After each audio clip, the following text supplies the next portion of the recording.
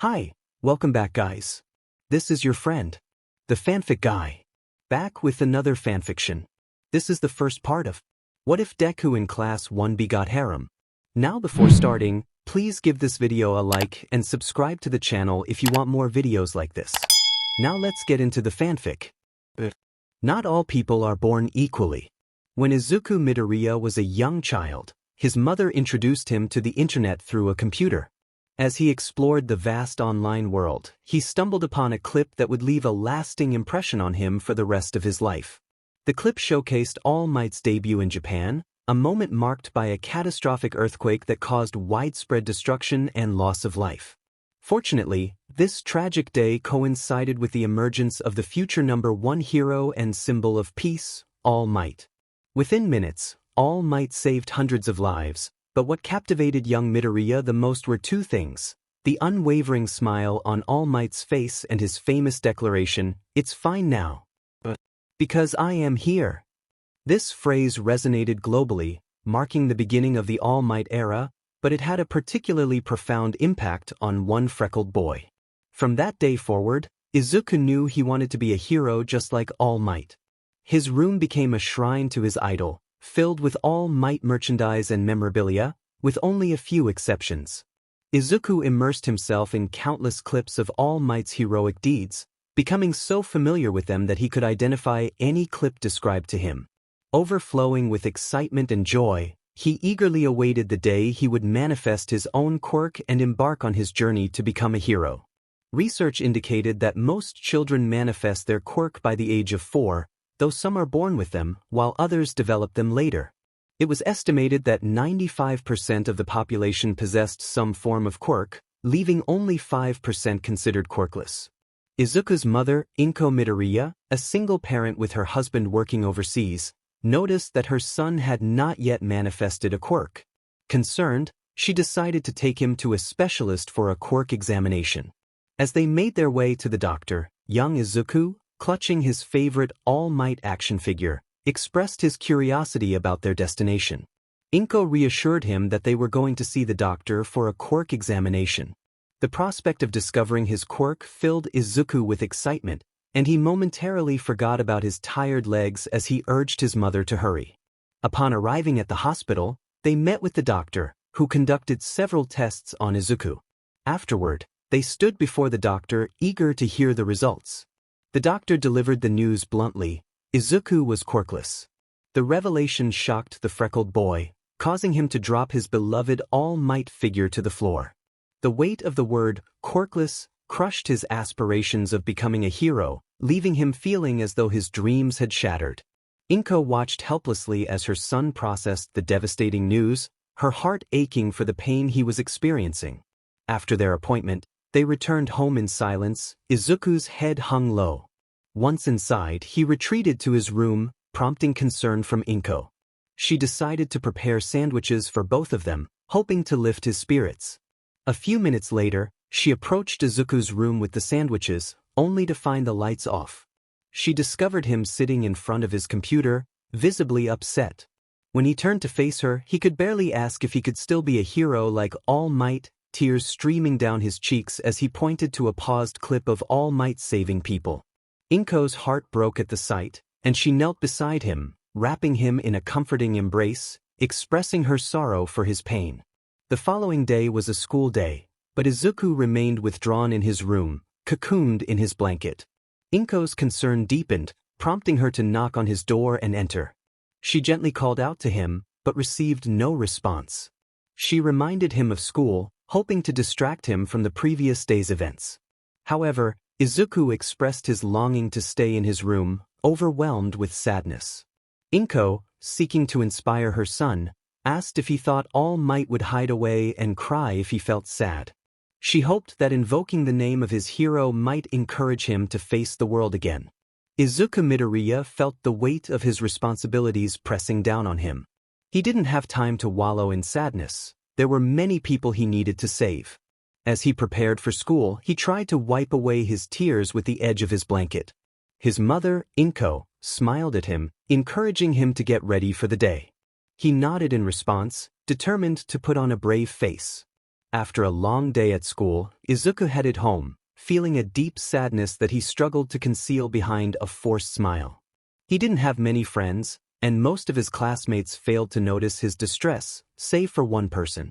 Katsuki Bakugo, his childhood friend and neighbor, approached him with a curious expression, questioning why Izuku looked so downcast. Izuku insisted that he was fine, desperately trying to mask his feelings. Katsuki, known for his explosive quirk, had always been praised for his abilities. However, ever since he discovered his power, his personality had shifted. He became increasingly arrogant, believing he was superior to everyone around him. This change in Bakugo's demeanor left Izuku feeling even more isolated. When Bakugo asked what was troubling Izuku, he hesitated but ultimately decided to share his secret. He revealed that he was quirkless, a fact that filled Bakugo with disdain. The revelation marked a turning point in their friendship. Once playmates, they now felt like strangers. Bakugo's reaction was harsh. He dismissed Izuku and made it clear that he wanted nothing to do with someone without a quirk. From that day forward, Izuku faced relentless bullying from Bakugo. The once close bond had shattered, and Izuku found himself alone, ostracized by his peers. With no friends to support him, he spent most of his time at home, watching videos of his idol, All Might, and dreaming of becoming a hero. Despite the constant bullying and feeling worthless, Izuku was determined to prove that he could be a hero, even without a quirk. He began a rigorous training regimen, focusing on simple exercises to improve his physical fitness. He jogged, stretched, and worked out, all while immersing himself in studying hero tactics and strategies. He took notes in his hero analysis for the future notebooks, absorbing knowledge like a sponge. Izuku understood that his path to becoming a hero would be challenging, especially without a quirk, but he refused to give up. He often reminded himself that he would never know if he could be a hero unless he tried. Years passed, and Izuku found himself in his third year at Aldra Junior High, just a short distance from home. He had made significant progress. He was now more physically fit and toned than many of his peers. This improvement helped reduce the bullying to some extent, as he was stronger and faster than before. However, Bakugo still attended the same school and was in the same class, continuing to torment Izuku. As their teacher entered the classroom, the atmosphere shifted. The teacher announced that it was time for the students to consider their futures and began distributing handouts for their future plans. Excitement filled the room as the teacher asked if they were all planning to enter the hero course. Most students eagerly showcased their quirks, but Izuku remained silent, feeling the sting of being quirkless. Bakugo, ever the confident one, scoffed at the idea of being grouped with his classmates, referring to them as rejects. His arrogance sparked anger among the other students, but he dismissed their feelings, viewing them as beneath him. The teacher reminded Bakugo of his aspirations to attend UA High, a prestigious school with an incredibly low acceptance rate for the hero course, leaving the class buzzing with shock and discussion. Izuku listened, feeling a mix of determination and despair. He knew that despite the challenges he faced, he had to keep pushing forward. His dream of becoming a hero was still alive, and he was willing to fight for it, no matter the odds stacked against him. With only 40 spots available in the hero course at UA High School, competition was fierce. Each year, around 20,000 students took the entrance exam, but only a select few would be accepted. Among them was Bakugo, who confidently believed he was destined for greatness. He had excelled in the mock tests and boasted a powerful quirk. Standing on his chair, he declared his intention to surpass All Might and become the #1 hero, demonstrating his abilities with small explosions that showcased his uniqueness. In the midst of this, the teacher mentioned Midoriya, a boy with green hair and distinctive freckles, who also aspired to attend UA. The class erupted in laughter, mocking Midoriya for being quirkless, and the atmosphere shifted back to normal as lessons resumed. As the school day came to an end, Izuku remained in the classroom, preparing to put away his 13th volume of his hero analysis for the future notebook. Suddenly, Bakugo snatched it away, much to Izuku's dismay. Bakugo, with an annoyed expression, held the notebook up for his friends to see.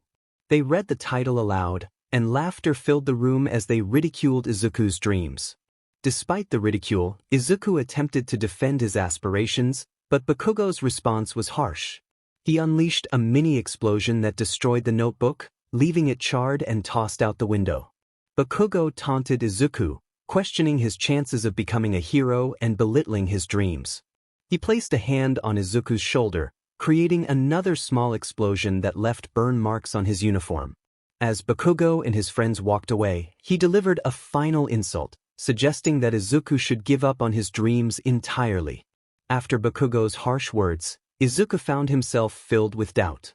Being quirkless felt like a significant limitation, and Bakugo's taunts only reinforced his insecurities. He peeked out the window, spotting his damaged notebook on the ground below. With a heavy heart, he closed the window, grabbed his bag, and left the classroom. His head hung low as he walked toward the spot where his notebook lay.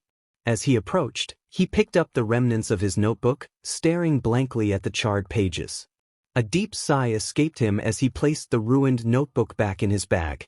Lost in thought, he wandered out of the school, grappling with the idea that perhaps his dream of becoming a hero was unrealistic. The weight of his doubts grew heavier with each step, making him question whether he should abandon his aspirations altogether. In a moment of distraction, Izuku collided with a pole, jolting him back to reality. Rubbing his forehead, he looked around and realized he was in a park, a place filled with memories of happier times spent with Bakugo and other friends. Despite the nostalgia, he felt a pang of sadness, knowing those days were behind him. Spotting a vending machine near a bench, he decided to get a drink. However, as he stood before the machine, his mind was clouded with doubts and regrets. Just then, a voice interrupted his thoughts, and he turned to see a girl with striking ginger hair and teal eyes. She appeared to be around his age, dressed in exercise clothes and looking like she could use a drink after her workout. Apologizing for blocking her way, Izuku stepped aside and sat on the bench. As he sat there, he couldn't shake the feeling of uncertainty about his future. He pondered various career paths, but deep down, his heart still longed to be a hero. Suddenly, a cold sensation against the back of his neck interrupted his thoughts. Startled, he looked up to find the same girl with ginger hair and teal eyes whom he had encountered earlier at the vending machine. She offered him a bottle of water and asked if it was acceptable. He accepted the bottle, feeling a mix of gratitude and surprise. She introduced herself as Itsuka Kendo and encouraged him to call her whatever he liked. He introduced himself as Izuku Midoriya, his gaze fixed on the water bottle in his hands. Kendo noticed he wasn't drinking and pointed it out, prompting him to apologize and take a quick drink, finishing the bottle in mere seconds. Concerned, Kendo asked if everything was all right, sensing that something was troubling him. He forced a smile and suggested she should leave, but she saw through his facade. Kendo insisted that he was clearly preoccupied with something and would not leave until he shared his thoughts. He admitted that it was obvious, and she offered to listen.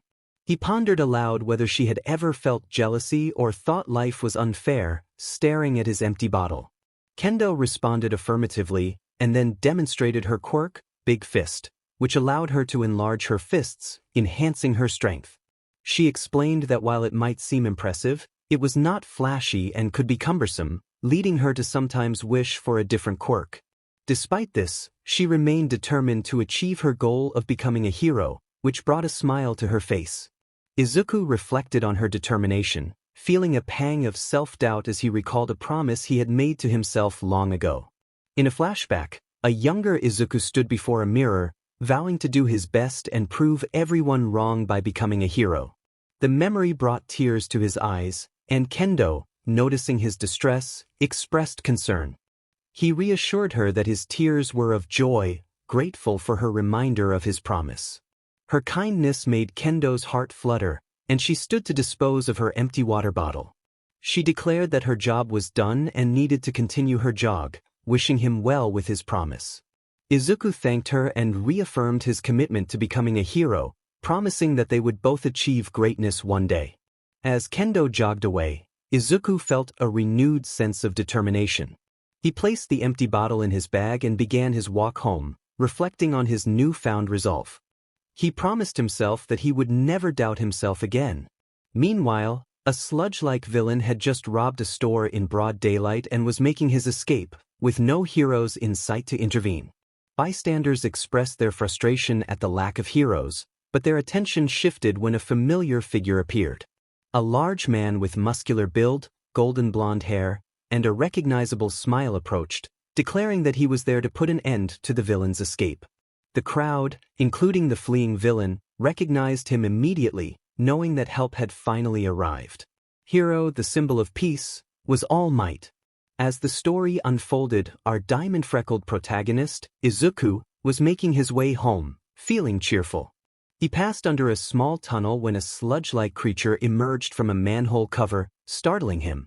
In his haste to escape, he stumbled, causing his bag to fall and its contents, mostly school supplies, to scatter around him.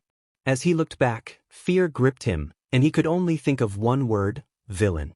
The sludge villain, with a sinister intent, declared that he would take over Izuku's body, urging him to stop struggling.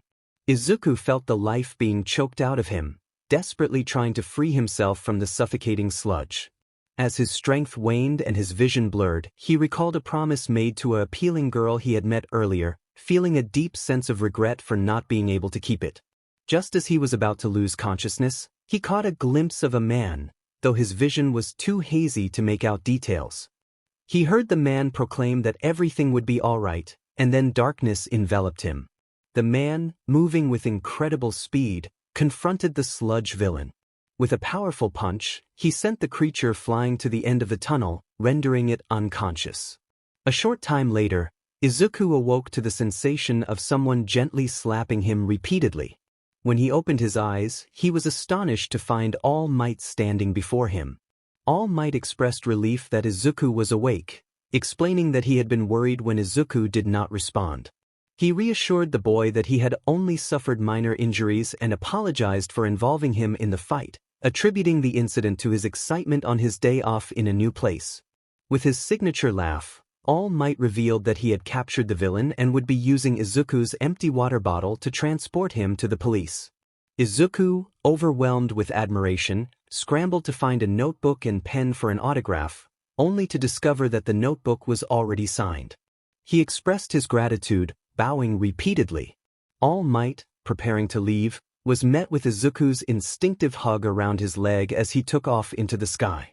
The sensation of Izuku clinging to him made All Might realize that he had inadvertently created a precarious situation.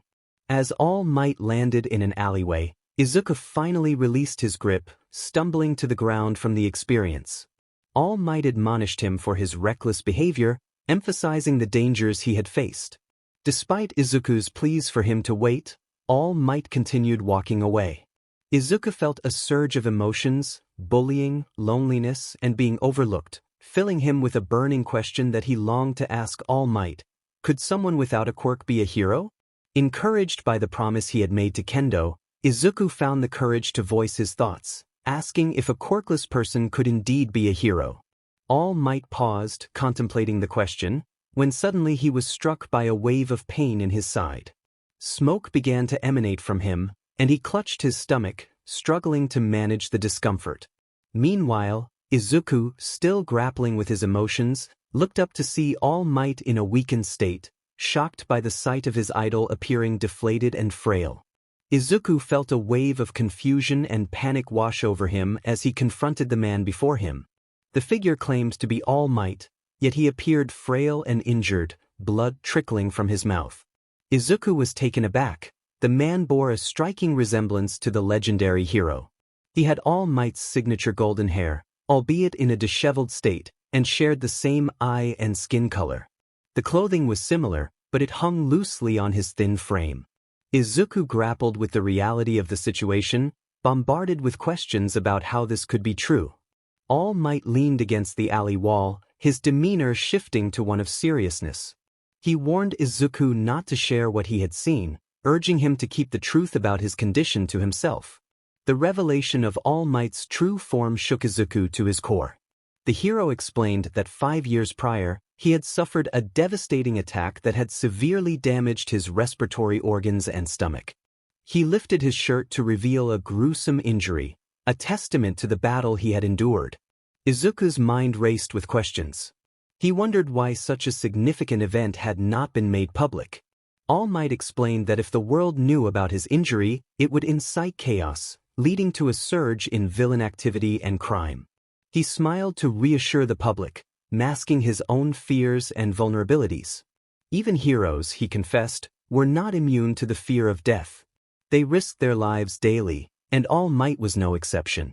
As the conversation continued, All Might expressed his doubts about Izuku's aspirations of becoming a hero without a quirk. He suggested that Izuku consider other paths, such as becoming a police officer or detective, where his skills could still shine. While the advice was practical, it left Izuku feeling disheartened. All Might departed, leaving Izuku alone to contemplate the weight of his words. Suddenly, All Might realized he had lost the sludge villain he had captured.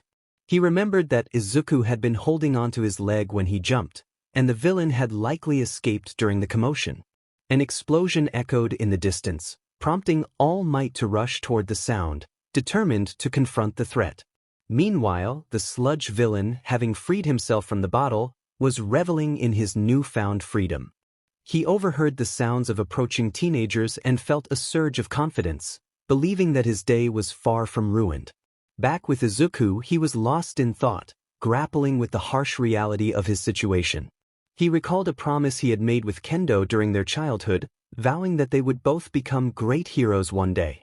Despite All Might's discouragement, Izuku resolved to hold onto that promise. He wiped away his tears, determined not to let doubt consume him. Suddenly, an explosion jolted him from his thoughts. He looked around, realizing he was at the entrance of an alleyway, surrounded by a crowd. Flames flickered in the distance, and the sounds of chaos filled the air. Driven by a newfound sense of purpose, Izuku pushed through the crowd, eager to see what was unfolding before him. What Izuku saw shocked him. It was the sludge villain from before, and it appeared he had taken someone hostage. Izuku's mind raced with questions. Why was the villain here? Hadn't All Might captured him? He wondered if the villain had escaped because of his earlier actions. As Izuku reached the front of the scene, he realized the hostage was none other than Bakugo. Panic surged through him as he looked around for the heroes present. Death Arms and his sidekicks seemed ineffective against the sludge villain. They lacked the strength to confront him as All Might would. Bakugo was fighting back, creating explosions, but that made it dangerous for anyone to approach. Kamui Woods was also unable to help. His quirk was not suited for the chaos of fire and explosions. MD Lady couldn't maneuver in the tight space, and Backdraft was preoccupied with containing the fire. It felt as though everyone was powerless in this situation. Izuku's heart sank as he blamed himself for Bakugo's predicament. If it weren't for his foolishness and stubbornness, Bakugo wouldn't be suffering. Izuku regretted that he had been incapacitated by the villain, leaving Bakugo to fend for himself. He reassured himself that a hero with a more suitable quirk would arrive soon to save Bakugo. All he needed to do was wait. Suddenly, Bakugo's eyes met Izuku's, conveying his distress. Ignoring the danger, Izuku began to run toward Bakugo, driven by a singular focus on saving him. It felt as if his body was moving on its own, propelled by instinct. Death Arms shouted warnings, urging Izuku to stop, but his words fell on deaf ears. The sludge villain recognized Izuku as he approached. Bakugo, still struggling against the villain's grip, could only think about how reckless Izuku was being. Izuku felt lost, unsure of how to save Bakugo. Then, a memory surfaced from his hero analysis for the future notebooks. He recalled a strategy. When a person's senses are disrupted, it creates an opening. In a moment of desperation, he threw his bag at the villain, hoping to distract him. One of his school supplies struck the villain's eyes, causing his grip on Bakugo to loosen just enough for Bakugo to breathe. With renewed determination, Izuku rushed to Bakugo, clawing at the sludge to free him. Bakugo, annoyed and frustrated, questioned why Izuku had come to help him, believing that the quirkless boy was useless.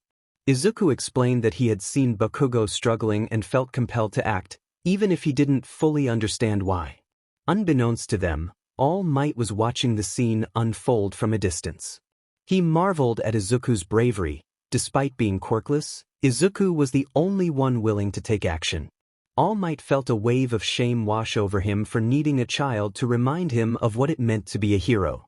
With renewed resolve, he began to transform into his muscular form. The sludge villain, furious at being thwarted, shouted that he would not let Izuku interfere any longer.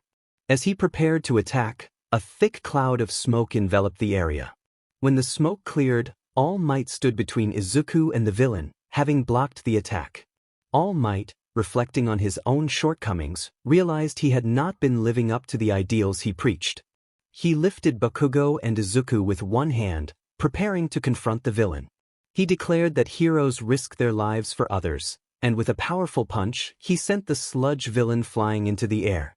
The force of the blow created a shockwave that extinguished the surrounding fires. The crowd erupted in cheers for All Might, amazed by his strength and the swift resolution of the situation. Though his muscular form was nearing its limit, All Might stood tall, raising his fist in victory and flashing his iconic smile. As the remaining heroes apprehended the sludge villain, the police arrived to take him into custody. All Might was soon surrounded by fans seeking autographs and interviews. Meanwhile, Bakugo received praise for his resilience, while Izuku found himself being scolded for his reckless actions.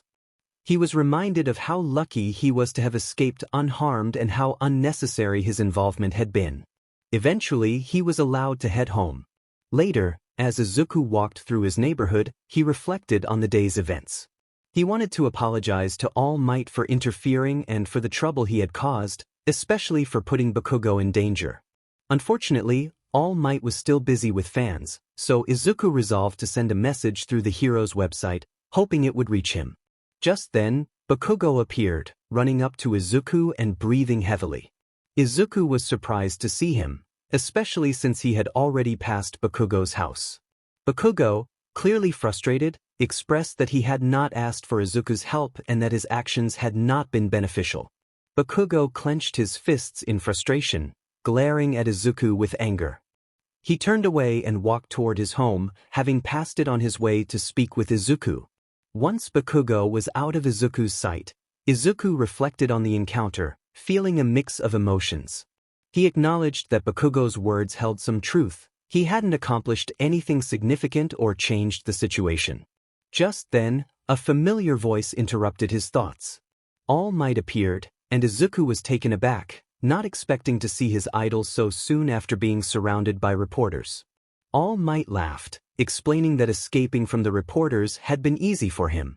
The conversation shifted as All Might's demeanor became serious.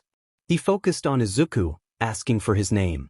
Izuku stammered, introducing himself with a hint of nervousness. All Might then expressed his gratitude, offering a correction and a suggestion. He pointed out that Izuku's actions against the sludge villain had been reckless, and he was fortunate to have emerged with only minor injuries. Yet, All Might recognized that Izuku had shown remarkable bravery by risking his life to save another, which had inspired him to push beyond his limits. Izuku felt a wave of disappointment wash over him as he internalized All Might's words. He believed he had caused trouble due to his dream of becoming a hero. All Might reassured him, emphasizing that despite being quirkless, Izuku possessed the heart of a true hero. This praise brought tears to Izuku's eyes, as he felt overwhelmed by the acknowledgement from his idol. All Might, noticing Izuku's emotional state, reminded him that he still had a suggestion to share. He posed a life-changing question, whether Izuku wanted to inherit his power and become his successor. Izuku was taken aback, struggling to comprehend the implications of such an offer. All Might explained that the sky was the limit, and the extent of Izuku's achievements would depend on his willingness to put in the effort. As All Might continued, he revealed the nature of his quirk, which was often described as inhuman super strength. He shared that his quirk had been passed down like a torch, and now he intended to pass it on to Izuku. Izuku was confused, questioning how this was possible since they were not blood relatives. All Might, however, insisted that he did not lie and confirmed that the quirk could indeed be transferred. He elaborated on the concept of one for all, explaining how it was cultivated by each user and grew stronger with each generation. This quirk was a collective effort of all past users, combining their strengths and determination. All Might expressed pride in his abilities, which were a result of this legacy. Izuku, still grappling with the enormity of the offer, questioned why All Might would choose someone like him, a quirkless individual. All Might shared his own past, revealing that he had once been quirkless too, until he was deemed worthy by his MSTR to inherit the quirk. Now, he saw that same potential in Izuku, believing him worthy to carry on the legacy of One for All. All Might asked Izuku if he would accept the responsibility of inheriting One for All, his serious tone underscoring the gravity of the decision. Tears welled in Izuku's eyes as he struggled to contain his emotions. All Might emphasized that inheriting his quirk would come with immense responsibility and burden, testing Izuku's determination and willpower. Izuku, feeling encouraged by All Might's faith in him and the revelation of his secret, wiped away his tears and stood tall. He declared his readiness to inherit the quirk and embrace the challenges that lay ahead. All Might smiled brightly, pleased with Izuku's immediate response, but he knew that the path to inheriting One for All would not be easy. The next morning, at Dagoba Municipal Beach Park, All Might instructed Izuku on his first task. He pointed to two distant points along the beach, indicating the vast area covered in trash that Izuku was to clean.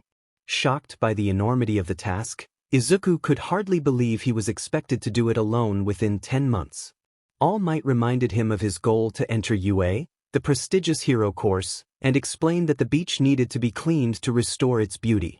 All Might elaborated on the challenges of gaining admission to UA, especially for someone without a quirk. He introduced Izuku to the Aim to Pass, American Dream Plan, comprehensive guide designed to help him complete the cleaning task. This plan included everything from meal schedules to rest PRDS, ensuring that Izuku would develop a disciplined lifestyle over the next 10 months. Curious about the trash's origin, Izuku recalled his research, explaining that the beach's location made it a natural accumulation point for debris due to water currents. All Might confirmed that the excessive garbage resulted from illegal dumping, which had disheartened the local residents. He lamented how the beach, once a place of joy and community, had fallen into neglect, emphasizing that true heroism often involves selfless acts of service that go unnoticed. All Might then assessed Izuku's physical readiness to inherit One for All, noting that his current physique, while fit, was not yet sufficient to handle the quirk's power. He explained that One for All strengthens with each user, and that Izuku would need to build his strength through rigorous training, starting with cleaning the beach. This task would not only improve his physical abilities but also serve the community. Determined, Izuku recognized that he would need to work harder than others who had years of experience with their quirks. He understood that this was just the beginning of his journey, and he was resolved to make the most of the opportunity he had been given. With a fierce determination, he committed to the challenge ahead, ready to tackle the mountain of garbage blocking the sunrise. Thus began Izuku's intense training, marking the first step on his arduous path to becoming a hero. Though he had some muscle and stamina from his previous training, the new regimen would be a significant leap in difficulty.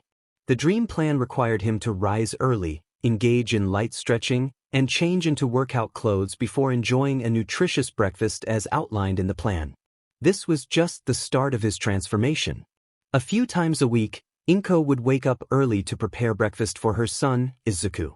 Sometimes, she would have a pre-made meal ready for him to heat up. After breakfast, Izuku would grab his yellow school bag, which contained his school uniform, and jog to Dagoba's Municipal Beach Park. Upon arrival, he would place his bag in a small hut that All Might had arranged for him near the park's entrance. Once settled, Izuku would immediately begin carrying garbage and trash to the entrance. He had a specific quota to meet before heading to school, and this quota gradually increased each day. The hut contained only the essentials: a shower, a toilet, a sink, a small fridge, a stove, a table, and a chair. After completing his task, he would take a quick shower, change into his uniform, and walk the rest of the way to school. All Might had arranged for a dump truck to collect the garbage left near the entrance of the park. Izuku diligently followed this routine every day, often ignoring the rest days he was given and exceeding his quota because he believed he needed to work harder than everyone else. Despite this demanding schedule, he managed to stay awake in class, keep up with his studies, and achieve top marks. During this time, Bakugo ceased bullying Izuku. The reasons behind this change remained a mystery. Perhaps Bakugo felt a sense of pity for Izuku, experienced a change of heart, had more pressing matters to focus on, or was simply preoccupied with his own training. All Might allowed Izuku some personal time to rest at home, provided he maintained a proper diet and stayed in shape. However, instead of resting, Izuku chose to study his school lessons and continue his training, often pushing himself to the point of soreness. He also researched tips and tricks online that could aid him in becoming a hero. In the early days, All Might closely monitored Izuku to ensure he was fulfilling his quota without seeking shortcuts. This oversight was also a test of Izuku's willpower, determination, and sense of responsibility. As Izuku demonstrated greater discipline and responsibility, All Might gradually reduced his supervision, as he had his own duties as a hero to attend to.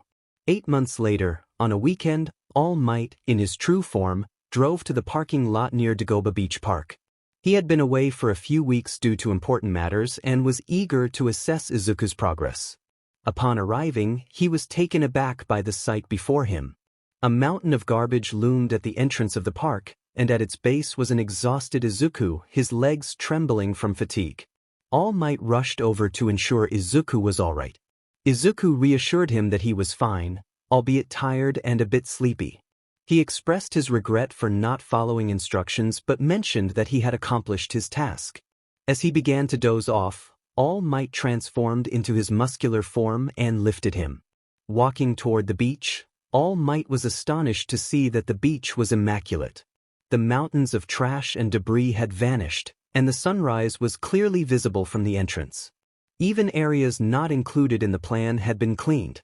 Amused by the scene, All Might took out his phone to capture the moment and sent a message to someone, acknowledging Izuku's exceptional efforts. All Might reflected on how Izuku had exceeded his expectations, noting that he had gone above and beyond what was required. He entered the small hut to gather Izuku's belongings before placing him in a comfortable position in the back seat of his car.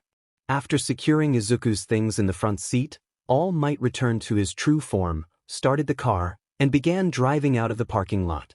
He glanced back at the sleeping Izuku and spoke to himself, recognizing the dedication and sacrifice Izuku had made to clean the beach. He felt proud, believing that Izuku had proven himself worthy of being his successor. As the car ride continued, All Might made several phone calls, likely informing the dump truck company that their services would no longer be needed for some time. He also arranged for the removal of the hut and notified the Dagoba community officials that the beach park was now clean and needed to be maintained. Izuku stirred awake, rubbing his eyes and realizing he was lying in the back seat of a moving car. He turned his head to see the driver, a man with shiny short golden blonde hair who looked somewhat gaunt. Recognizing him, Izuku weakly acknowledged All Might, who was pleased to see him awake.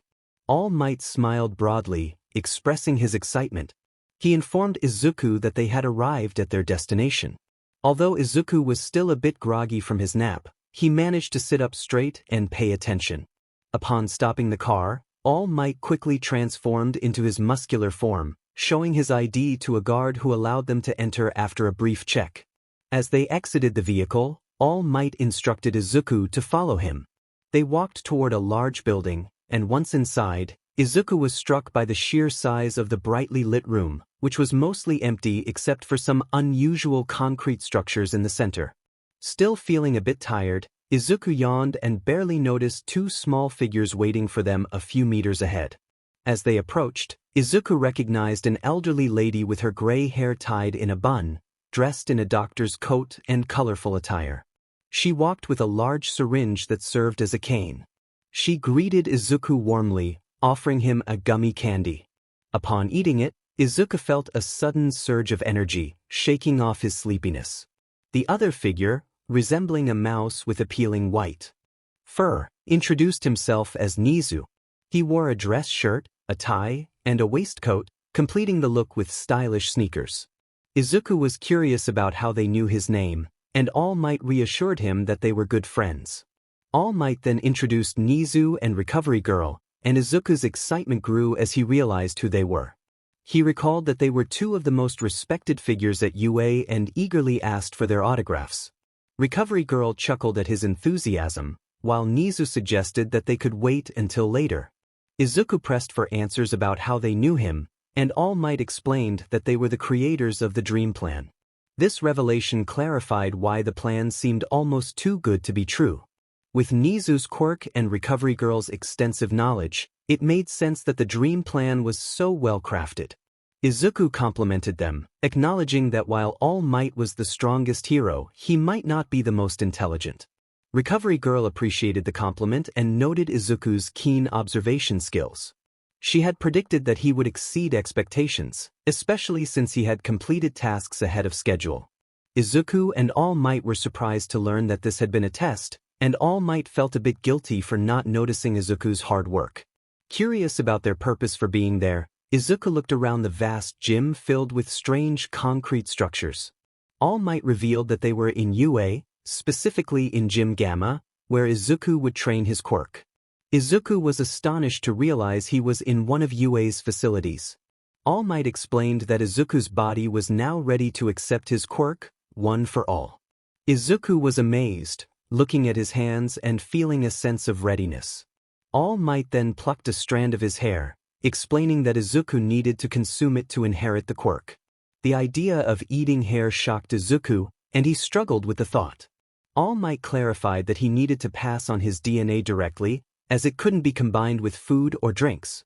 He assured Izuku that only those with the right body could inherit the quirk, dismissing the concern about villains potentially taking in his DNA.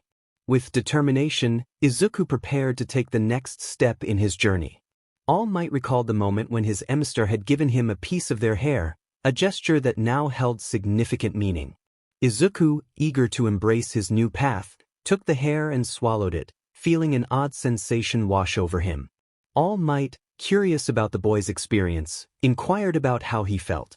Izuku expressed that he felt strange, particularly about having consumed a piece of hair. This prompted light-hearted chuckles from Nizu and Recovery Girl, while All Might pressed for more information about any physical changes. Izuku, still uncertain, was instructed to approach a concrete wall and punch it with all his strength. He hesitated, fearing injury, but All Might reassured him that Recovery Girl would be there to heal any wounds. With a mix of trepidation and determination, Izuku delivered a powerful punch that shattered the wall, creating a massive crater in the gym. The force of his blow left him with a swollen arm and intense pain, causing him to collapse to the floor. Recovery Girl quickly attended to him, her healing touch alleviating his pain almost instantly. All Might explained that the training Izuku had done previously had helped limit the damage, allowing him to avoid more serious injury. He noted that their bodies have natural limiters to prevent overexertion. Izuku marveled at the power he had unleashed, realizing that even at less than full capacity, he had incredible strength. All Might informed Izuku that he would now train with him and Nizu in Gym Gamma, emphasizing the importance of controlling one for all. He encouraged Izuku to embrace the challenge ahead, and the boy, filled with determination, resolved to become a hero. All Might then decided to take Izuku home for some much-needed rest before their training would officially begin the next day. As the days turned into weeks, Izuku's training with All Might and Nizu proved to be far more rigorous than anything he had experienced before. Each morning began with an early jog, stretching, and a workout. After showering and changing into his school uniform, he would enjoy breakfast prepared by his mother, Inko, who had followed the instructions provided by Nizu and Recovery Girl. Once breakfast was finished, he would bid farewell to his mother and head to school. After classes, he would make his way to UA, using a special pass that allowed him access through a discreet entrance behind the school. Upon arriving at Gym Gamma, he would change into training attire and begin his sessions. The initial days focused on string one for all. Nizu advised Izuku to distribute the power evenly throughout his body, which allowed him to harness 5% of one for all. This required intense concentration, as a greenish glow enveloped him, enhancing his strength and speed. To improve his control, he practiced activating the power while enduring distractions or minor injuries. Izuku's training also emphasized muscle and body improvement, increasing his stamina and endurance. After each session, he would shower near the gym before heading home, occasionally receiving a ride from All Might. The routine remained consistent, with longer training PRDS during weekends. The overarching goal of these 2 months was to acclimate Izuku to One for All before the UA entrance exam. He would be competing against students who had possessed their quirks for much longer, while he had only recently acquired his. By limiting himself to 5%, Izuku aimed to master the power without risking injury. They recognized that pushing beyond this threshold could be dangerous, so a specially designed hero costume was provided to help mitigate the strain of using One for All during training, proving to be a practical solution to avoid damaging his regular clothes. With the support of All Might and Nizu, Izuku was determined to prepare himself for the challenges ahead. Recovery Girl and Nizu provided valuable guidance to ensure that the backlash from One for All would not overly strain Izuku. They recommended materials for his hero costume that would help absorb impact and suggested using arm braces, reinforcing his boots with iron, and adding ample padding throughout his outfit to protect his ligaments. His hero costume featured a dark green full-body jumpsuit made from high-quality materials, complemented by a red belt equipped with first aid supplies and medications. He wore black arm braces and elbow pads, along with white gloves that had beige tints and blue stripes. His black knee pads and signature red high-top boots, reinforced with black iron soles, completed the look. A diamond-shaped metal respirator adorned his face, equipped with 8 holes, a recording device, and a microphone, allowing him to communicate and document useful observations. This device could easily transfer recordings to other devices. Additionally, his jumpsuit included a hood with tufts of cloth resembling All Might's iconic hairstyle, and attachable goggles for protection during underwater operations or hazardous situations. After receiving his costume, Izuku focused on adapting to it, quickly becoming comfortable within a few days. Once he was at ease, he began a rigorous training regimen aimed at improving his physical abilities. His training included combat drills, endurance exercises, and stamina building activities, all while utilizing One for All to enhance his performance. Recovery Girl and Nizu assisted him with his studies, but with the UA entrance exam approaching, their guidance was limited to the time he had left after training. As time passed, Izuku managed to HRS 8% of One for All, learning to activate it with just a moment's focus. Even when injured or distracted, he could still engage the power. He practiced transitioning between different percentages, understanding the necessity of adjusting his output based on the situation. Although he contemplated training down to decimal points, they agreed that it was too advanced for now, and he should prioritize more critical aspects of his training. In the days leading up to the UA entrance exam, Izuku was given some free time to study and rest. One evening, he lay in his darkened room, reflecting on the support he had received from All Might, Principal Nizu, and Recovery Girl. He felt grateful for the opportunity to become a hero and was determined to excel in the entrance exam. With resolve, he promised himself that he would not waste this chance. The next day, February 26th, marked the UA practical exam. After a successful written exam, Izuku felt confident about his high score and knew he needed to perform well in the practical portion to secure his place. He woke up early, feeling refreshed from the rest he had enjoyed, and completed his morning workout, which included jogging, stretching, and exercises. After showering and changing into his uniform, a black gakurin with yellow buttons and his signature red high-top boots, he joined his mother, Inko, for breakfast. After finishing his meal, he grabbed his yellow bag and bid farewell to his mother, who embraced him warmly. He took his time heading to the exam, mindful not to overexert himself, knowing he had ample endurance and stamina but wanting to avoid any injuries on such an important day. Upon arriving at the front entrance of UA, Izuku was struck by the impressive view, having only entered through the back before. As he stood there, he heard a familiar voice behind him. It was Bakugo, who appeared slightly annoyed yet less aggressive than usual, wearing the same uniform with a yellow scarf. Instinctively, Izuku stepped aside to let Bakugo pass, surprised by the change in their dynamics since the incident with the sludge villain. Taking a deep breath, Izuku moved forward but felt a wave of nervousness wash over him, causing him to stumble. Just as he braced for a fall, he landed on something soft and fluffy.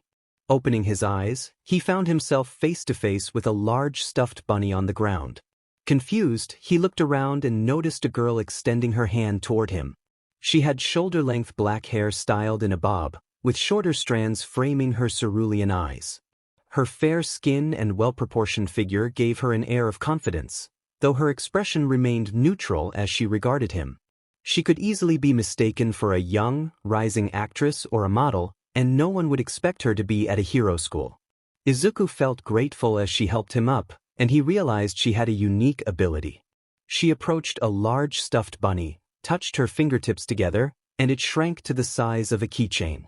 After dusting it off, she walked toward the building, leaving Izuku to deduce that her quirk was responsible for the transformation. He noted her quiet demeanor as he rubbed the back of his head and headed inside, following the signs for the orientation for entrance exam takers. Before entering, he filled out some forms and received a card with his seat number. Unfortunately, he found himself seated next to Bakugo, which was expected since they attended the same school and their forms had been submitted together. The room resembled a college lecture hall, with rows of descending seats facing a stage. At the front stood a tall man with a slim build, long blonde hair spiked upward, and a small brown mustache. His rectangular eyes had greenish-yellow pupils, and he wore a black jacket with a tall collar, matching black breaths, and knee-high boots. He was equipped with shoulder and elbow pads, a red belt, and a speaker-like support item, along with headphones.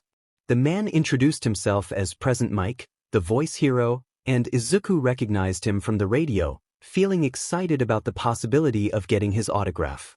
However, Bakugo interrupted his thoughts, telling him to be quiet.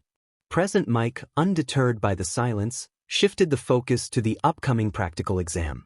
The screen behind him displayed an empty cityscape, setting the stage for what was to come. He explained that the examinees would participate in 10-minute mock urban battles after the orientation. They were allowed to bring support gear, provided they registered it beforehand. After the orientation, they would head to their designated battle centers. Present Mike held up a sample card, emphasizing the importance of the information. Bakugo, glancing at Izuku's card, noted that they had been assigned to different battle centers despite their consecutive examinee numbers. Izuku explained that their school background might have influenced the assignments, while Bakugo expressed annoyance at not being able to compete directly against him. Present Mike continued, detailing the 3 types of faux villains present in each battle center, each with different point values based on difficulty. He warned that attacking fellow examinees was illegal and would lead to disqualification, wagging his finger to emphasize the seriousness of the rule. A tall young man with a beastly appearance raised a question, drawing the room's attention. He had shaggy brown hair, sharp teeth, and wore a brownish-orange suit over a white dress shirt. Present Mike welcomed the question, and the young man pointed out a discrepancy in the information about the faux villains. Present Mike clarified that the 4th faux villain was an obstacle worth 0 points and advised the examinees to avoid it. After addressing the question, Present Mike shared the school motto, quoting Napoleon Bonaparte about true heroism and encouraging everyone to go beyond their limits. With that, the orientation concluded, and the students began to leave the room. They completed additional paperwork before being separated into boys and girls groups. Each student was led to a changing room with individual stalls to change out of their uniforms into more suitable attire for the practical exam. After changing, they received temporary lockers for their belongings and were guided to their battle centers. Izuku donned a simple light green jumpsuit paired with high red boots. As they approached a massive gate leading to the battle center, determination surged within him. He resolved not to let this opportunity slip away. He was ready to give his all and aimed for the top spot in the entrance exam, motivated by the support he had received over the past 10 months. As the gate began to move, he felt a rush of excitement, ready to face whatever awaited him on the other side. People began to notice him, their eyes drawn to the determined young hero. The other contestants observed him closely, having witnessed his near stumble at the school entrance and his enthusiastic murmurs during the orientation. Initially, they dismissed him as an insignificant competitor, but they were in for a surprise. Our protagonist remained focused on the gate, ignoring the laughter around him. As the gate began to open slightly, he was the only one to notice. He activated One for All at 8% throughout his body, preparing to dash through as soon as there was enough space. When the moment came, he surged forward with incredible speed, swiftly taking down foe villains one after another, leaving the others astonished. Present Mike, standing atop the wall of the battle center, called out to the contestants, urging them to take action. He pointed out the green-haired boy who had already begun his assault. The other competitors turned to see the trail of defeated foe villains left in his wake, realizing that the boy they had laughed at was racking up points while they hesitated. Those who had been distracted by their amusement were now scrambling to catch up. As the practical exam neared its conclusion, our protagonist continued to dismantle foe villains with remarkable efficiency. Suddenly, the ground shook beneath him, and he spotted a massive zero-pointer approaching. Intrigued, he sprinted toward the creature, only to find everyone else fleeing in terror. Just as he was about to retreat to a safer distance, he heard a cry for help. A girl was trapped beneath rubble, struggling to free herself. She had honey-brown hair styled in a bob and a long fringe that obscured her eyes. Despite her small stature, her presence was striking, and he could see the fear etched on her face. Analyzing the situation, he realized the urgency. The zero-pointer was closing in, and even if it were stopped, the debris could still harm her. He knew Recovery Girl could heal her injuries, but he couldn't bear the thought of letting someone in need suffer. Determined to save her, he activated One for All at 8% and dashed toward the giant foe villain. Getting closer, he pushed his power beyond 8% and leaped toward the creature, winding his arm back to deliver a powerful punch. Observers in the monitoring room were taken aback by his boldness, while a familiar golden-haired man and a small rodent-like creature exchanged knowing smiles. The girl watched in awe, her heart racing as she realized he was risking everything to save her. She felt a flutter of emotions she had never experienced before. Remembering All Might's advice about throwing a punch, he focused his energy and delivered a devastating blow to the foe villain, shattering it with a single strike. Those who had been fleeing were stunned to see him take down the massive creature so effortlessly. However, the backlash from his attack left him injured. As he began to fall, both of his legs and his right arm were broken from the force of his punch. In a moment of desperation, he thought of how to soften his landing. Just then, a field of mushrooms appeared beneath him, cushioning his fall and allowing him to bounce gently until he came to rest on one. As the exam concluded, alarms blared, signaling the end of the challenge. People began to gather around him, questioning his reckless actions. Some speculated he was trying to show off his quirk, while others wondered why he would risk his well-being for no apparent gain. Yet, they failed to understand his true motivation. He had sensed the girl beneath the rubble and chose to save her instead of fleeing for safety. He was aware that he might not make it in time to save her, yet he pushed beyond his limits, sacrificing himself for her sake. Without a moment's hesitation, he chose to prioritize her safety over his own. He questioned his own heroism, reflecting on how he had allowed his longing to pass the exam to cloud his judgment. This was a hero exam, and yet he had thought only of himself. As he transformed back to his smaller form, his thoughts were interrupted by Recovery Girl's arrival. Recovery Girl approached the students, providing gummies to those with minor injuries and fatigue. She moved toward him, but he urged her to check on the girl trapped under the rubble first. Recovery Girl noted his selflessness, remarking that he reminded her of All Might, who always put others before himself. She affectionately kissed him on the head just before he lost consciousness from the exertion, but not before he saw her rushing to help the girl. With a sense of relief, he drifted off to sleep. When he awoke, he found himself in a familiar bed, one he had occupied more times than he could count. It took him a moment to gather his thoughts and confirm his surroundings. He realized he was in Yue's infirmary room. As he attempted to sit up, he felt a lingering fatigue from Recovery Girl's quirk. The sound of his movement caught Recovery Girl's attention, and she came to check on him. Recovery Girl expressed her relief that he was awake and asked how he felt. He acknowledged that he felt much better thanks to her, though his body was still sore. She then signaled for two people to enter the room. All Might, in his true form, walked in with Principal Nizu perched on his shoulder. The sight of them surprised him, and he questioned their presence, wondering if they had more important matters to attend to. He was particularly taken aback by All Might's choice to wear a suit. All Might reassured him that it was not wrong to check on his successor and explained that he was now part of the UA staff. Recovery Girl elaborated that due to All Might's injury, he could no longer engage in much hero work, so Nizu had recommended him for a teaching position. He could maintain his muscular form for a limited time, primarily to showcase his strength and presence. Izuku reflected on the significance of being chosen as All Might's successor, recalling that he had once been quirkless, just like All Might had been. All Might encouraged him not to doubt himself, reminding him of his own journey to becoming the #1 hero and symbol of peace.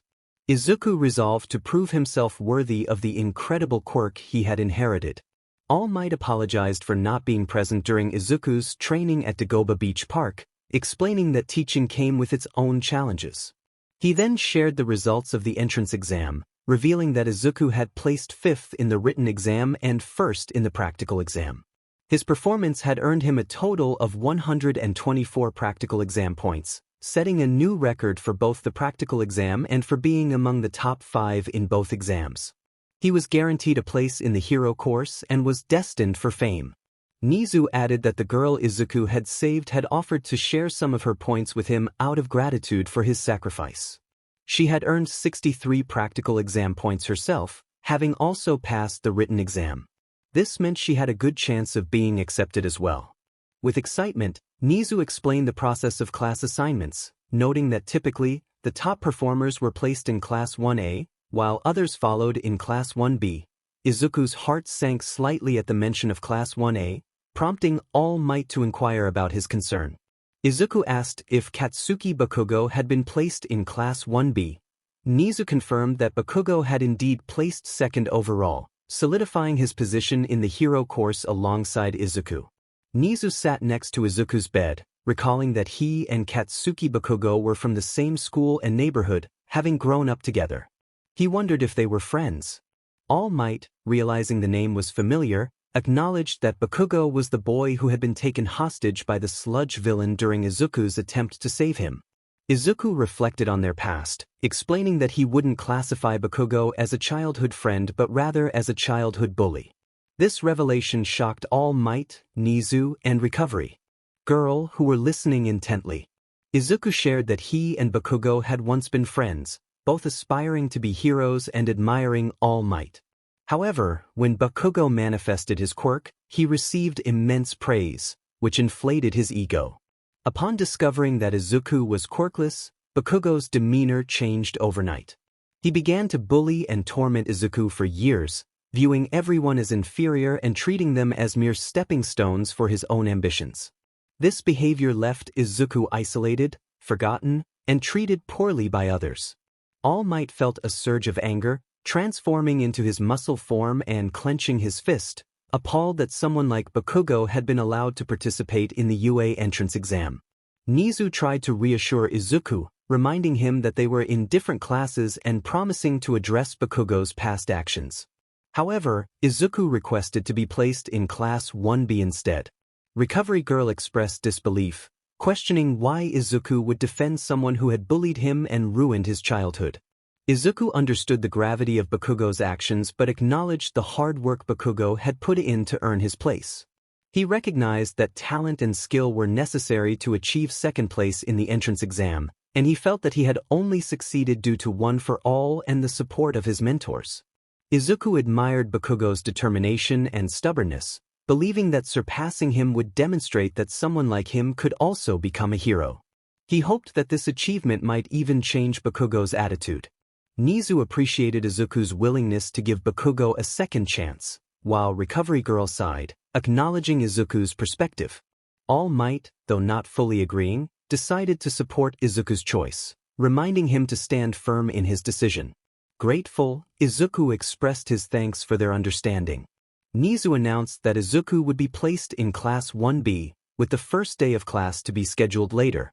To celebrate his acceptance into UA and his top score in the entrance exam, Nizu and the others quickly returned with a cake, tea, and utensils, congratulating Izuku. Overwhelmed with emotion, Izuku thanked them, tears of joy welling in his eyes. After a brief time skip, Izuku arrived home, where he was greeted by his mother, Inko. She rushed to his side, expressing her concern over his late arrival and noticing the bandage on his arm.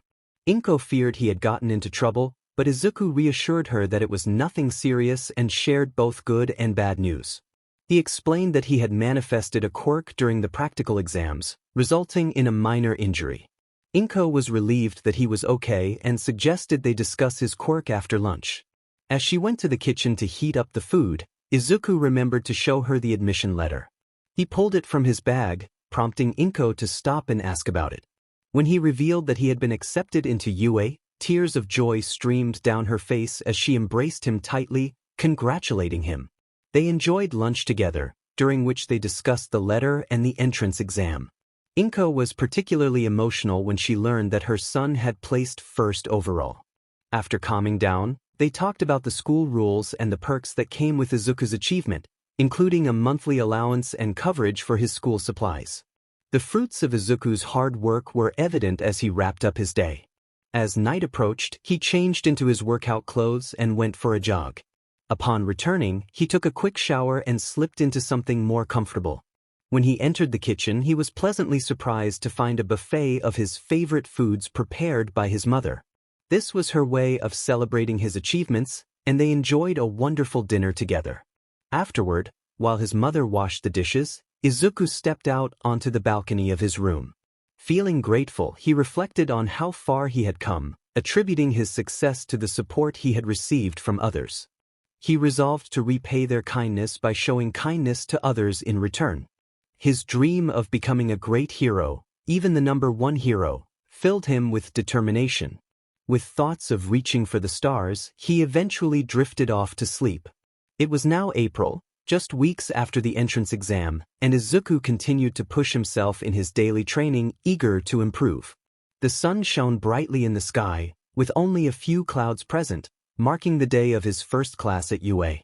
He woke up early, greeted by the rising sun, and went through his morning routine before changing into his UA uniform.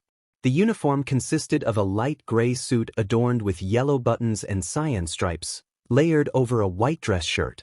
He paired it with dark green dress briefs, a red necktie, and his signature high red top boots. Thanks to his first-place finish in the entrance exam, Izuku enjoyed the perks of having his school supplies covered and receiving a monthly allowance. He had only needed to fill out a few forms and provide his measurements for the uniform, after which the school supplied him with all the necessary books and materials. As he finished checking his bag to ensure he had everything, he called out to his mother, letting her know he was leaving. She wished him luck on his first day, and he expressed his determination to do his best before stepping outside and making his way to UA. After a brief moment, Izuku arrived at the door of Class 1B. Familiar with the UA grounds, he easily navigated to his classroom and opened the large door. Inside, he was met with the sounds of a heated discussion. He turned to see a beastly-looking boy with glasses scolding a tall, slender student with pale yellow-green skin, who had his foot resting on a table. The latter had bright green hair styled in a mohawk and distinctive hooked blades on his cheeks. The beastly boy addressed the mohawked student, reminding him that the furniture was meant for future students and that his behavior was disrespectful. The mohawked student, seemingly unconcerned, dismissed the complaint and questioned the other boy's school affiliation. The beastly boy introduced himself as Juroda Shishida, a student from semi-private academy. Unbeknownst to them, Izuku stood at the classroom door, unnoticed until Juroda caught a whiff of him and turned his attention toward the newcomer. The other students followed suit, curious about what had drawn Juroda's gaze. Juroda approached Izuku, greeting him warmly and mentioning his name. Izuku acknowledged Juroda, recalling his presence during the entrance exam. Juroda, with a serious demeanor, noted that Izuku had recognized something crucial during the practical exam. He praised Izuku for his quick thinking and bravery in saving a fellow student from danger, despite the risks he faced. Izuku, modest about his actions, insisted that he had simply done what he believed was right. He had seen someone in need and acted as a hero would, not wanting to see anyone get hurt. Just then, the girl Izuku had saved from the entrance exam approached him, expressing her gratitude. She introduced herself as Kinoko Komori, shyly hiding her face. Izuku was relieved to see her safe and thanked her for her willingness to sacrifice points for his sake, acknowledging her role in their shared experience. Izuku smiled brightly, feeling a sense of camaraderie with his classmates. Kinoko, blushing and embarrassed, attempted to hide her face as she returned to her desk. Tagaru scrutinized Izuku, expressing his skepticism about the boy's reputation. Izuku felt a wave of confusion wash over him as he wondered why his name seemed to be known by so many. As if on cue, a familiar ginger-haired girl approached him, exclaiming that he was well known for his accomplishments. Kendo congratulated Izuku for achieving first place in the entrance exam, setting a new record in the practical exam, and being the first to place in the top 5 for both the written and practical portions. She expressed her surprise upon learning that he had secured the top spot. Izuku, still puzzled, asked about a list and a voicemail that Kendo mentioned. She inquired if he had received a letter with a projector or recorder, to which Izuku explained that he had been in the infirmary after being knocked out by Recovery Girl's quirk. Principal Nizu had personally informed him that he was guaranteed a spot in the hero course, which explained his lack of the usual notifications. Juroda, another classmate, marveled at the fact that the principal had spoken to Izuku personally, calling him an incredible person. Just then, Izuku sensed someone behind him and turned to see the girl who had saved him from tripping at the entrance of UA. He introduced himself and thanked her for her assistance, eager to learn her name. She introduced herself as Yui Kodai but did not take his hand, instead heading to her seat. As Izuku settled into his own seat, he noticed a classmate named Tetsu, who enthusiastically praised him for his bravery in saving the girl.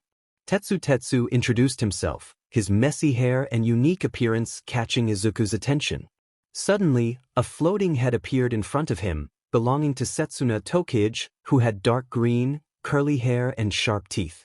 Setsuna cheerfully introduced herself and insisted on being called by her first name, demonstrating her quirk by reattaching her head and arm to her body.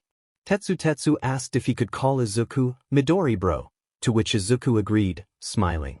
Tetsu admired Izuku's calm demeanor in the face of unexpected situations, expressing gratitude for the advice. The classroom door swung open, and a tall, muscular man entered, commanding attention.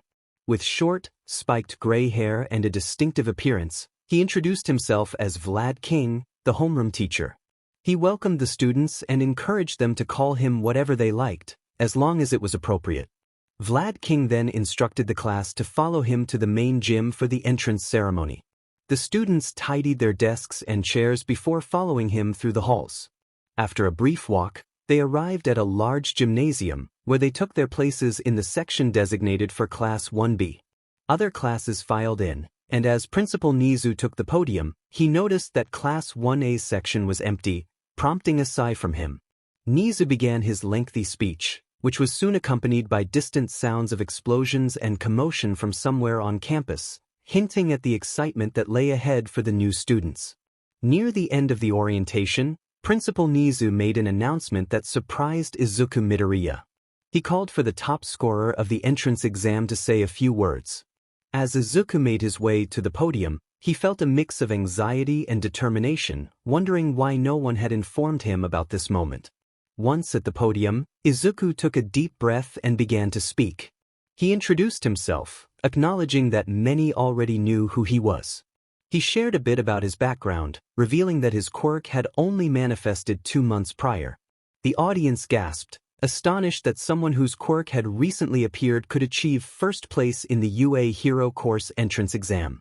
Izuku continued, expressing that he did not know the goals or backgrounds of his peers, but he encouraged everyone to always give their best effort. He recounted his childhood dream of becoming a hero, despite the doubts of others who believed that someone without a quirk could not succeed.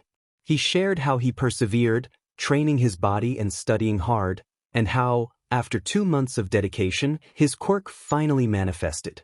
He acknowledged that not everyone would have a story like his. Some might work hard for years without reward. Yet, he emphasized the importance of hard work and determination, urging his classmates to push beyond their limits and strive for greatness. After his inspiring speech, Principal Nizu approached Izuku and complimented him on his performance. The audience erupted into applause, celebrating Izuku's words as he left the stage with a bright smile. Once back in the classroom, Class 1B crowded around Izuku, eager to express their admiration. Tetsu enthusiastically praised Izuku's speech, calling it manly. Juroda remarked on Izuku's resilience, noting how he had overcome numerous challenges. Juzo Hananuki introduced himself, expressing excitement about seeing what Izuku could achieve. He had mid-length beige hair and a unique appearance, with visible teeth and angular features. Pony Tsunatori, a girl with large blue eyes and long blonde hair, nervously introduced herself, hoping to become friends with Izuku. Noticing Pony's struggle with Japanese, Izuku switched to English, surprising her. She was thrilled to discover that he could communicate in her language. Izuku explained that he had learned English through interviews with All Might and had plenty of free time to practice. Juzo joined in, revealing that he also spoke English, which delighted Pony even more. Yosetsu Owaze introduced himself next, mentioning his limited English skills while pointing out his friend Kozai Tsuburaba. Kozai, with his spiked brown hair and competitive spirit, expressed his hope to be good competition for Izuku. Sen Kaibara, another childhood friend of Yosetsu and Kozai, introduced himself as well, showcasing his laid-back yet fiery personality. Just then, Vlad King entered the room with a cart full of gym uniforms, prompting everyone to settle down and prepare for the next activity. He instructed the class to change into their gym uniforms and meet him at the field. Once assembled, Vlad announced that they would be participating in a quirk assessment test, explaining that it would be similar to a physical assessment but with the use of their quirks. The students expressed their confusion about the test, but Vlad clarified that it would help them understand each other better through their abilities rather than just names and appearances. He announced that there would be 8 tests and encouraged them to give their best effort, echoing Izuku's earlier words about pushing beyond their limits and striving for greatness. Vlad King had an imposing presence, reminiscent of the coaches seen in movies. He was well-built, large, and intimidating, making it difficult for many to approach him. The first event was the 50-meter dash. Most participants lacked suitable quirks for this test and ran in a conventional manner. Naturally, the more athletic students recorded faster times, but some possessed quirks that were perfectly suited for the challenge. Juroda transformed into a beast, sprinting swiftly to the finish line. Pony, using all fours, completed the race with an impressive time, outpacing many of her classmates. Nairenjiki Shoda, a small, chubby boy with white hair and large eyes, appeared nervous at first. Many expected him to finish last, but with each step, he gained strength and speed, surprising everyone by crossing the finish line with a time that defied his appearance. His classmates learned an important lesson: one should not judge others by their looks. Manga Fukudashi, a smaller boy with a dialogue bubble for a face, turned away from the finish line and created a long word that propelled him forward, allowing him to reach the finish line in a single leap. Setsuna detached her head, which floated to the finish line independently. The protagonist, utilizing one for all at 8%, dashed to the finish at lightning speed, astonishing his classmates. While Shishida and Vlad King were already aware of his speed, witnessing it up close still left them shocked. The other students began to grasp the potential of the quirk of the one who had placed first in the entrance exam.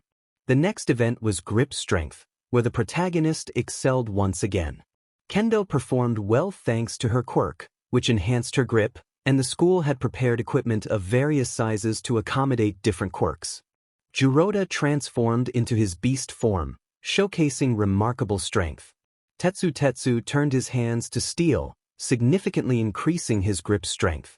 Ibara Shiozaki, with vines for hair, cleverly utilized her vines to enhance her grip, achieving a commendable result. Hiryu Rin, a lightly tanned boy with reptilian eyes, created an arm made of scales, boosting his strength slightly. Kojiro Bando, a tall, muscular boy with yellow skin, demonstrated impressive grip strength as well. The rest of the participants recorded average results. The standing long jump followed. Kendo amplified her jump by slapping her giant fist on the ground, propelling herself further. Jiroda transformed into his beast form once more and achieved an outstanding result. Kinoko created jumpy mushrooms at the starting point, using them like a trampoline to enhance her jump. Ibara Shiozaki manipulated her hair to generate momentum, increasing her jump strength. Nairenjiki Shoda, the small boy, experienced a sudden burst of energy midair, effectively executing a double jump that surpassed expectations. Pony leaped like a horse, achieving better results than most. Manga Fukudashi exclaimed a word that launched him far, landing awkwardly but without injury. His classmates began to take him more seriously. Izuku, the protagonist, used one for all at 8% to jump, placing second behind Setsuna, who achieved an infinite distance. Next was the repeated side steps. Most participants performed the exercise conventionally, except for Izuku and Kinoko. The protagonist once again boosted his body with one for all at 8%, leaving everyone astonished by his performance. Kinoko bounced from one soft mushroom to another, showcasing her unique approach. During the sit-ups event, most relied solely on their physical abilities, except for Izuku, Kinoko, and Ibara Shiozaki. Ibara used her vines to assist her in pulling her upper body up, while Kinoko employed a mushroom trampoline mat, allowing her to bounce back up after each sit-up. She continued until fatigue set in. Izuku, on the other hand, boosted his upper body strength and excelled in this event. The seated toe reach followed, where Kendo, Setsuna, and Tagaru performed exceptionally well. Kendo enlarged her hands for an incredible reach. Setsuna detached her hands, achieving a near-perfect score, while Tagaru created a blade from his fingertips to extend his reach. The remaining participants relied on their physical build and abilities. Finally, the long-distance running event commenced. One by one, those with less stamina dropped out until only 4 remained: Jiroda, Pony, Izuku, and Shirhai Kuwaro, a tall boy with white hair who had been running in Pony's shadow. Eventually, Jiroda grew tired and stopped, followed by Pony. Shirhai, unable to enter Izuku's shadow due to his glowing quirk, chose to conserve his stamina and withdrew from the race. The last event was the ball throw. Tagaru formed a blade on the palm of his right hand, threw the ball upward with his left, and then stabilized it with his left hand before striking the ball at the perfect moment. Setsuna released the ball from her grip, watching it descend at an angle before she threw it with surprising strength, achieving an impressive distance. Yui Kodai cleverly shrank the ball before tossing it, a brilliant strategy that earned her a high score. Shoda launched his throw midair, the ball seeming to gain an extra burst of energy as if struck twice, resulting in one of the best scores in the class. Kendo enlarged her hand, spinning to build momentum before releasing the ball. Jiroda transformed and hurled the ball with all his might. Shiozaki used her vines to grasp the ball, spinning her hair to gain speed before letting it fly. Pony threw the ball with her horns acting like a rocket booster, while Tetsu transformed his arm into steel and threw the ball, unsure if it would help but feeling it was the right choice. Hiryu Rin transformed his arm into scales and propelled the ball for added distance. Reiko Yanagi, a girl with chin-length gray hair that obscured one eye, manipulated the ball with a unique hand posture, causing it to float briefly before it fell, likely due to her quirk. Fukudashi, with his dialogue bubble head, threw the ball mid-sentence, creating an explosion that sent the ball soaring. After everyone had their turn, it was finally the protagonist's moment. Despite feeling tired, he aimed for a good score. He contemplated how to maximize his power while minimizing injury risk, and an idea struck him. He wound up the ball and just before releasing it, infused his last finger with a bit over 8% of one for all, sending the ball flying as he shouted, "Smash." The resulting air pressure was tremendous, and his throw reached impressive distances, astonishing everyone around him. Though he ended up with a broken finger, he felt it was worth the effort. Vlad King commended the students for their performances, noting that some had struggled to use their quirks effectively while others, like Jiroda and Midoriya, had shown great compatibility. He emphasized the importance of recognizing when a quirk might not be suitable for a situation, a lesson that applied to heroes as well. He reassured them that a low score did not determine their future as heroes and encouraged them to use this experience as motivation to improve. The robot projected the standings, revealing that Izuku had secured an undisputed first place. Vlad King congratulated everyone, emphasizing that regardless of their scores, they should be proud of their efforts. Thankfully, the only significant injury was Midoriya's broken finger. He instructed Izuku to visit Recovery Girl for treatment and handed him a slip to present to her. As they returned to the classroom, Vlad King announced they would review the hero course's curriculum before allowing them to leave early on their first day. Izuku made his way to the nurse's office to see Recovery Girl. She chuckled upon seeing him and his injured finger, relieved that it was only a broken finger compared to the injuries he had sustained during training. After he presented her with the slip, she made a note in her logbook and gently kissed his injured finger before he changed back into his normal uniform. Once he returned to class, he quickly caught up on the details he had missed, thanks to Setsuna and Tetsu, who provided brief explanations. After class, the students decided to stay and introduce themselves. Once introductions were complete, Izuku was on his way out when his classmates approached him with concern. Kendoeth. If his finger was all right, to which he admitted he may have overdone it a bit. Tetsu excitedly praised him for achieving first place in the entrance exam despite having only manifested his quirk 2 months prior. Jiroda noted Izuku's intelligence, mentioning his top 5 placement in the written portion of the exam, attributing his success to hard work and a solid understanding of his quirk. Izuku expressed gratitude for the compliments but humbly acknowledged that he still had much to learn. He explained that he could only use 8% of his quirk safely, warning that exceeding that could lead to serious injury. He reflected on the limitations he faced, reminding them that he was only human. Setsuna, floating nearby, remarked on how fortunate the girl who eventually becomes his girlfriend would be, noting his intelligence, strength, humility, and charm. When a girl with honey-brown hair heard the teasing, a slight blush crept onto her face as she attempted to hide it. Izuku, feeling a bit flustered, expressed his discontent with the teasing directed at Setsuna. She had previously mentioned her preference for being called by her name rather than her quirk name. As her head began to return to her main body, she whispered to herself that she hadn't been teasing at all. As the day came to a close, Kendo bid farewell to Midoriya and started to head home with the other girls in the class. Kinoko, shyly approaching Midoriya, managed to say goodbye before joining the others. Meanwhile, another classmate, Tetsu, casually asked if Midoriya planned to take the train home. Midoriya admitted he was feeling tired after the quirk assessment test, where he had exerted himself more than expected. Jiroda, a classmate with a kind demeanor, offered to escort them home, suggesting that his driver could make a few detours. Tetsu was excited by the offer, and Jiroda assured them that he didn't mind helping friends. They made their way to the entrance, where a black SUV awaited them. A butler named Sebastian greeted them and welcomed them into the vehicle. Once inside, Sebastian started the car and drove away from the school, asking for their addresses to know where to drop them off. The first stop was Midoriya's home, as it was the most efficient route.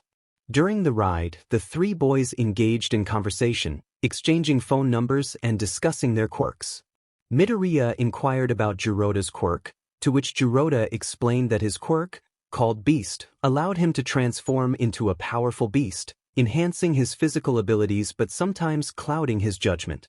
Tetsu shared details about his quirk, Steel, which enabled him to turn parts of his body into steel, with limitations based on his iron intake. Midoriya described his own quirk, which granted him super strength and speed, though he was still learning to control it. As the vehicle approached Midoriya's stop, he thanked Jiroda for the ride and stepped out, feeling a sense of camaraderie with his new friends. After waving goodbye, Midoriya reflected on the experience, realizing how long it had been since he had felt the warmth of friendship. He smiled brightly as he entered his home, feeling that his first day had been quite successful. The following day, UA's hero course began with regular classes in the morning. During lunchtime, students and teachers flocked to the main cafeteria, known for its gourmet meals prepared by the cook hero, Lunch Rush. Midoriya, having placed first in the entrance exam, enjoyed the perk of free meals, which he appreciated as he had been learning about healthy diets. He also proudly added Lunch Rush's autograph to his growing collection. In the afternoon, basic hero training commenced. All Might, the legendary hero, made a grand entrance, announcing himself with his iconic smile. The class erupted in excitement at his presence, with Tetsu expressing disbelief that All Might had been the one to inform him of his acceptance into the program. As All Might stood at the front of the classroom, he introduced the subject, emphasizing that it would cover the fundamentals of what it means to be a hero, starting with combat training on their first day. All Might stood at the teaching podium, emphasizing the importance of a hero's costume. He pressed a button, and briefcases emerged from the wall, each numbered from 1 to 20, likely corresponding to the students' seats. He explained that the costumes had been designed with the students' quirks and requests in mind, crafted by various companies to ensure that the heroes received the best possible gear. After instructing the students to change, he announced that they should meet him at ground beta before departing. Class 1B, led by their green-haired protagonist, gathered at ground beta, each student proudly wearing their new hero costumes. All Might admired the students, complimenting their impressive outfits. As he observed, he noticed other students emerging from the entrance, all dressed in their own hero costumes. He introduced Class 1B to Class 1A, energizing the atmosphere as the two classes sized each other up. All Might proceeded to explain the training scenario. The students would be divided into teams of 2, creating 10 teams in each class. The situation involved villains who had hidden a fake nuclear weapon in their hideout. The heroes needed to either capture the villains or retrieve the weapon. Simply touching the weapon would count as a victory for the heroes, while the villains could win by capturing the heroes or defending the weapon until time expired. A capture would occur if a hero was surrounded by tape, rendering them unable to participate further. The villains would have 5 minutes to prepare, while the heroes would receive a layout of the hideout, followed by a 15-minute training PRD. Both teams were equipped with earpieces for communication. All Might explained that the team pairings would be determined randomly, reflecting the unpredictable nature of hero work. He presented 2 boxes labeled lots, and began drawing names. The teams for Class 1B were formed, pairing students like Izuku Midoriya with Itsuka Kendo, and others in various combinations. Class 1A was similarly organized into teams, creating an exciting atmosphere of competition.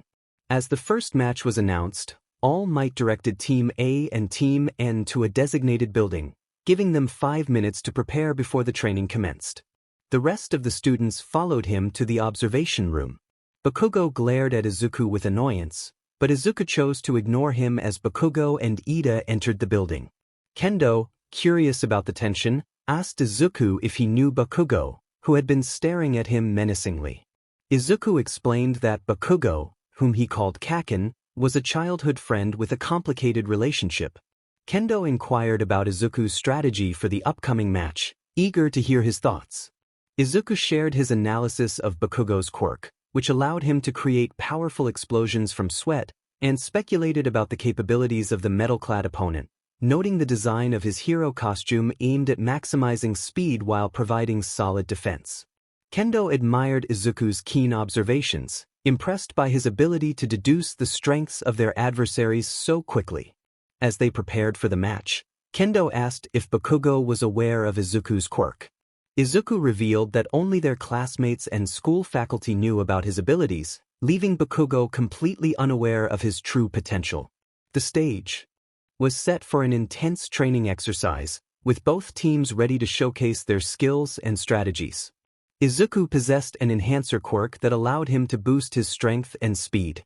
To minimize the damage from this power, he spread it throughout his body, causing him to glow in a vein-like pattern when activated.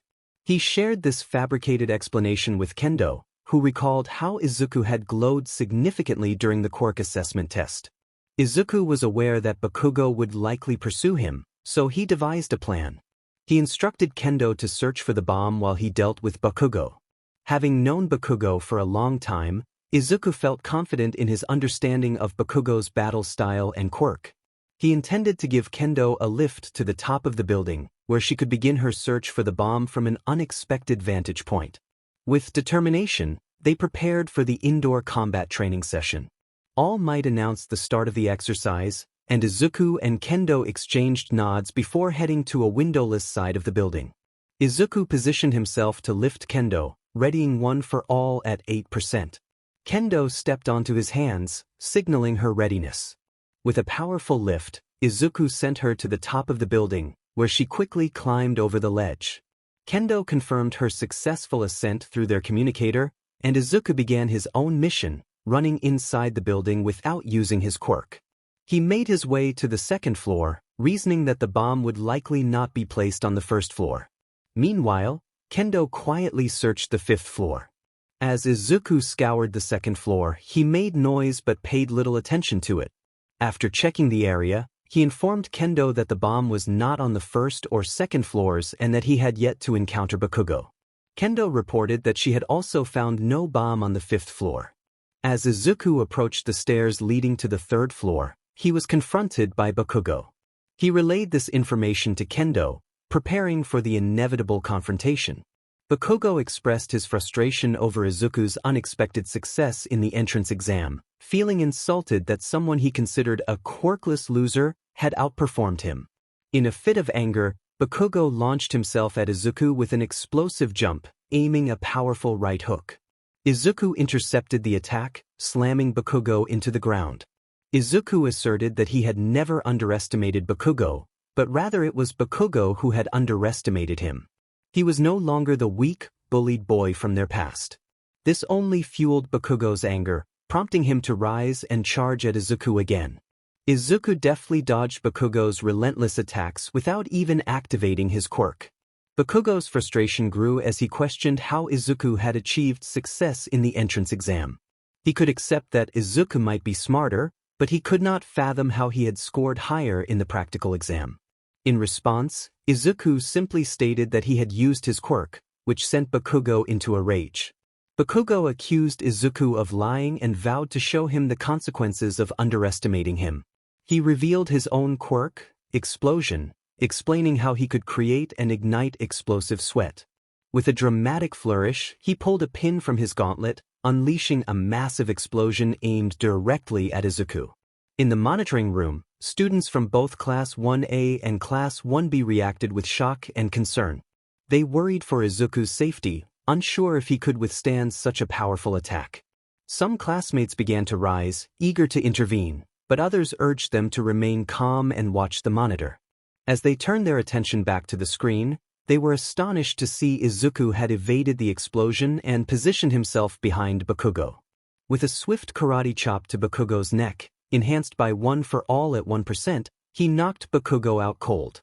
The room erupted in relief and admiration for Izuku's tactical brilliance.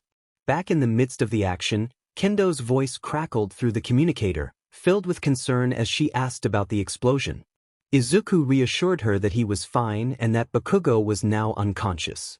Izuku hurried up the stairs to the third floor, eager to locate the nuclear weapon. Kendo, communicating quietly through their device, informed him that the weapon was situated in the right corner of the fourth floor. Upon reaching the fourth floor, they encountered a visibly distressed Ida, who was anxious about the lack of response from his teammates and the loud explosion he had heard moments earlier. Understanding the urgency of the situation, Izuku and Kendo exchanged determined nods and seized the opportunity presented by Ida's distraction. In a flash, Izuku dashed toward Ida, pinning him to the ground, while Kendo swiftly accessed the nuclear weapon. The alarm blared, signaling their victory. Meanwhile, Bakugo was transported to the clinic on a stretcher by robots. Izuku, Kendo, and Ida made their way to the observation room, where All Might awaited them. He inquired about the most valuable player of the match. A girl from Class 1A raised her hand, and All Might gestured for her to speak. She had onyx black hair tied in a ponytail, with a prominent strand falling over her right eye. Her mature figure was accentuated by a sleeveless, high-collared crimson leotard adorned with silver designs. The front of her outfit was open to facilitate the use of her quirk, Creation, which allowed her to conjure any non-living object by expending lipids from her body, provided she understood the atomic structure of the item. She wore calf-length crimson boots and 2 golden utility belts around her waist, with a golden rope securing the leotard to maintain modesty. She confidently declared that Izuku Midoriya was undeniably the MVP. He had devised a low-risk plan for himself and Kendo, with Kendo searching from the top of the building while Izuku scoured the bottom.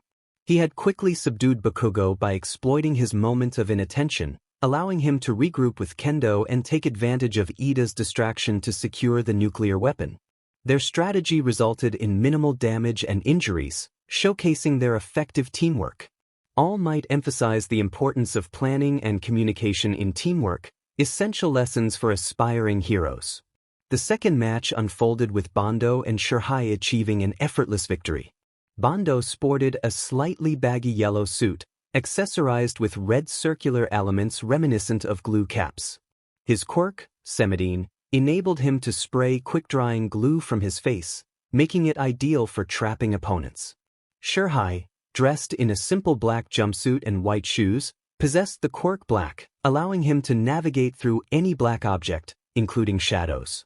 Utilizing the shadows, Shirhai scouted for their enemies and relayed their location to Bondo. When they approached the room containing the nuclear bomb, Bondo turned a corner and ensnared Monoma and Uraraka in glue, securing another win for Class 1B. The third match brought a twist of excitement as Yui cleverly reduced the nuclear weapon to the size of a keychain, concealing it in a corner of a room while they staged a diversion on another floor. Yui's outfit consisted of a red bodysuit with white collar trim and a matching skirt, complemented by white vambraces and a red baseball cap. Her quirk, Size, allowed her to temporarily alter the dimensions of any object she had touched, though she had limitations on how many objects she could manipulate at once. Teammate donned a black bodysuit with orange metal armor and a helmet designed to conceal his skull-like appearance. His quirk, Softening, enabled him to turn any non-living object he touched into a jelly-like substance temporarily. As the preparation phase concluded, Todoroki used his quirk to freeze the entire building. Fortunately, Juzo softened the ice, allowing him and Yui to escape. While Todoroki surveyed the building, his teammate Mizo Shoji, stationed outside, alerted him to unusual movements nearby. On high alert, Todoroki anticipated more time to strategize before the ice melted. Suddenly he was attacked by a flying bolt, which he blocked with an ice wall, obscuring his view. The ground beneath him transformed into a liquid, but he quickly reacted, using his ice to escape. Once free, Todoroki instructed Shoji to enter the building and communicate their locations. They regrouped and began their search for the bomb, determined to succeed in their mission. Shoji's quirk proved to be ideal for scouting, and he focused on locating the bomb. Meanwhile, Juzo and Yui employed guerrilla tactics reminiscent of hit-and-run strategies. They moved to different floors to create distractions, utilizing their quirks to trap opponents and escape. This strategy continued until the timer expired, resulting in another victory for Class 1B.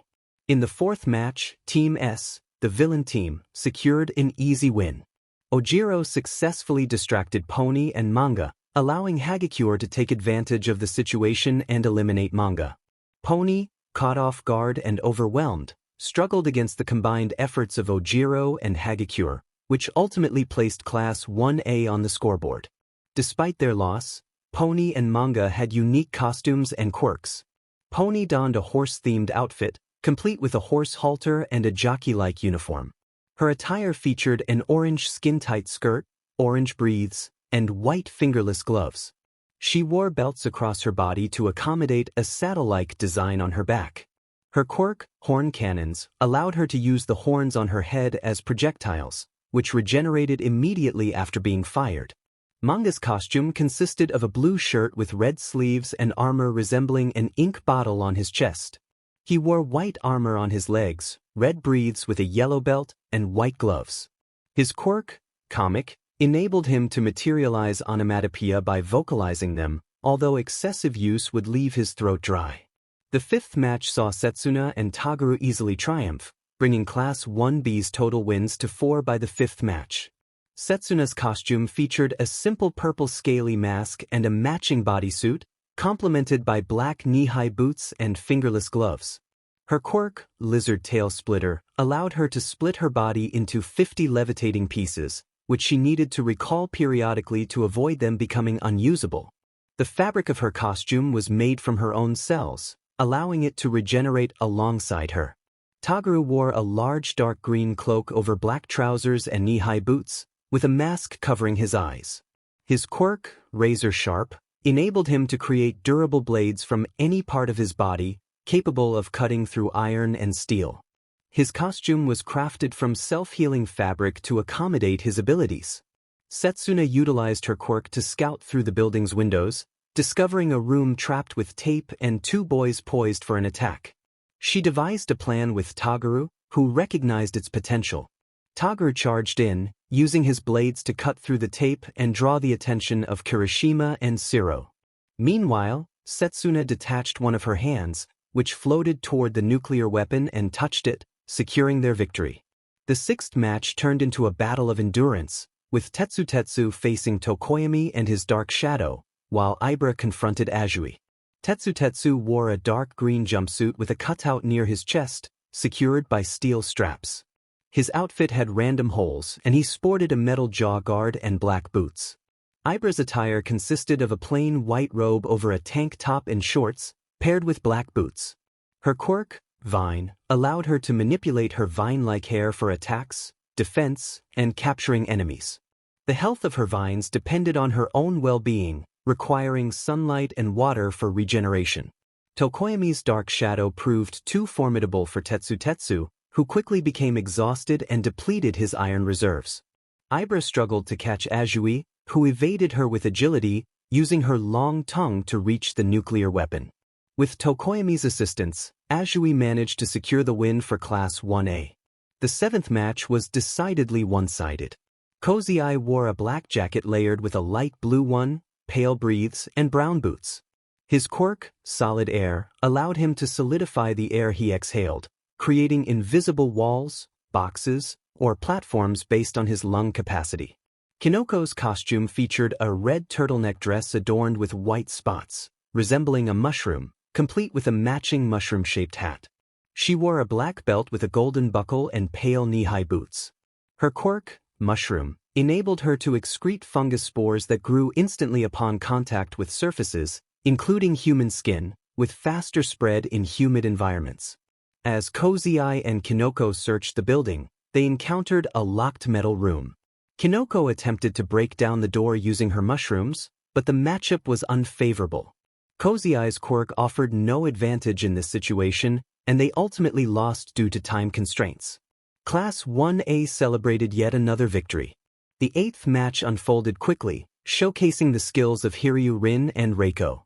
Rin donned a sleeveless black bodysuit adorned with yellow cloud patterns, complemented by a red belt with brown pouches and white knee-high boots.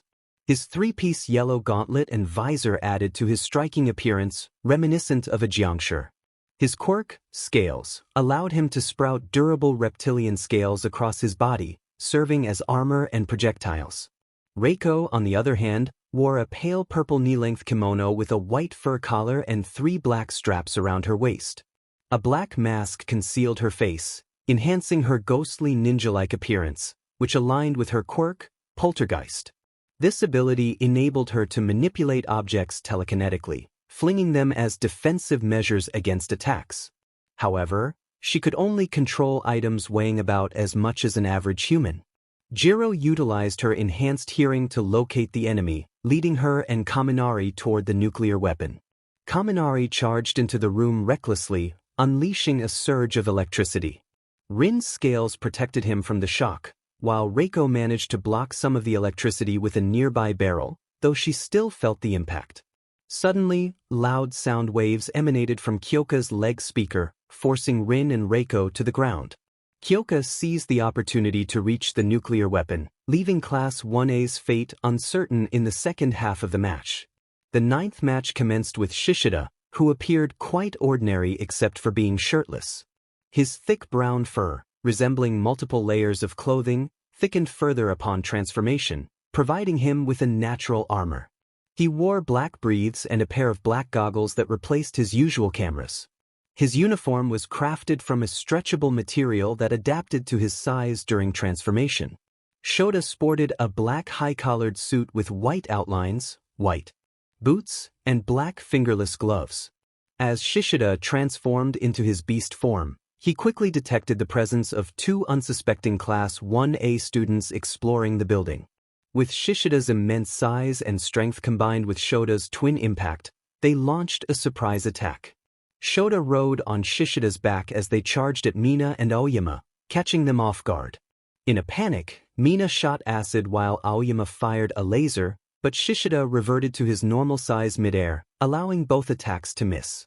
After evading their strikes, he transformed back and, with Shota's twin impact, slammed them against the wall, rendering them unconscious. This victory for Class 1B dashed Class 1A's hopes of tying the score at 5-5 by winning the last two matches. The 10th and final match concluded swiftly.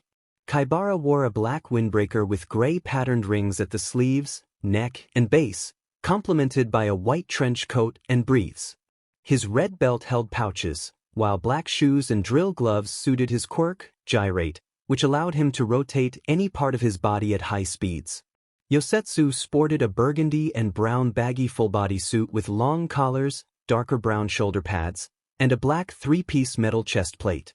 He completed his look with white knee-high boots and a light blue striped headband, along with pouches for materials used with his quirk, Weld, which enabled him to fuse objects at an atomic level.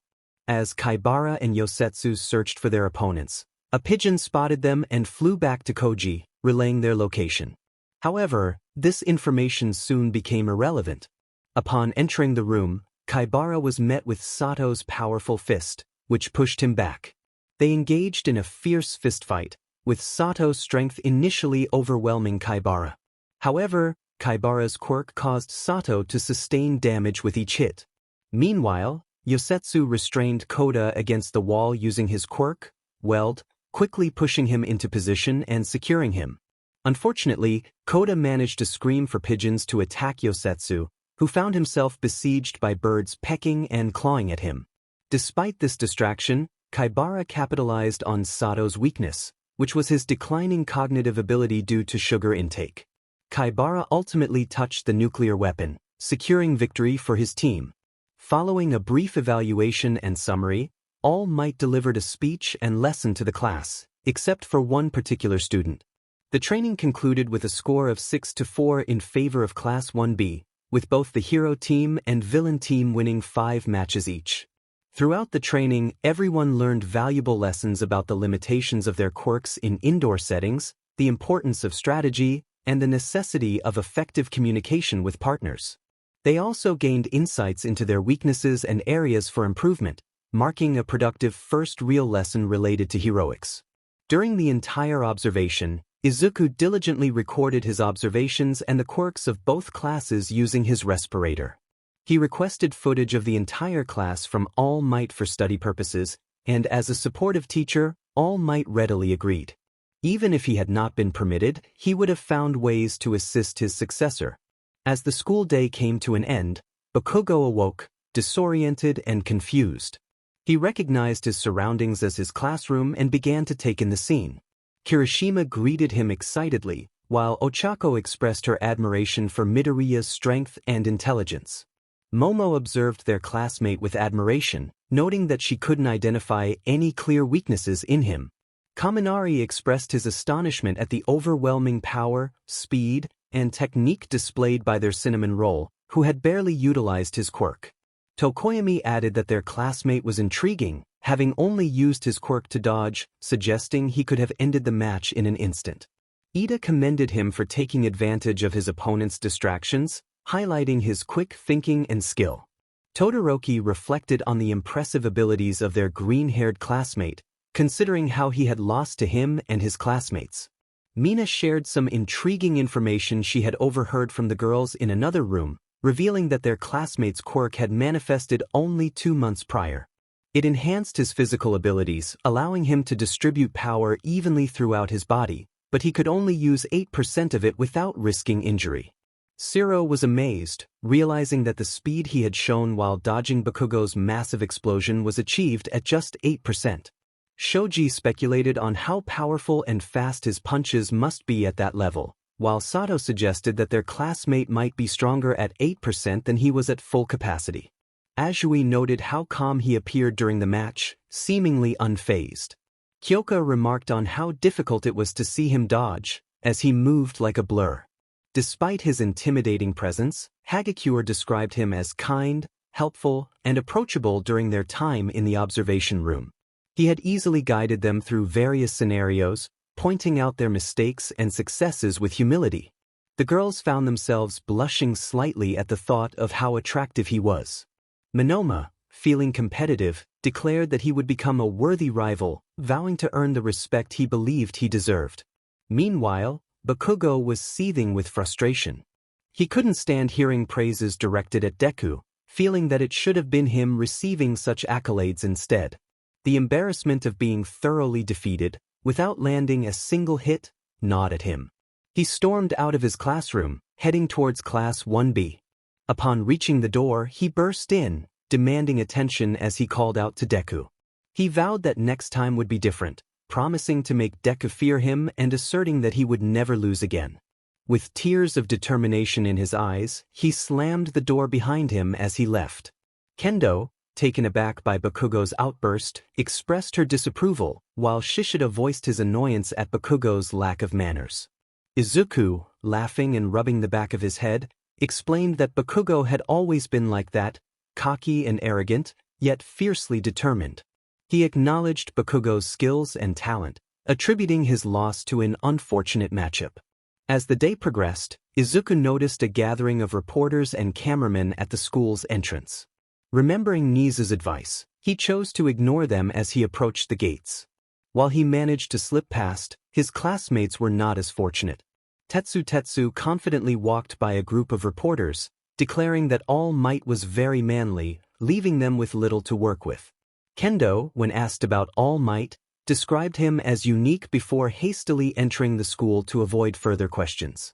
The reporters continued to pester other students, receiving only mediocre responses. Frustrated, one of the reporters attempted to enter the school but was stopped by the UA security system, which startled her. She learned that without a student or teacher ID, access was denied. The news of All Might's role as a teacher at UA had spread rapidly, capturing the nation's attention and prompting the media to swarm the school for information. Later, in class, Vlad King commended everyone on their performance during combat training, acknowledging their hard work and the valuable lessons learned. However, he shifted the mood by announcing a more serious matter: the selection of a class representative and vice class representative. The students felt a wave of relief wash over them, and Vlad explained that the selection would be done democratically, allowing them to vote for whoever they deemed most fit for the roles, even themselves. Vlad King addressed his class, announcing that the student who placed first in the voting would become the class representative, while the one in second would take on the role of vice class representative. As the votes were tallied, it became clear that the protagonist, Izuku Midoriya, had received the most votes, with Kendo coming in second. This outcome surprised Izuku, who stood up in disbelief, wondering why his classmates had chosen him when he hadn't even voted for himself. Setsuna explained that they saw him as strong, intelligent, approachable, and kind. Tetsu praised him for being manly, while Jiroda affirmed that he was the best choice to represent them, highlighting how incredible Izuku had proven to be. Pony chimed in, recalling how Izuku had dedicated his lunchtime to help her learn Japanese. Vlad King encouraged Izuku to accept the position, suggesting it could be a valuable experience. After some consideration, Izuku agreed, and the class erupted in cheers at the decision. During lunch, Izuku found himself eating with his classmates, including Tetsu, Setsuna, Kendo, Jiroda, Juzo, and Pony. He questioned whether he was truly fit to be class representative. Tetsu urged him not to doubt himself, while Juzo reminded him that everyone had voted for him. Kendo recalled how Izuku had made smart decisions during their recent combat training, leading them to victory. Setsuna added that he had provided valuable advice throughout the training. Tetsu remembered how Izuku had suggested a gadget to help Shoto with his quirk, and Jiroda reassured Izuku that he would do a great job. Just as Izuku was beginning to feel more confident, an alarm blared, announcing a Level 3 security breach and instructing all students to evacuate promptly. Panic spread through the cafeteria as students rushed toward the exits, causing chaos and separation among Izuku's group. Kendo found herself pressed against a bulletproof glass wall, noticing that the front gate was damaged and recognizing Present Mike and Vlad King attempting to manage the media outside. Izuku, concerned for Kendo, approached her with Setsuna floating beside him. Kendo shared her plan to lift Izuku so he could calm the crowd. With Kendo's strength and Setsuna's support, Izuku was elevated and clapped his hands together, activating his quirk to grab everyone's attention. He urged the students to look outside and reassured them that it was only the media causing the disturbance. As the crowd turned to the windows, they saw that Izuku was right, and the situation quickly settled as the police arrived. Back in class, Izuku stood up to suggest that Kendo should be the class representative instead. He explained how she had devised the plan that helped calm the panic during lunch, emphasizing her quick thinking and leadership. Many students nodded in agreement, and Kendo felt a blush rise to her cheeks upon realizing that Izuku had voted for her. Awase expressed his support for Izuku's suggestion, and the class unanimously agreed to Kendo's leadership. Kendo accepted the role but requested that Izuku serve as her vice class representative, a proposal that was met with immediate approval. Vlad King praised the students for their admirable qualities, suggesting they would make great heroes one day. Meanwhile, at the damaged front entrance, Principal Nizu and the teachers began to investigate the scene. Present Mike observed the wreckage of the metal door, questioning how the media could have caused such destruction. Recovery Girl inspected the remnants, pondering who might have been responsible for the breach. The atmosphere was tense as they contemplated the implications of the incident. Nizu observed the door, searching for any clues left behind by the villains or anything the police might have overlooked during their inspection. He understood the gravity of the situation and emphasized the importance of protecting the students while contemplating the future. A few days later, during basic hero training, Vlad King informed the students that they would have 3 instructors that afternoon: himself, All Might, and another individual. He instructed them to change into their hero costumes and meet at the UA parking lot for a bus ride to an off-campus facility. Once everyone was ready, they made their way to the parking lot, boarded the bus, and after a short drive, they arrived at their destination. Upon arrival, Vlad King announced that they had reached their location, revealing a massive dome-roofed building. Inside, a woman in a white puffy suit introduced herself as Pro Hero 13. She explained that they would be participating in rescue training at the Unforeseen Simulation Joint, or USJ. 13, a hero specializing in rescue operations, described her quirk, Black Hole, which allowed her to create openings and remove obstacles. She cautioned the students about the importance of controlling their quirks, reminding them of the potential dangers if they were not careful. Vlad King, curious about All Might's absence, discreetly inquired about his whereabouts. 13 informed him that All Might was unavailable, leaving Vlad King feeling disappointed about his colleague's neglect of duties so early in the training. Despite this, they proceeded inside the facility. As they explored, Kaibara noted the impressive size of the building, while Setsuna excitedly read the layout sign, highlighting various training zones, including a shipwreck zone, landslide zone, fire zone, storm zone, and mountain zone. They paused near a set of stairs leading to a fountain, where Vlad King reminded the class to take the training seriously. Tetsu expressed his surprise at the presence of villains prepared for them at the plaza, pointing out figures emerging from a dark portal. 13 and Vlad King turned to see the approaching horde of villains, prompting Vlad King to prepare for the confrontation. Confusion spread among the students as they realized the seriousness of the situation. Vlad King confirmed that the figures were indeed real villains, and a collective thought echoed in their minds. They were facing genuine threats. Vlad King readied himself to protect his students, assessing the villains and identifying their leader. The leader had pale yellow-tinted skin, messy grayish-blue hair, and a face obscured by a gloved hand, with multiple gloved hands covering his upper body. 2 imposing figures flanked him. One, a tall man shrouded in mist with glowing yellow eyes, and the other, a larger individual with a black body marked by red wounds, wearing only a beige short. The latter had an exposed brain and a beak-like mouth filled with sharp teeth. 13 asked the class if anyone could contact the outside for help, but their attempts were met with failure. Kinoko expressed her worry about the lack of signal, and Yosetsu echoed her panic. Izuku calmly suggested that someone might be interfering with their communications, connecting the current situation to the earlier chaos that had occurred. Vlad King concluded that these were the villains responsible for the earlier incident and decided to confront them directly. As he sprinted toward the plaza, concern for their teacher grew among the students. Tetsu voiced his worries about Vlad King facing such a formidable group, while Midoriya reflected on the events leading up to this moment. He speculated that the circumstances seemed orchestrated, noting the disabled signals, malfunctioning sensors, and the organized presence of villains. Izuku observed the situation and noted that it seemed to be premeditated. Some of his classmates, including Kendo, Setsuna, and Juzo, began to piece together the clues. Kendo realized that the destruction of the front entrance was likely a diversion to distract them from their class schedule. Izuku pondered the motives behind the attack, questioning whether the target was a student or a teacher. He speculated about the attacker's knowledge of their isolated location and the ongoing class. Suddenly, a figure emerged from the shadows, revealing himself as a member of the League of Villains.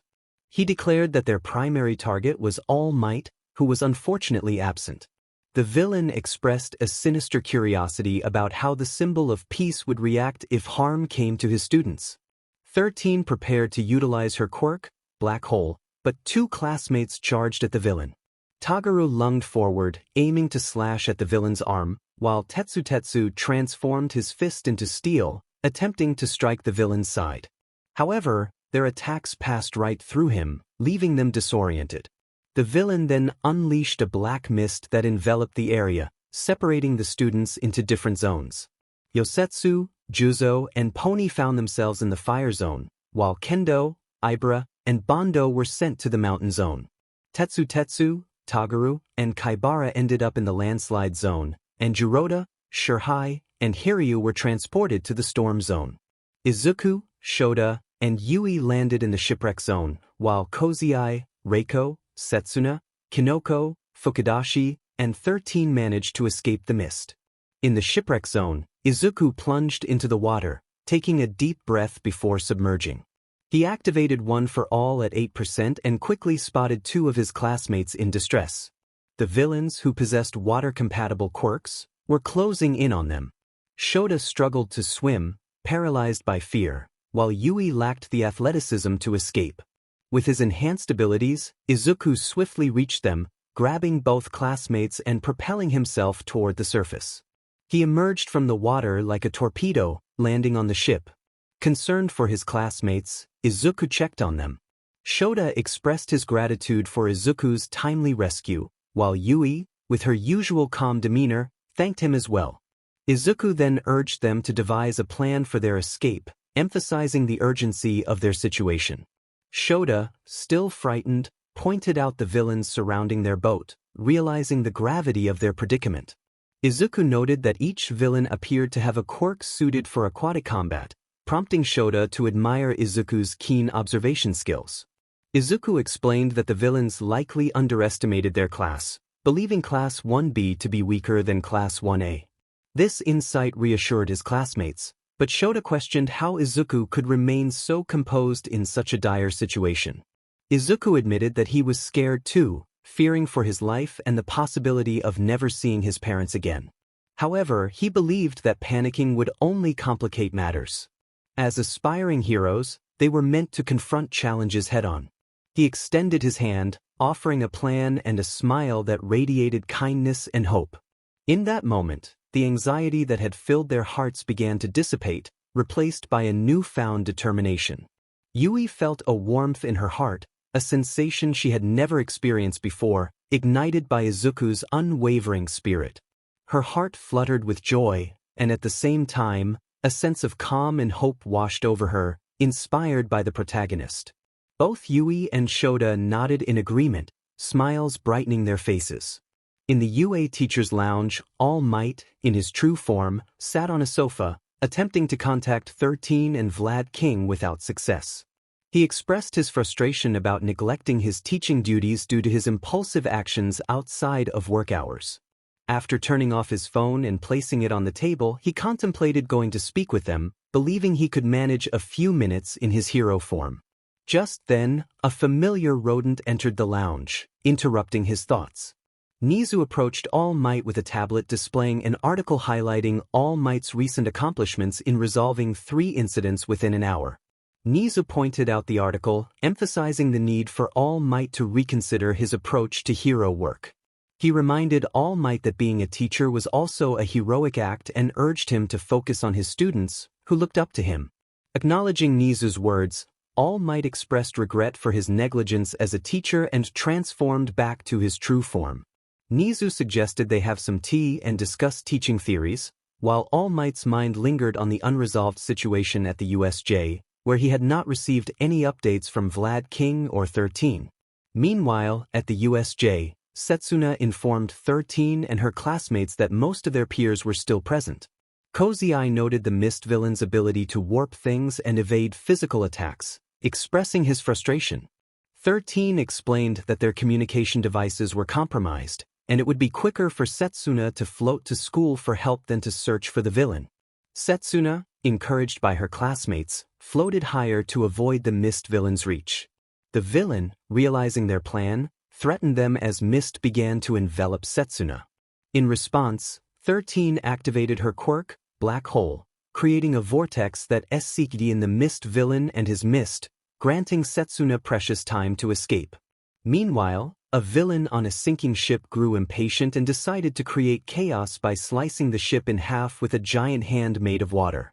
Izuku, determined to help, prepared to jump to shore with his classmates on his back. Using One for All at 8%, he leaped from the sinking ship, but as he descended toward the water, he unexpectedly punched the surface, unleashing a Delaware smash. The resulting air pressure propelled him upward, creating a vortex that ensnared the fish villains. Yui and Shota contributed by dropping metal pieces into the vortex. At the right moment, Yui activated her quirk, enlarging the metal, which struck the fish villains and knocked many of them out. Following this, Shota used his twin impact, delivering a second blow to those who had already been hit, ensuring they were incapacitated.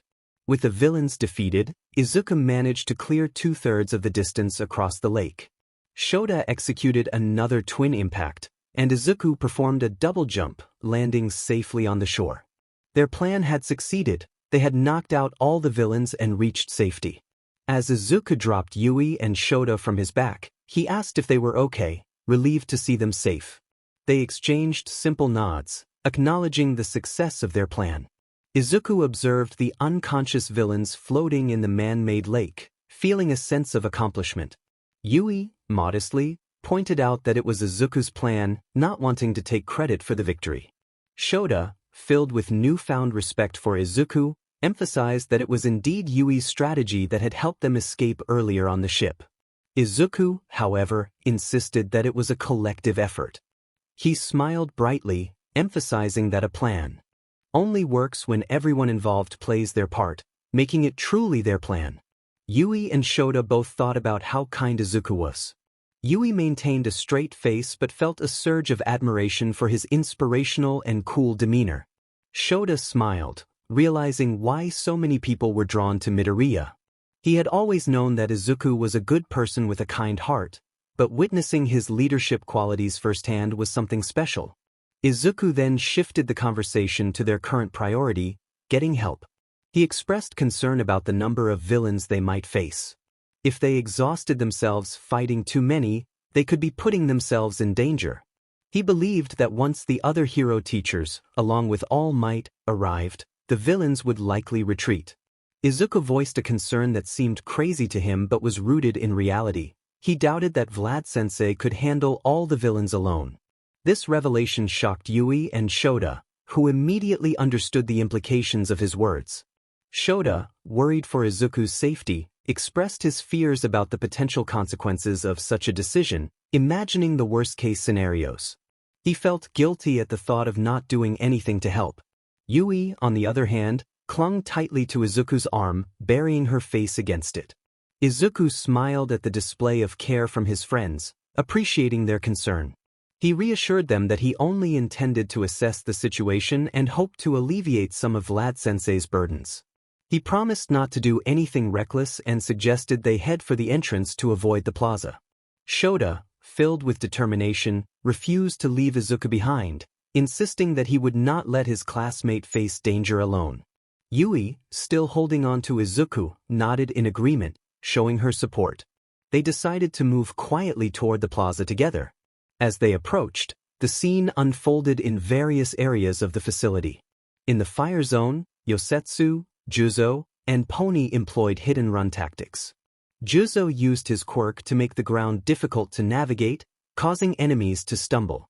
Once they were down, he would release his quirk, leaving them vulnerable. Pony would then pin them against walls with her horns, while Yosetsu secured them to the ground. They would either knock out their opponents or retreat to wait for another opportunity.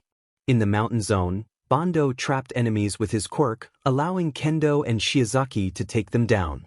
Shiozaki also used her vines to surprise an opponent who emerged from underground, leading to an easy victory.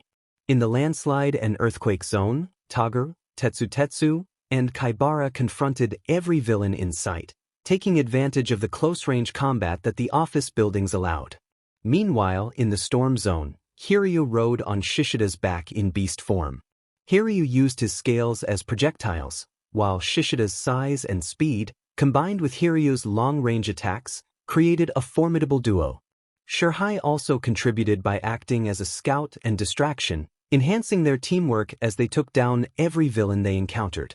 Back with Izuku, Shota reminded him of their mission to check on Vlad-sensei, emphasizing the need for caution. Izuku assured him that they would retreat at the first sign of danger as they neared the edge of the plaza. From their vantage point, they saw Vlad King battling a horde of villains alone. His quirk, blood control, allowed him to manipulate his own blood, creating weapons and shields. He could even immobilize opponents by pinning them with solidified blood. Despite his impressive abilities, Izuku noticed that Vlad King was beginning to tire, breathing heavily as he fought off the remaining villains. Among the adversaries was a grayish-blue-haired villain with multiple hands, who charged at Vlad King. In a clever maneuver, this villain lured Vlad King closer, then attacked, causing Vlad's elbow to crumble. Though he managed to keep his shield, he had to switch the bat to his other hand as more villains closed in. Vlad King defended himself with remarkable skill, but it was clear that the battle was taking its toll. Vlad King stepped back, breathing heavily, his body feeling the strain of the battle. The hand villain observed him, noting the exhaustion etched on his face. The villain taunted Vlad, pointing out that despite his strength, he could not take on such a large group alone without eventually tiring out. The remaining villains charged at him, but Vlad quickly reacted. He seized one of the attackers with his left hand, using the villain as a shield against the others. Once he had blocked the incoming blows, he threw the villain aside and swiftly incapacitated the remaining foes with precise strikes, knocking them out one by one. The hand villain, impressed yet mocking, acknowledged Vlad's skill while revealing that he was not even the final challenge. As Vlad clutched his injured elbow, a massive, muscular villain with a beak-like mouth and sharp teeth began to advance toward him. Meanwhile, at the entrance, the Warp Gate villain, shrouded in mist, expressed amusement at 13's quirk, which could SCK everything into a black hole and reduce it to dust. However, he pointed out her critical flaw. Her specialization in rescue operations left her with limited battle experience. As he created a portal that connected to 13's back, she felt a tug from behind. Realizing what was happening, she attempted to deactivate her black hole, but it was too late. Her suit disintegrated, and she collapsed, likely unconscious. As Setsuna struggled to get the automatic door to open, the Warp Gate villain approached her, attempting to spoil her efforts. Setsuna, determined, resisted the villain's taunts. Just then, her classmates Reiko and Cozy Eye intervened. Cozy Eye created a wall of air to block the villain, while Reiko used her quirk to hinder the Warp Gate villain's movements. Setsuna, focused on escaping, turned to see a massive onomatopoeia hurtling toward her. She dodged just in time, and the impact shattered the door, allowing her to float away from the building and head toward the school. The Warp Gate villain, realizing the urgency of the situation, prepared to inform the leader of their operation about Setsuna's escape. Back in the plaza, the hand villain taunted Vlad King, revealing that the creature he was fighting was the bioengineered Nomu, a perfect counter to the symbol of peace, all might.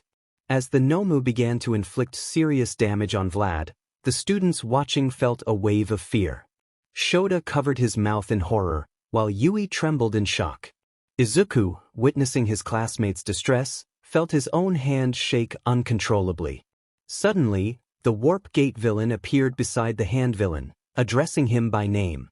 He informed Shigaraki that 13 was likely in critical condition, but one of the students had escaped and was on her way to call for help. Shigaraki's frustration boiled over as he scratched his neck in anger, clearly displeased with the news.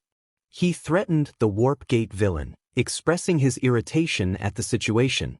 Recognizing that they could not win against the approaching pro-heroes, Shigaraki suggested retreating. However, he proposed one last act of malice, to crush the pride of the symbol of peace by targeting his students. He relished the thought of the hero's reaction upon learning that all his students had been killed in his absence. With a sinister smile, he turned his attention to Izuku and his classmates, sprinting toward them. But before he could reach them, he found himself ensnared by hardened blood, trapping his ankles. Shigaraki glanced back at Vlad King, who, despite his injuries and the blood covering his body, was desperately trying to protect his students. The Nomu then slammed Vlad King to the ground, but the hero's determination surged. Activating One for All at 8%, Vlad's body responded instinctively, and he attempted to strike Shigaraki. However, the Nomu absorbed the blow without flinching, showcasing its overwhelming power. The punch delivered a powerful gust of wind, yet the Nomu showed no sign of flinching. Izuku Midoriya, having exerted over 8% of One for All in that strike, marveled at the Nomu's resilience. Despite the force of his blow, the creature remained practically unharmed, leaving Izuku puzzled about how it could withstand such an attack without a scratch. Shigaraki, observing the scene, ordered the Nomu to finish off Midoriya. As he disintegrated the hardened blood that had caught his leg, he turned his attention to Yui and Shota. The Nomu, meanwhile, began to reach for Izuku. Suddenly, a loud sound erupted from behind them, creating a massive cloud of dust. As the smoke began to clear near the fountain in the plaza, a towering figure emerged.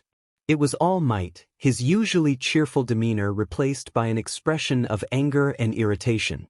He declared his arrival with authority, focusing on the villains threatening his students. Shota and Izuku recognized their hero and felt a surge of hope.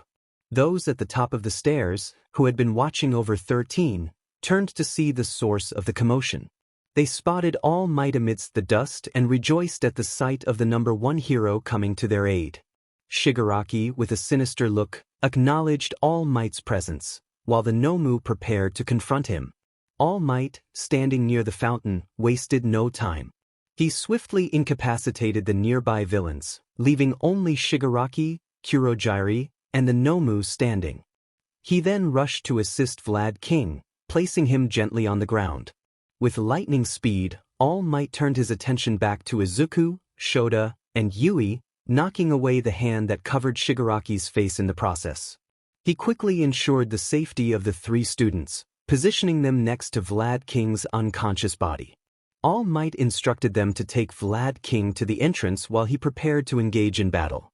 Shigaraki, filled with fear, expressed regret as he picked up the fallen hand and placed it on his head, seeking comfort.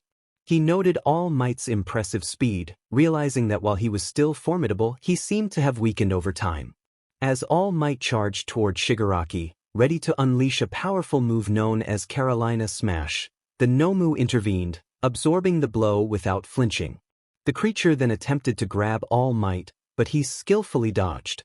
All Might struck the Nomu in the gut, yet it remained unaffected. Despite his relentless attacks, All Might found that his punches had no impact on the creature. Shigaraki, with a maniacal confidence, taunted All Might, explaining that the Nomu possessed shock absorption capabilities, making it nearly impossible to inflict damage without gouging its flesh. All Might, undeterred, maneuvered behind the Nomu and executed a suplex, creating a cloud of dust that erupted around them. Onlookers reacted with excitement. Kozai cheered for All Might, while Fukudashi expressed his enthusiasm. Kinoko, standing beside Reiko, felt tears of relief as she realized they might finally be saved. Shota, usually composed, let his inner fanboy emerge, marveling at All Might's impressive display of strength. Izuku, however, was lost in thought. He had been following All Might's exploits closely and was aware of the hero's diminishing time limit. As he glanced back at All Might, he felt a mix of admiration and concern for his mentor, realizing the stakes were higher than ever in this battle. His classmates were taken aback by the unfolding chaos.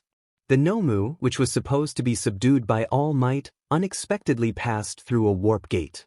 This maneuver positioned the creature's upper half beneath All Might, who was caught off guard as the Nomu's clawed hands gripped his stomach, aggravating his existing injuries.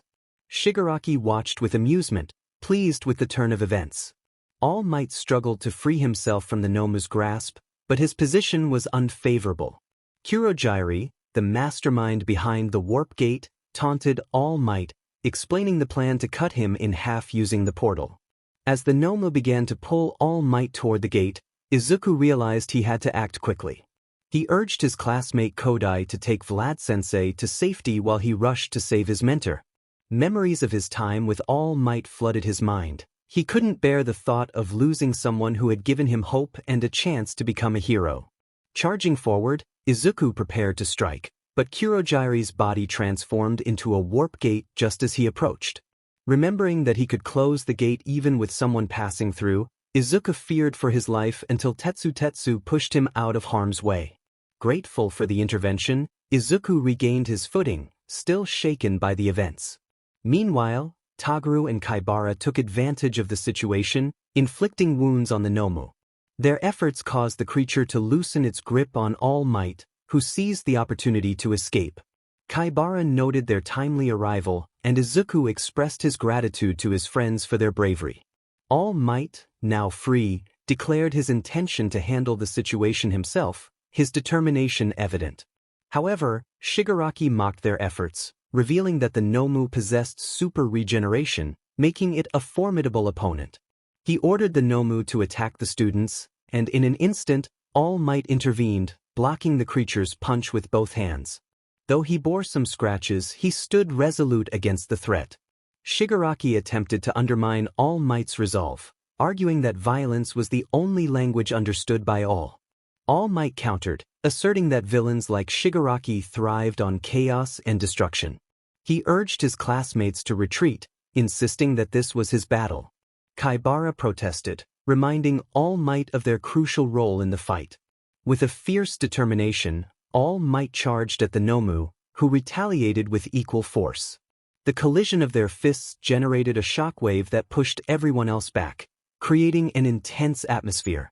As they exchanged blows, All Might realized that the Nomu's shock absorption had its limits. He began to accelerate his attacks, pushing himself beyond his own limits, even as he sustained injuries. In a climactic moment, All Might overpowered the Nomu, launching it into the air.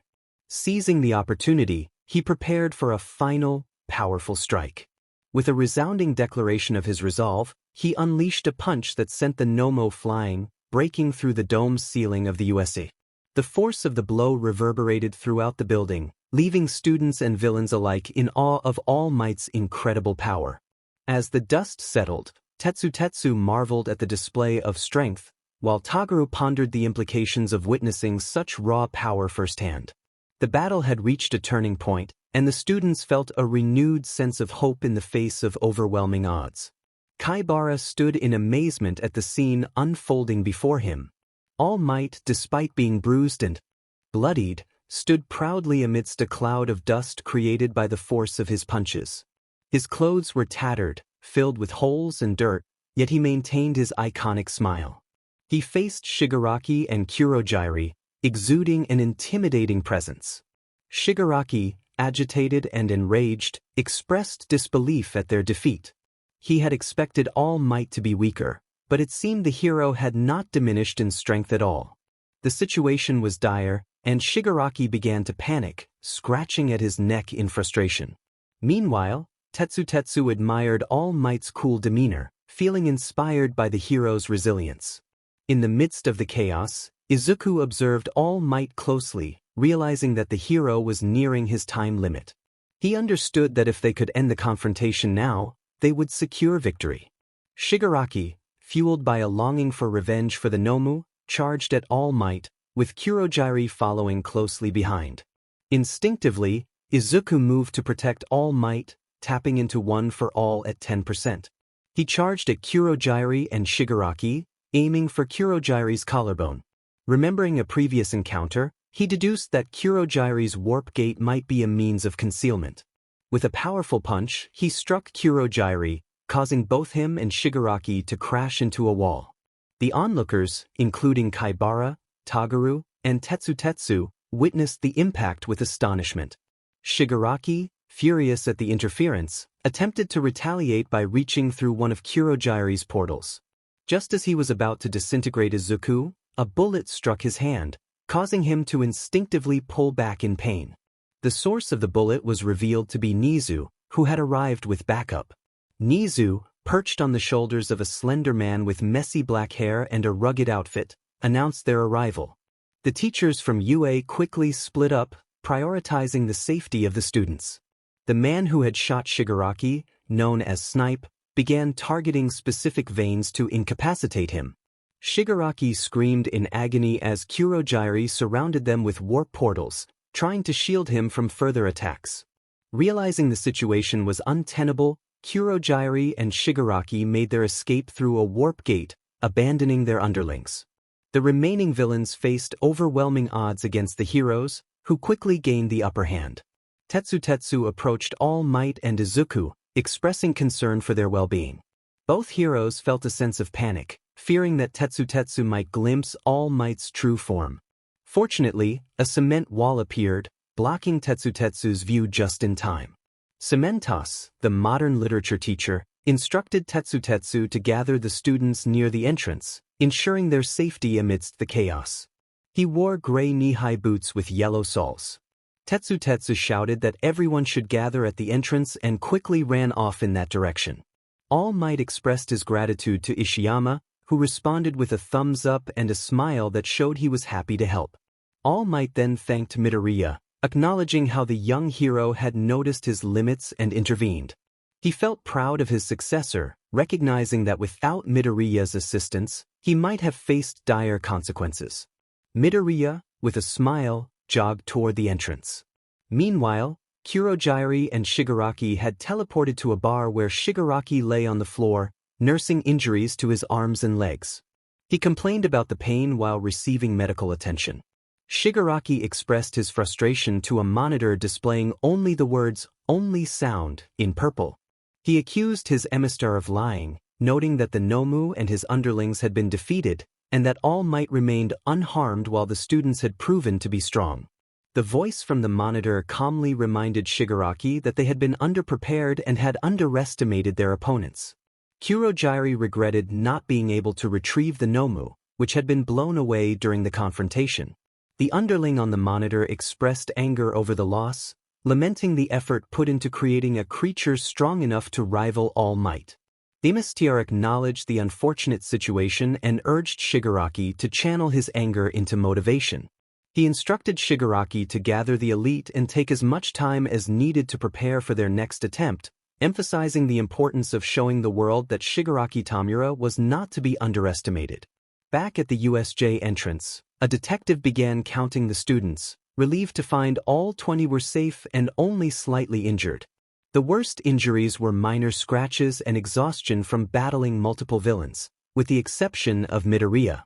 The detective informed the class that they would return to their classroom for questioning later.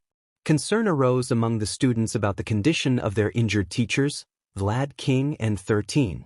The detective made a call to the hospital and reassured them that both teachers would survive, though they had sustained severe injuries. All Might had only minor injuries and would be treated in the school's infirmary, prompting a collective sigh of relief from the students. The detective instructed everyone to return to their classroom, which they did promptly. A quick update revealed that the Nomo All Might had sent flying was found but was unresponsive and showed no signs of struggle. A meeting among the teachers addressed the need for improved security, and the detective requested permission from Nizu to investigate the entire UA grounds for traces of the villains. Nizu agreed without hesitation, and afterward, each student from Class 1B was questioned before being allowed to go home. Before heading home, Midoriya decided to visit All Might in the infirmary.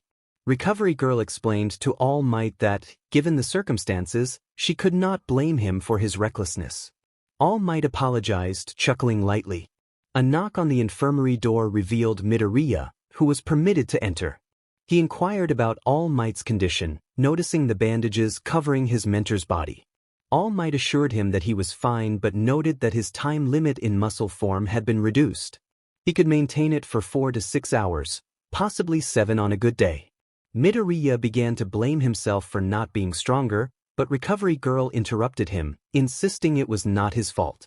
All Might acknowledged the unfortunate nature of the situation, staring thoughtfully out the window. Just then, the detective from earlier entered the room, surprising All Might. The detective greeted him warmly, and Midoriya was confused to learn that they were friends. The detective introduced himself as Naomasa Tsukachi, a detective and good friend of All Might. Concerned about their teachers, All Might asked if Vlad King and 13 were okay, to which Tsukachi confirmed that, thanks to All Might's timely intervention, both would be fine. The students were all fine, suffering only minor injuries, which brought some relief to All Might. Tsukachi reassured him, emphasizing that the selfless actions of All Might and his companions had been crucial for the students' survival. All Might, however, felt it was important to acknowledge that the students had also shown remarkable bravery. They had fought against the villains and made sacrifices of their own, providing the necessary time for All Might to arrive and save them. He felt immense pride in their courage. All Might reflected on the harsh lessons the students had learned that day about the realities of facing villains. He noted that the villains had inadvertently given the first-year students experiences that they would not typically encounter at such an early stage in their training.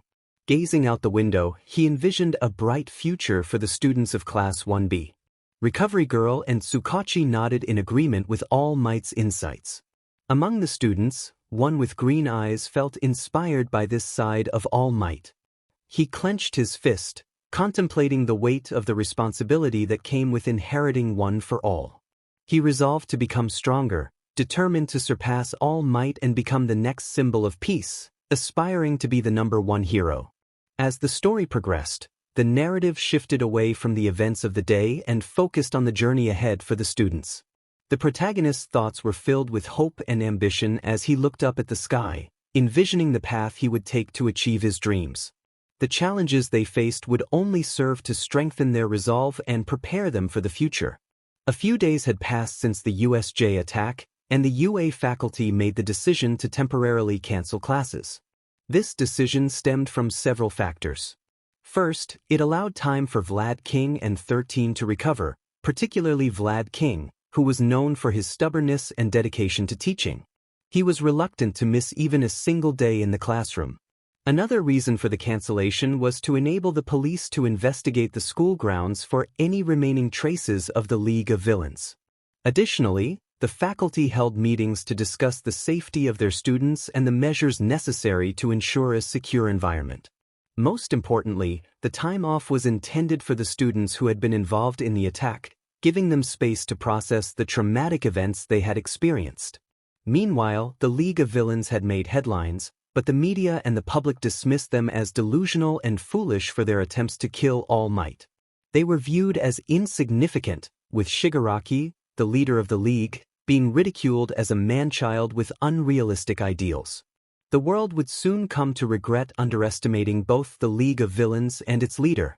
In the present, All Might had sent a letter to a certain individual who was watching the news about the UA attack while enjoying taiyaki and reading the contents of the letter. In his letter, All Might expressed his hope that the recipient was well and shared his experiences as a teacher at UA since spring. He had been searching for a worthy successor among the promising students aspiring to become heroes. However, before he could find someone at UA, he encountered a remarkable young man. Despite being quirkless, this young man rushed into a dangerous situation where pro-heroes, including All Might himself, hesitated. He acted without a plan, driven by a longing to help, fully aware of the risks involved. Through this young man's actions, All Might felt he had rediscovered the true essence of a hero, self-sacrifice. All Might proposed that this young man inherit his power, one for all. Without hesitation, the young man accepted the responsibility and burden that came with it. He dedicated himself to mastering one for all, demonstrating determination and passion as he sought to prove himself worthy. Despite his peers having their quirks for much longer, he worked tirelessly to catch up, seizing every opportunity to learn and grow. His efforts paid off when he gained admission to UA and achieved first place in the entrance exam.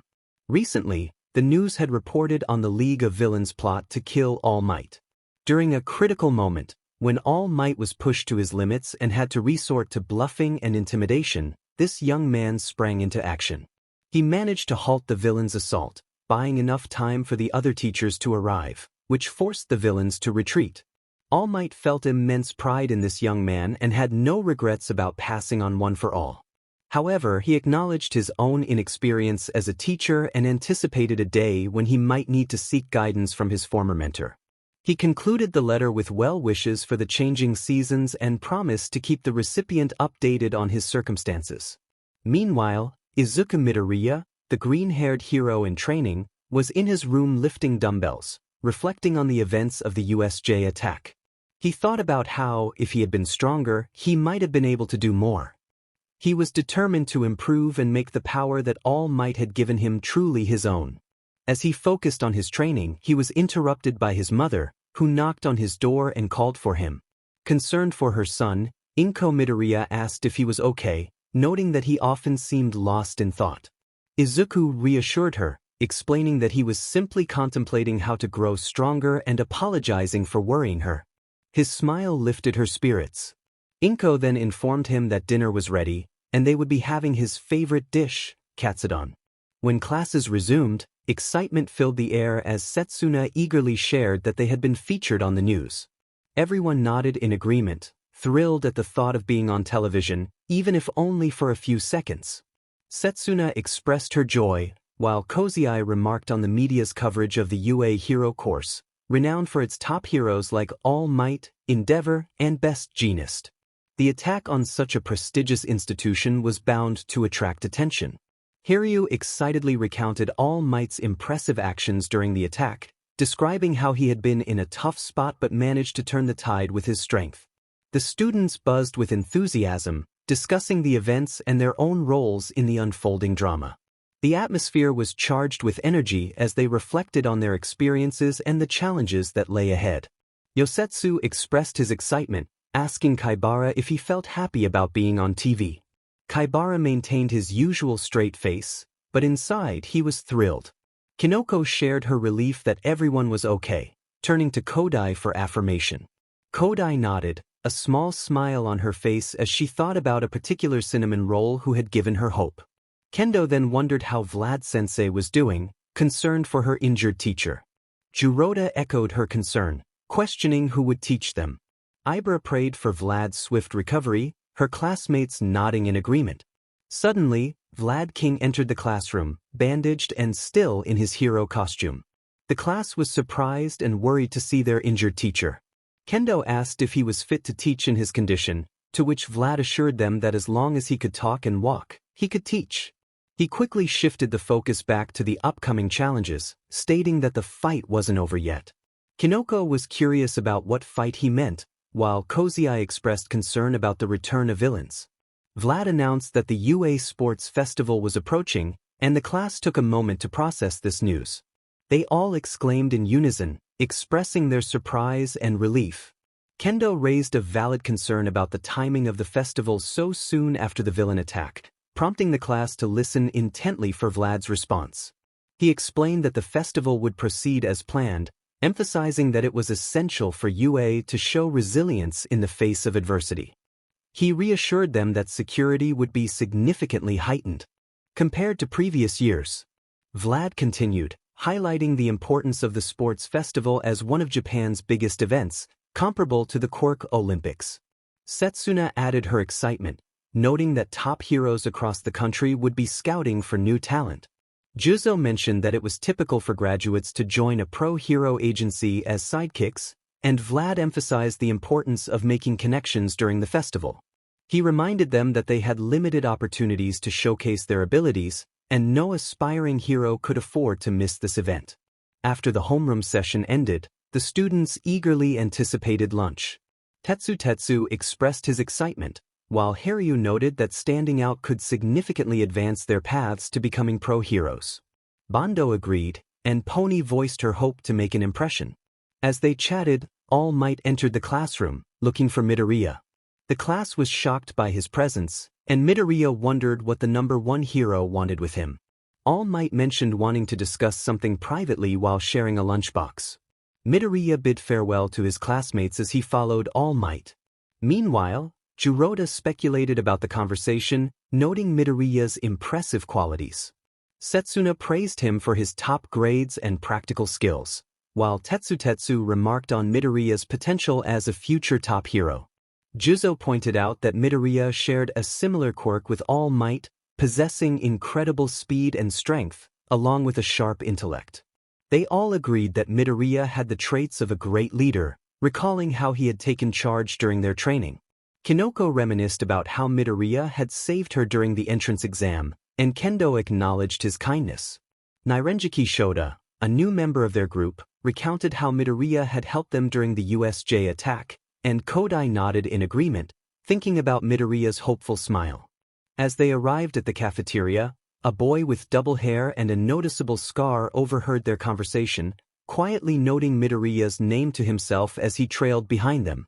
Izuku blended into the bustling crowd of the cafeteria, where he was seated with All Might, the symbol of peace. They had just finished their lunch, and All Might prepared a cup of tea for them. Izuku was taken aback when All Might revealed that he could only maintain his muscle form for about 2 hours during combat, and under ideal circumstances, he could extend that to 6 or 7 hours. All Might reassured Izuku that there was no need for apologies, as they shared a unique bond. He encouraged Izuku to enjoy the tea he had prepared. All Might then shifted to a more serious tone, expressing his concerns about the rising threat of villains, particularly the League of Villains.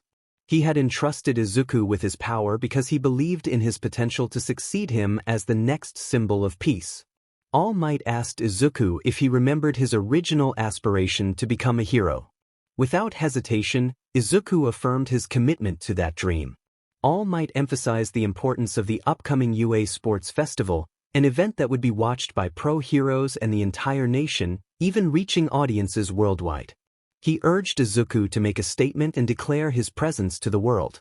Izuku pondered the weight of All Might's words, reflecting on his longing to shine in the festival. All Might reminded him that the difference in attitude between those striving for the top and those who were not could significantly impact their futures. He encouraged Izuku to remember his ambition to surpass even All Might himself. This reminder reignited Izuku's determination, as he recalled the promises he had made to become a great hero. As the day came to a close, Kendo, the class representative, gathered everyone's attention. She proposed a strategy for the sports festival, suggesting that they intentionally hold back in the early rounds to conceal their quirks and observe their competitors. Her idea intrigued many of her classmates, and they cheered for her initiative. Tetsu praised Kendo for her bravery in sharing her plan, while Yosetsu and Kaibara expressed their appreciation as well. Kendo then suggested that they prepare for the festival and open the classroom door, only to be met by a large crowd blocking their exit. Confusion spread among Class 1B as they questioned the intentions of the crowd. Juzo stepped forward to address the situation, while Tagaru, known for his intimidating presence, cleared a path through the crowd. One individual from the crowd, with indigo hair and an average build, expressed his disdain for Class 1B, assuming they were all arrogant based on the behavior of a single classmate. This comment sparked anger among the students, who defended their class against such sweeping judgments. Setsuna pointed out the unfairness of judging an entire class based on one person's actions, while Juzo echoed her sentiment, emphasizing the importance of individual character. The atmosphere grew tense as more students joined in, voicing their displeasure at the assumptions made about them.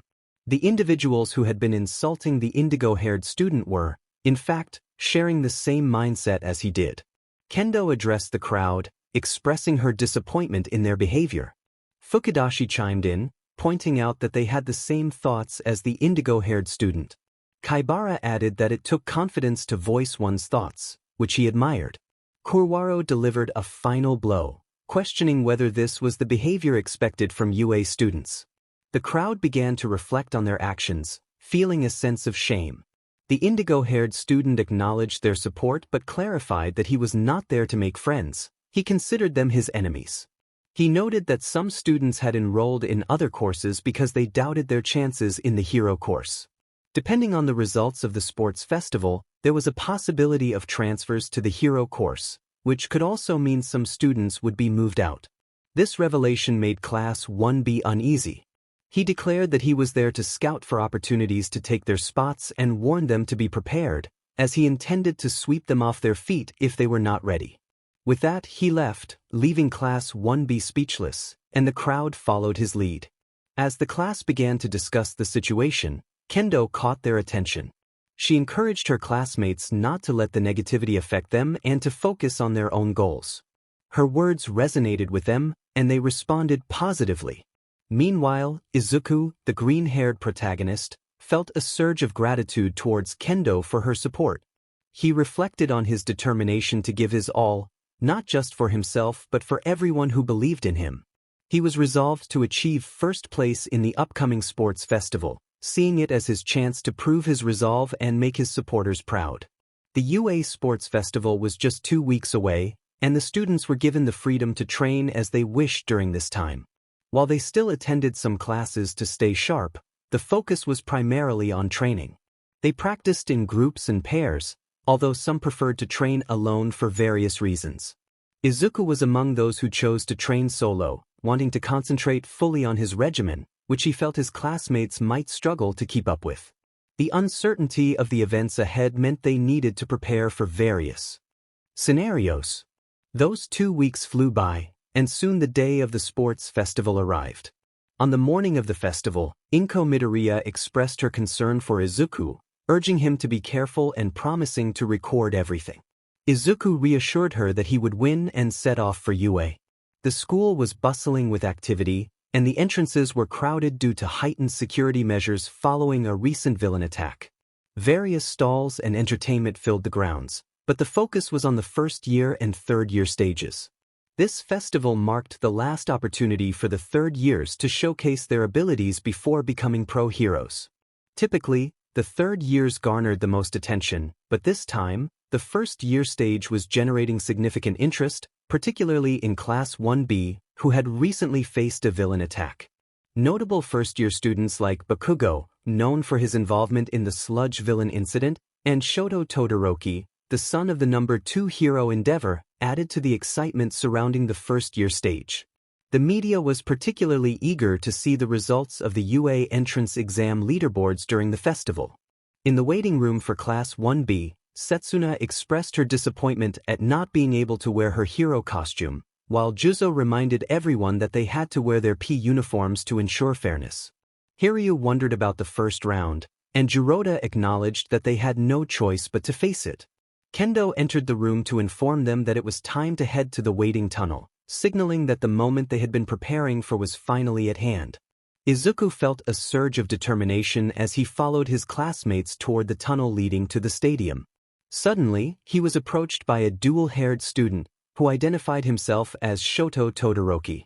Izuku recognized him and extended his hand for a handshake, but Todoroki dismissed the gesture, stating that he was not there to be friendly. Instead, he declared his intention to defeat Izuku, disregarding his impressive performance in the entrance exam. Todoroki walked away with a cold expression, leaving the protagonist and his classmates speechless. Before he could exit, the green-haired protagonist spoke up, sharing a story he had heard about a student who had enrolled in another course, realizing he might not qualify for the hero course. This student, along with others, was aiming for the top, motivated by the results of the upcoming sports festival. The protagonist expressed his own determination to do his best as well. Todoroki turned to see the seriousness and burning determination in the protagonist's eyes before continuing on his way. As the scene shifted to the stadium, Present Mic appeared on the giant displays, energizing the crowd. He announced the beginning of UA's first-year stage, urging everyone to get ready. Students made their way into the arena, anticipation building as they emerged from the tunnels. Present Mic introduced Class 1B, the rising stars who had overcome challenges with their resilience, and the crowd erupted in excitement. Izuku, the protagonist, felt a mix of embarrassment and excitement as he and Kendo, the class representative, held the banner for Class 1B.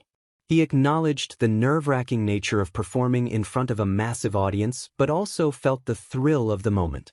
Kendo agreed, smiling at his enthusiasm. Present Mic continued to introduce the other classes, including general studies and support courses, as all the first-year students gathered on the dirt field facing a platform where a striking female hero stood. She was tall and curvy, with sky-blue eyes and long dark purple hair.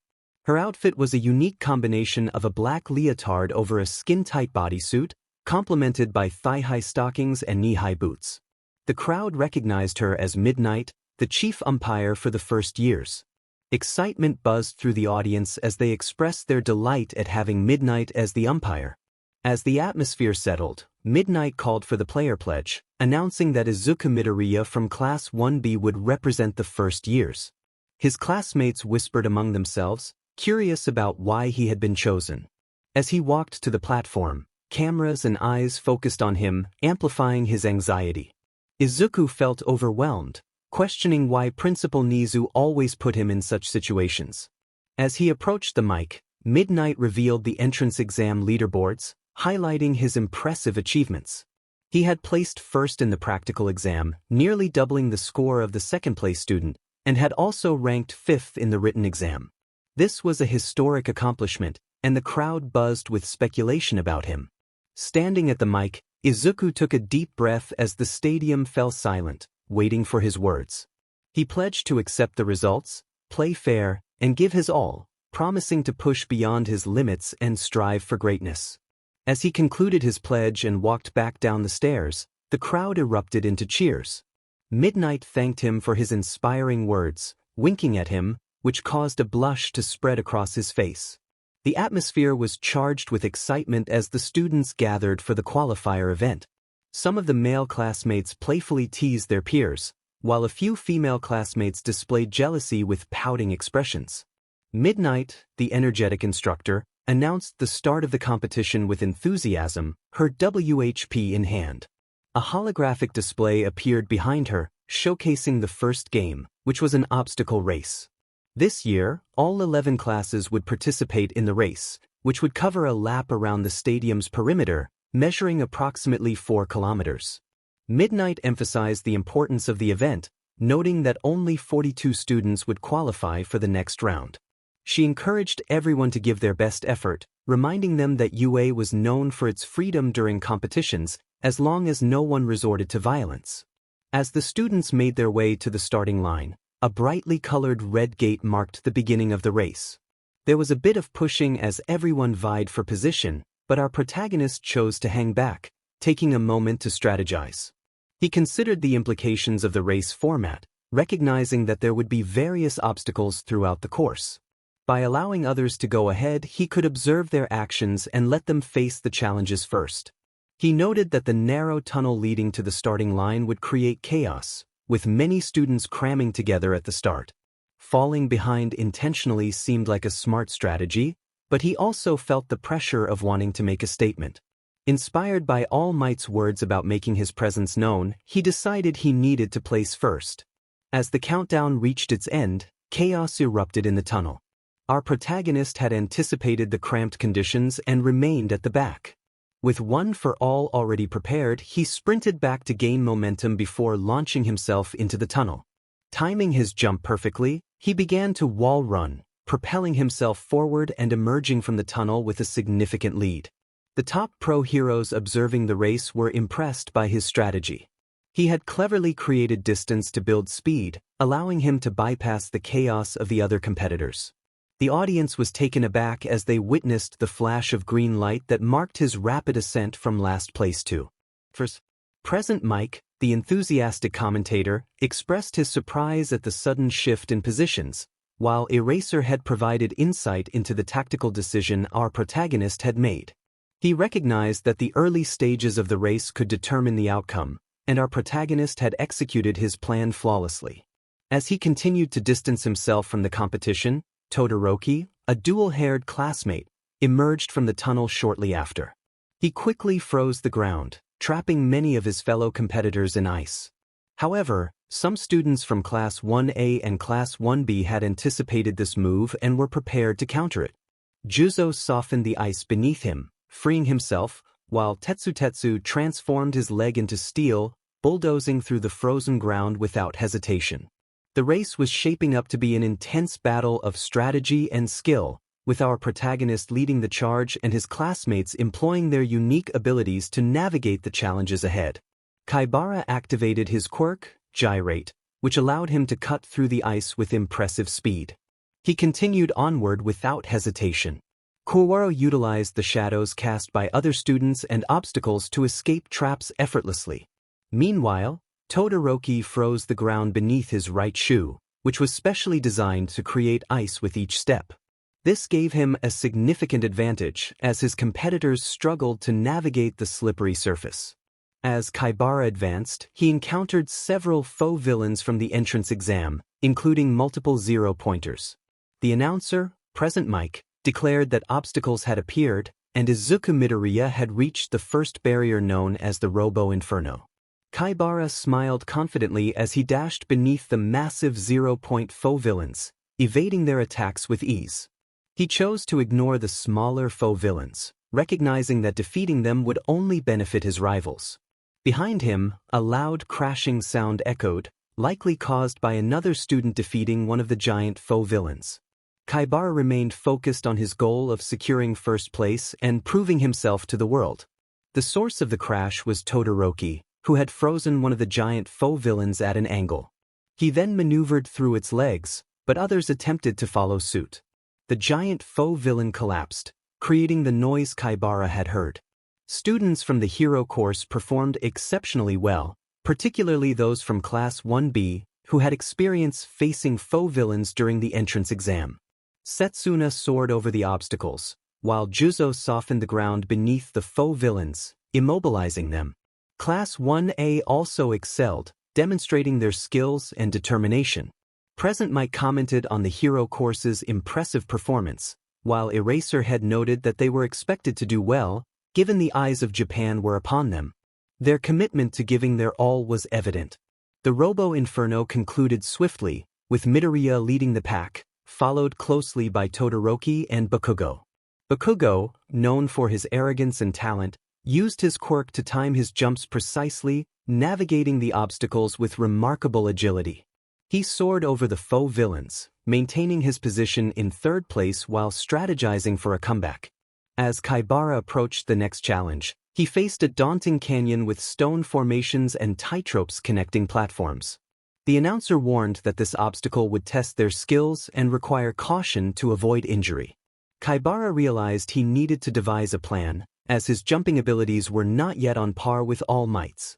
He boosted his jumps, clinging to the tightropes and crawling to the platforms while maintaining a low level of 1 for all to maximize his performance. As he navigated the fall, his lead began to dwindle. Todoroki slid along the ropes, freezing them to gain ground, while Bakugo's quirk allowed him to accelerate as he sweated, closing the gap even further. Other competitors, including a pink-haired girl equipped with various gadgets, also took advantage of the obstacle. Upon completing the fall, Kaibara held a slight lead over Todoroki, with Bakugo close behind. As he reached the final stretch, he encountered the last obstacle, a minefield. The announcer excitedly revealed that Midoriya had discovered what awaited the competitors, signaling the intensity of the challenge ahead. The landmines had been adjusted for the tournament, designed to be less powerful but still capable of causing injury. Present Mike informed the competitors that they could not afford to get hurt this early in the event, as Recovery Girl would only drain their stamina. As the protagonist surveyed the minefield, he noted the visible placement of the landmines. The closer he got to the end, the more cautious he needed to be. While he contemplated his strategy, Todoroki passed him, focused solely on securing first place. Shortly after, Bakugo caught up, surprised to see Izuku standing still. Recognizing his rival's intelligence, Bakugo decided to pursue Todoroki, determined to win before Izuku could formulate a plan. Present Mike expressed confusion over Izuku's hesitation, while the crowd watched as Todoroki took the lead, with Bakugo hot on his heels. The tension in the air was palpable as Izuku realized that if he continued at a cautious pace, he would inevitably be overtaken. He understood that Todoroki could create a frozen pathway to avoid the mines, and Bakugo had the ability to leap over them effortlessly. Izuku felt the pressure of needing to prove himself and decided he needed a bold strategy to propel himself over the minefield. As Bakugo and Todoroki battled for the lead, Present Mike announced their fierce competition, noting that the rest of the participants were closing in. Suddenly, a massive explosion erupted from the back of the minefield, drawing everyone's attention. The crowd gasped in surprise, and even Todoroki and Bakugo turned to see what had caused the commotion. Izuku recalled Present Mike's earlier comments about the landmines being less powerful and realized that they only activated under specific pressure. He formulated a daring plan. By bundling several landmines together and delivering a punch infused with one for all, he could create a significant explosion that would launch him over the field. It was a risky move, but he was determined to take the chance. Gathering the landmines, he infused his punch with one for all and executed his plan. The explosion propelled him forward, sending him soaring toward the end of the minefield. Present Mike announced that Izuku had taken the lead, igniting excitement among the spectators. However, the force of the blast was more than Izuku had anticipated, and he found himself falling toward a new cluster of landmines. Both Todoroki and Bakugo recognized the opportunity and sprang into action. Bakugo launched himself through a series of explosions, while Todoroki began freezing the ground to create a safe path for himself, knowing his specialized shoes would give him an edge in speed. As the two competitors closed the gap, Present Mike noted the shift in strategy, with both now focused on catching up to Izuku. Realizing he was losing momentum, Izuku felt the pressure mounting. He had come too far to settle for anything less than victory. In a final effort, he struck a nearby group of landmines with another infused punch, which propelled him ahead of his rivals. With renewed determination, he activated a higher percentage of one for all and sprinted toward the finishing tunnel, Bakugo and Todoroki just a few meters behind him. Present Mike announced the thrilling turn of events, and the crowd erupted with cheers. As the three competitors entered the tunnel, they were neck and neck, each vying for first place. The atmosphere was electric as everyone awaited the outcome. Finally, the moment arrived, and Present Mike declared that the first person to cross the finish line was Izuku Midoriya, securing his place in the tournament. The crowd erupted in excitement as the final moments of the race unfolded. Present Mike announced the results, noting that the order of second and third place would be reviewed later. Our protagonist, Izuku Midoriya, crossed the finish line amidst a shower of confetti, greeted by the cheers and applause of a jubilant crowd. He felt a swell of pride at his achievement. All Might observed from the sidelines, reflecting on the competitive nature of the pro heroes, who often vied for popularity and recognition. He recognized that while the primary goal of a hero is to help others, one must possess the determination to rise above the rest. He felt reassured, knowing that Midoriya had once again exceeded his expectations. Present Mike continued to comment on the event, expressing his enthusiasm for the first-year students and their promising talents. He acknowledged the fatigue of the competitors after the challenging obstacle race and prepared to take a brief break before discussing the results. Eraserhead provided an analysis of Midoriya's strategy during the race. He explained how Midoriya had realized that if he navigated the minefield in the conventional way, he would be overtaken by Todoroki and Bakugo. Instead, he devised a clever plan to bypass the minefield entirely, using the landmines to propel himself forward. As Todoroki and Bakugo focused on each other, Midoriya executed his risky maneuver, ultimately securing a narrow victory. The crowd was left in awe of his quick thinking and determination, recognizing his potential to become a great hero. Meanwhile, Bakugo seethed with frustration at his placement, feeling the sting of defeat against Midoriya once again. He was visibly exhausted, his anger evident as he struggled to regain his composure. Todoroki, too, was breathing, casting a cold, determined glance at Midoriya, signaling his intent to challenge him in the future. Midoriya's classmates surrounded him, showering him with congratulations. They praised his performance, each expressing their admiration in their own way. Kendo and Kinoko giggled as they complimented him, while Setsuna playfully teased him about his victory. Jiroda acknowledged Midoriya's efforts, and Tetsu expressed his amazement. Kaibara and Kozai highlighted his speed and quick thinking, while Fukudashi noted how impressive he looked during the race. Pony and Juzo emphasized his uniqueness, and Hiryu commended his performance. Ibra wished him well, recognizing the toll the race had taken on him. Amidst the accolades, a floating water bottle appeared before Midoriya, courtesy of Reiko, who quietly enjoyed helping others.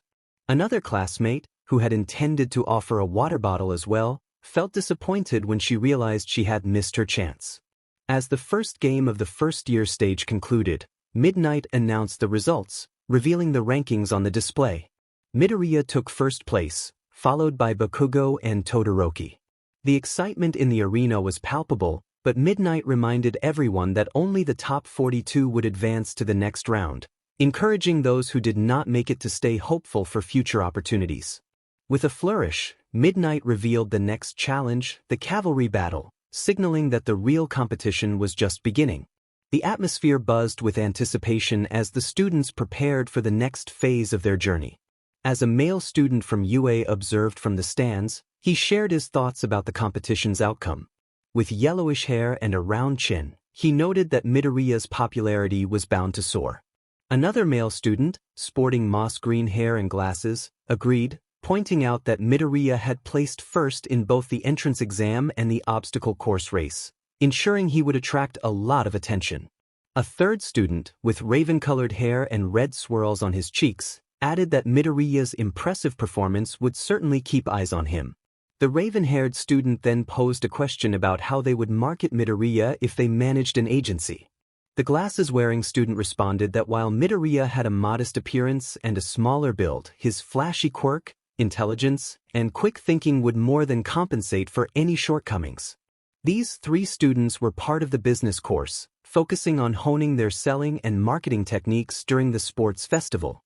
Meanwhile, Midnight began explaining the rules of the cavalry battle.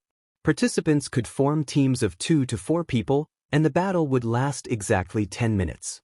The rules were similar to a traditional cavalry battle, with the added twist that quirks could be used, and each participant had a different point value.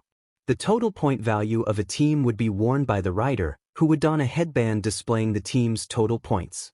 Midnight elaborated on the point system, explaining that starting from 42nd place, participants would receive 5 points, with the value increasing by 5 points for each subsequent place. However, first place would be awarded a staggering 1 million points. The objective was to accumulate as many points as possible while also protecting them. If a headband was stolen, the participant would not be out unless they left the circle or the time limit expired. Teams had only 15 minutes to form, and those without a team by the end would be disqualified. Midnight emphasized that only 16 participants would advance. As Midnight spoke, all eyes were on Midoriya, who felt the weight of their gazes. The pressure was immense, and he realized that being in the spotlight came with its own challenges.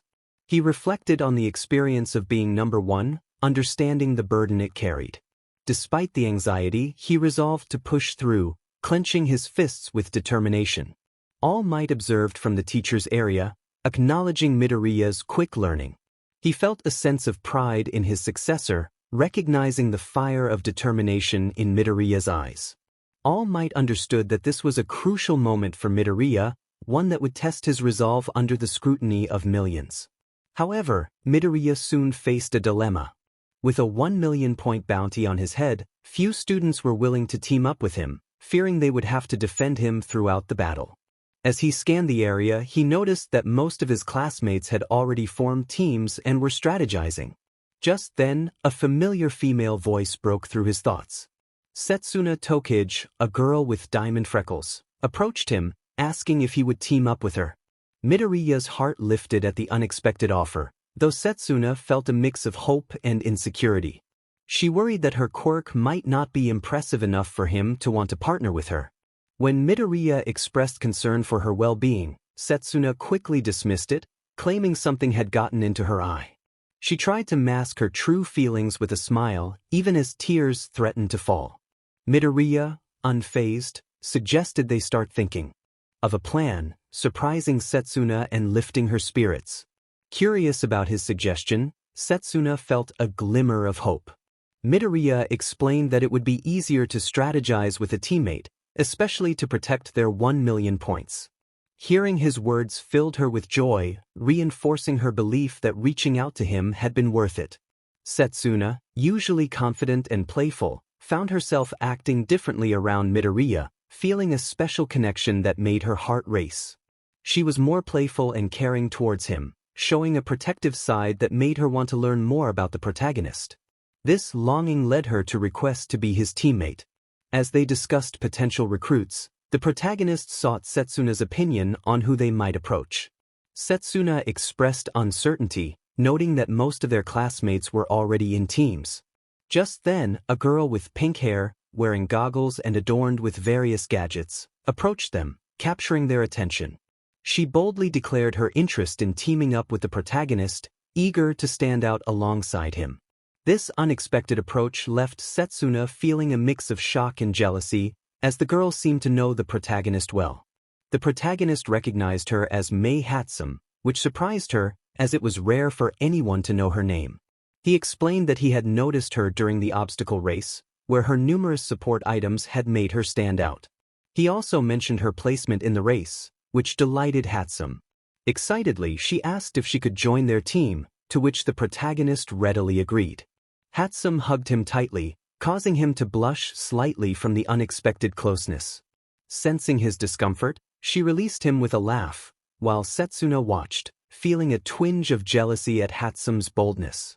Hatsum then revealed a suitcase filled with her meticulously arranged support items, prompting Setsuna to express her amazement at the sheer number of gadgets. The protagonist picked up a metal backpack with boosters, intrigued by its design. Hatsum explained that it was inspired by a well-known hero, adding her own twist to it. When the protagonist guessed the hero's name, Hatsum's excitement grew, and they began discussing heroes and their inventions. Meanwhile, Setsuna felt a bit left out, pouting at how quickly Hatsum and the protagonist were bonding.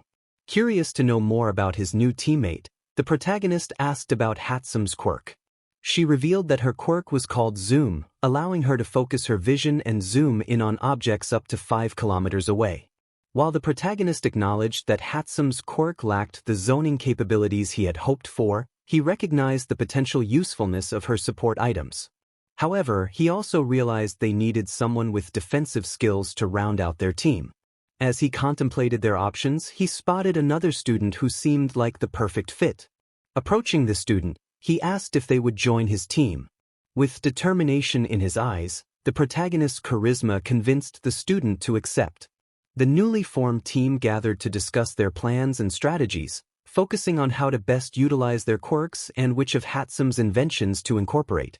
As the 15-minute preparation PRD came to an end, they registered their team and received their headbands.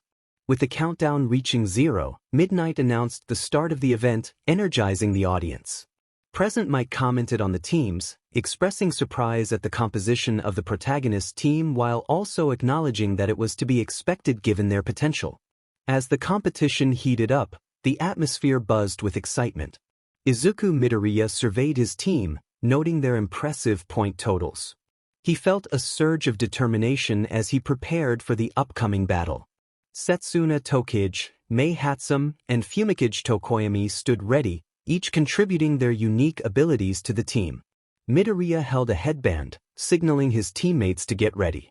Setsuna, with her usual enthusiasm, affirmed her readiness, while Hatsum proudly announced that all her systems were operational. Tokoyami, with his raven-like appearance, assured Midoriya that he could be relied upon. The dark shadow that accompanied Tokoyami seemed equally eager for the challenge ahead. The countdown began, and the crowd erupted in excitement. As the signal to start echoed through the arena, teams surged forward, each vying for an advantage. Midoriya's team quickly found themselves targeted by Kyoka Jiro's and Pony Tsunatori's teams. Jiro's quirk threatened to ensnare them, but Midoriya had a plan. He activated a control device provided by Hatsum, which powered up their jetpacks and booster boots, allowing them to evade the oncoming rush. With Setsuna's quirk, she transformed into multiple floating pieces, stabilizing their balance and sharing the weight of their gear. This clever maneuver lifted them into the air for a brief moment, just enough to escape the grasp of Juzo Hananuki's quirk. As they soared, Pony and Jiro attempted to snatch Midoriya's headband. However, Tokoyami's dark shadow sprang into action, defending them from the incoming attacks. Midoriya praised his teammates for their contributions, recognizing the effectiveness of Tokoyami's quirk and Hatsum's support items. Setsuna's quick thinking had proven invaluable, and together, they were ready to face whatever challenges lay ahead in the intense cavalry battle. Our protagonist had previously witnessed Dark Shadow in action during the basic hero training, where it appeared nearly unbeatable. However, seeing it up close was even more impressive. He expressed his gratitude to both Setsuna and Hatsum, acknowledging their contributions alongside Tokoyami.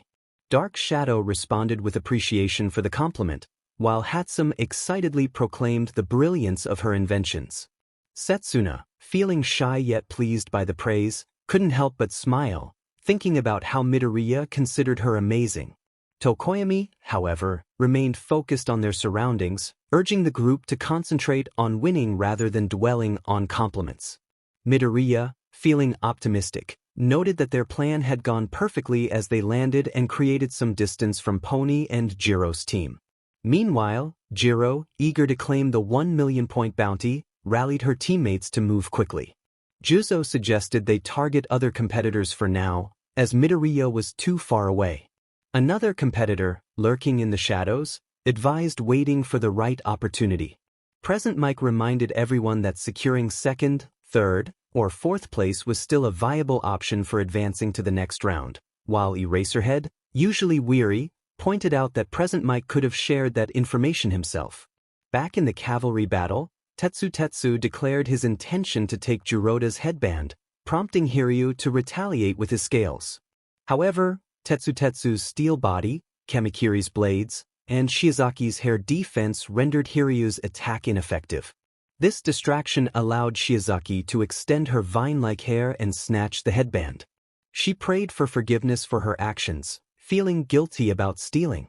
Kamikiri urged Tetsu to move quickly, as Midoriya was nearby.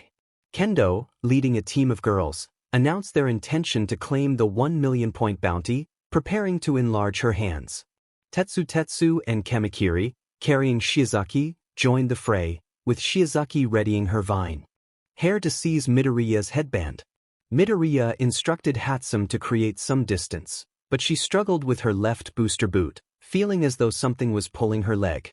Realizing that Reiko from Kendo's team was responsible, Midoriya urged Hatsum to detach her left boot and promised to be her guinea pig for a day if it was damaged. Delighted by the offer, Hatsum pressed a remote, and her boot detached. They activated the jetpack and attempted to escape, but an angry Bakugo pursued them in the air. Bakugo shouted that Midoriya's previous victory in the obstacle course race was a fluke, propelling himself toward them with explosive force. Tokoyami's dark shadow intervened, blocking Bakugo's attempt to grab their headband. Bakugo fell but was caught by his team using Siro's tape, which stirred excitement among the crowd. Present Mike questioned the legality of Bakugo's actions, while Midnight explained that since Bakugo had not touched the ground, it was fair game. Setsuna expressed frustration at the rules, wishing she had known they could have altered their strategy. Midoriya reassured her that they would make the best of their situation and asked if she could stabilize without the extra boot. Setsuna admitted it would be challenging but managed to balance herself as they adjusted their position. With a brief respite, Midoriya declared it was time for Plan B. Hatsum detached the booster boots and jetpacks, and Tokoyami's dark shadow quickly set them aside. They moved back toward the center of the arena, where the action was heating up. Present Mike announced that 4 minutes had passed since the start of the battle, and the excitement in the stadium was palpable. As the leaderboards were revealed, everyone was surprised to see a certain team struggling. Midoriya's team led with over 1 million points, while other teams lagged far behind. The competition was fierce, and the stakes were high as the cavalry battle continued. The Kendo team had amassed an impressive 135 points, while several other teams, including Bakugo's, found themselves with none. Many were surprised by Bakugo's team's lack of points. Monoma, perched on Shoji's back, taunted Bakugo, claiming he was too simple-minded. Suddenly, a long tongue emerged from Shoji's cocoon of arms, snatching Bakugo's headband. The tongue belonged to Tsuyu Azui, who handed the headband to Monoma, who promptly wore it around his neck. Bakugo, furious, threatened Monoma, who merely smirked, further igniting Bakugo's anger. Monoma continued to mock Bakugo, suggesting it would be wiser to target weaker teams instead of the top team. This taunt pushed Bakugo over the edge, and he decided to shift his focus. He instructed Kirishima to change their plans and teach Monoma a lesson before going after Deku. Bakugo's intimidating demeanor startled his teammates, who were taken aback by his intensity. Meanwhile, Midoriya observed the situation and realized that with Bakugo distracted, he had fewer teams to defend against. Just then, Ida Tenya and his team approached, with Ida using his quirk to pull 2 teammates on rollerblades. Ida announced that they were ready to claim the 1 million points. As the second half of the cavalry battle began, the excitement in the crowd grew. Present Mike announced the start of the final 5 minutes, noting the unexpected developments that had occurred. Kendo's team was closing in on Midoriya's, and Cozy Eye declared their need for Midoriya's headband to win. Hiryu rallied his teammates, urging them to launch a full-on attack since they had nothing to lose. Jirota charged toward Midoriya, aiming for his headband, while Jiro encouraged his team to move quickly for more points. Todoroki, leading his own team, instructed his teammates to prepare for an assault. Yaoyorozu created a metal rod that anchored into the ground, providing cover for their strategy. Kaminari unleashed a powerful electric shock, incapacitating the competitors rushing toward Midoriya. Todoroki's team, shielded by Yaoyorozu's insulator, remained unharmed and took advantage of the chaos. Todoroki seized the opportunity to freeze the ground beneath their opponents, trapping them in ice and rendering them immobile. He coldly declared his intent to claim the 1 million points and swiftly stole Jiro's headband before pursuing Midoriya's team. As Midoriya assessed the situation, he recognized Tokoyami's approach. Tokoyami's dark shadow advanced toward Todoroki's team, but they were prepared, having anticipated this move. Yaoyorozu had already constructed a shield to counter dark shadow, although it bent under the pressure. The shield was discarded, and Todoroki's team continued their pursuit. Midoriya felt the weight of the challenge. He admired Todoroki's skills and understood why he had been recommended for the program. However, he was determined not to let Todoroki win easily. A brief flashback revealed how Midoriya had recruited Tokoyami, recognizing the potential of Dark Shadow for defense. Midoriya had noted Tokoyami's light sensitivity during their training, impressing Tokoyami with his keen observation. Returning to the present, Todoroki began to freeze the area around Midoriya's team, effectively cornering them with walls of ice. As they found themselves isolated, the pressure mounted, and the stakes of the battle became increasingly clear. Tokoyami's dark shadow remained inactive due to the blinding electricity emitted by Kaminari. Midoriya posed a critical question to Tokoyami, wondering if their opponents were aware of his quirk. Tokoyami responded that only his teammate Tsu, from the basic hero training, knew about it, aside from their own team. With this information, Midoriya suggested they take advantage of their opponent's ignorance regarding Tokoyami's weakness. Meanwhile, Bakugo, the hot-headed ash blonde, urged Kirishima to charge ahead as he created mini-explosions, watching Monoma's team retreat. Kirishima expressed his confidence in Bakugo as they advanced, with Ishido using her acid ability to slide across the ground towards Monoma, who was encased in Shoji's cocoon. Monoma instructed Shoji to open it, despite Shoji's confusion. As Bakugo aimed for Monoma's headbands, Monoma skillfully deflected the attack, causing Bakugo to miss. Monoma then created an explosion directed at Bakugo's face, filling the area with smoke. When the smoke cleared, Monoma appeared unscathed, having hardened his arms and face like Kirishima. He remarked on the advantages of having such impressive quirks around him, which only served to provoke Bakugo further. Bakugo, frustrated, charged at Monoma with an explosive right hook, which made contact and resulted in another cloud of smoke. Once the smoke dissipated, Monoma revealed his surprising resilience, noting Bakugo's attention to his quirk. As the two teams converged, a large spray of substance emerged from Shoji, but Monoma's team managed to evade it thanks to Uraraka's zero gravity, which provided Shoji with more mobility. Unfortunately, Kirishima was not as fortunate. His leg became stuck in the glue. Monoma instructed Shoji to close the cocoon again and confidently declared his intention to win in Bakugo's stead, waving goodbye as they retreated. Pony cheered for Bando as their team pursued Monoma, and Juzo expressed optimism about securing a spot in the top 4 by obtaining Monoma's headbands. Ashido quickly melted the glue trapping Kirishima, while Bakugo angrily vowed to take revenge on Monoma for his actions. In the midst of the chaos, Present Mike excitedly announced that Todoroki had isolated Team Midoriya with ice, putting them in a precarious position. He noted that Midoriya's team had managed to defend themselves for over 2 minutes, and if they could hold out for just 1 more minute, they would secure their place in the next game. Eraserhead smirked, aware of the unfolding situation. Todoroki reflected on Midoriya's impressive strategy, recognizing that he was paralleling Ida's movements and using him as a shield. He contemplated the risks of freezing them, which could also hinder Ida's engines.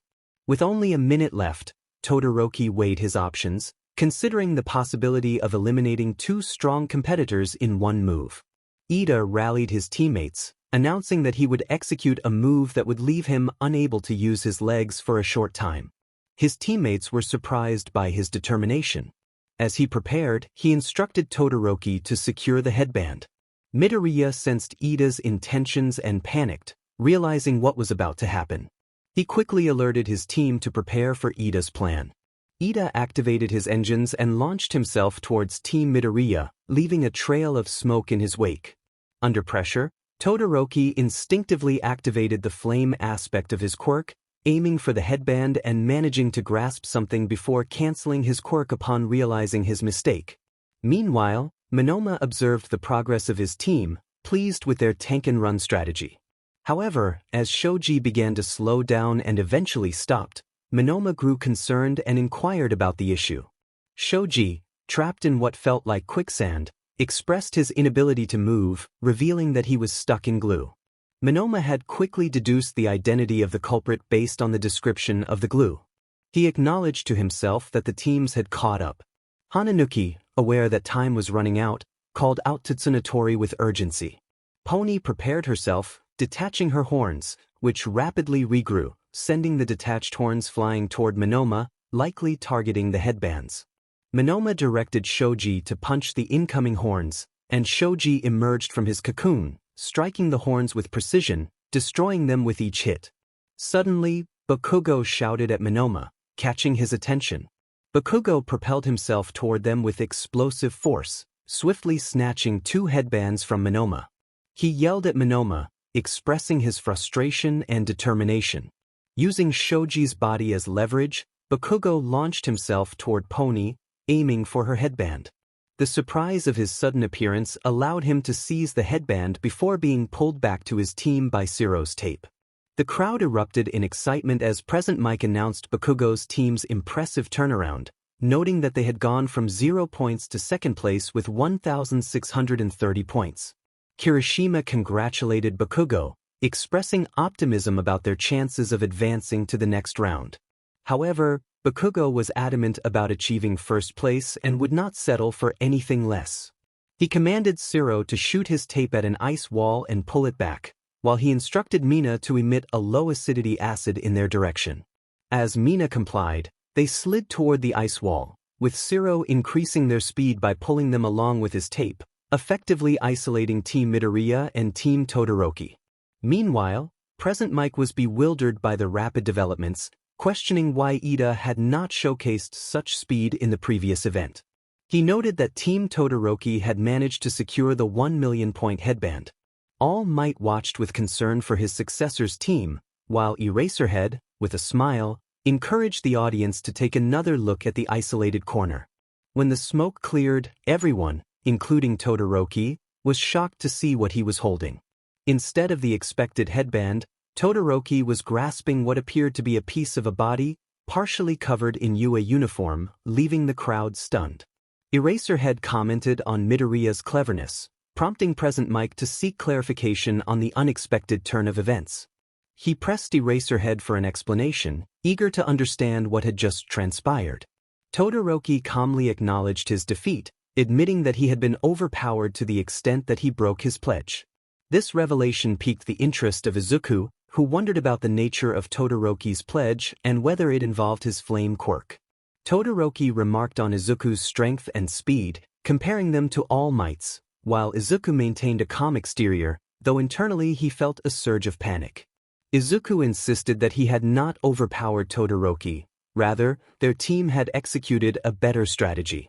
Todoroki, however, noted that Izuku's demeanor reminded him of All Might. Izuku's mind raced as he considered how to respond, feeling cornered by Todoroki's insight. Then, Todoroki posed a serious question, suggesting that Izuku might be All Might's secret love child, which left Izuku momentarily dumbfounded before he burst into laughter at the absurdity of the claim. Midoriya and Todoroki shared a connection through their similar quirks, but Todoroki's serious demeanor quickly shifted the atmosphere. Midoriya's laughter faded as he listened intently. Todoroki expressed his determination, revealing that All Might's interest in Midoriya only fueled his longing to surpass him. He warned Midoriya to be cautious, promising not to hold back in their upcoming encounters. Meanwhile, All Might greeted Endeavor with enthusiasm, reminiscing about their last meeting a decade prior. Endeavor, however, remained aloof, dismissing the idea of sharing tea and continuing his descent down the stairs. All Might, undeterred, leaped in front of Endeavor, sparking a moment of tension. He praised Todoroki's impressive performance, speculating on what could have been if the young hero had utilized his full potential. Endeavor, intrigued yet guarded, questioned All Might's intentions. All Might expressed a longing to learn how to nurture the next generation of heroes. Endeavor, irritated, brushed off the inquiry, asserting that he would ensure Shoto would surpass All Might one day. The conversation took a darker turn as Endeavor hinted at the pressures he placed on his son, revealing a fierce ambition that mirrored his own. As Endeavor walked away, he allowed a flicker of his flames to escape, a reflection of his emotions. Once he was out of sight, Todoroki reflected on his father's relentless pursuit of greatness. He acknowledged Endeavor's reputation as a formidable hero, yet lamented that he could never defeat All Might.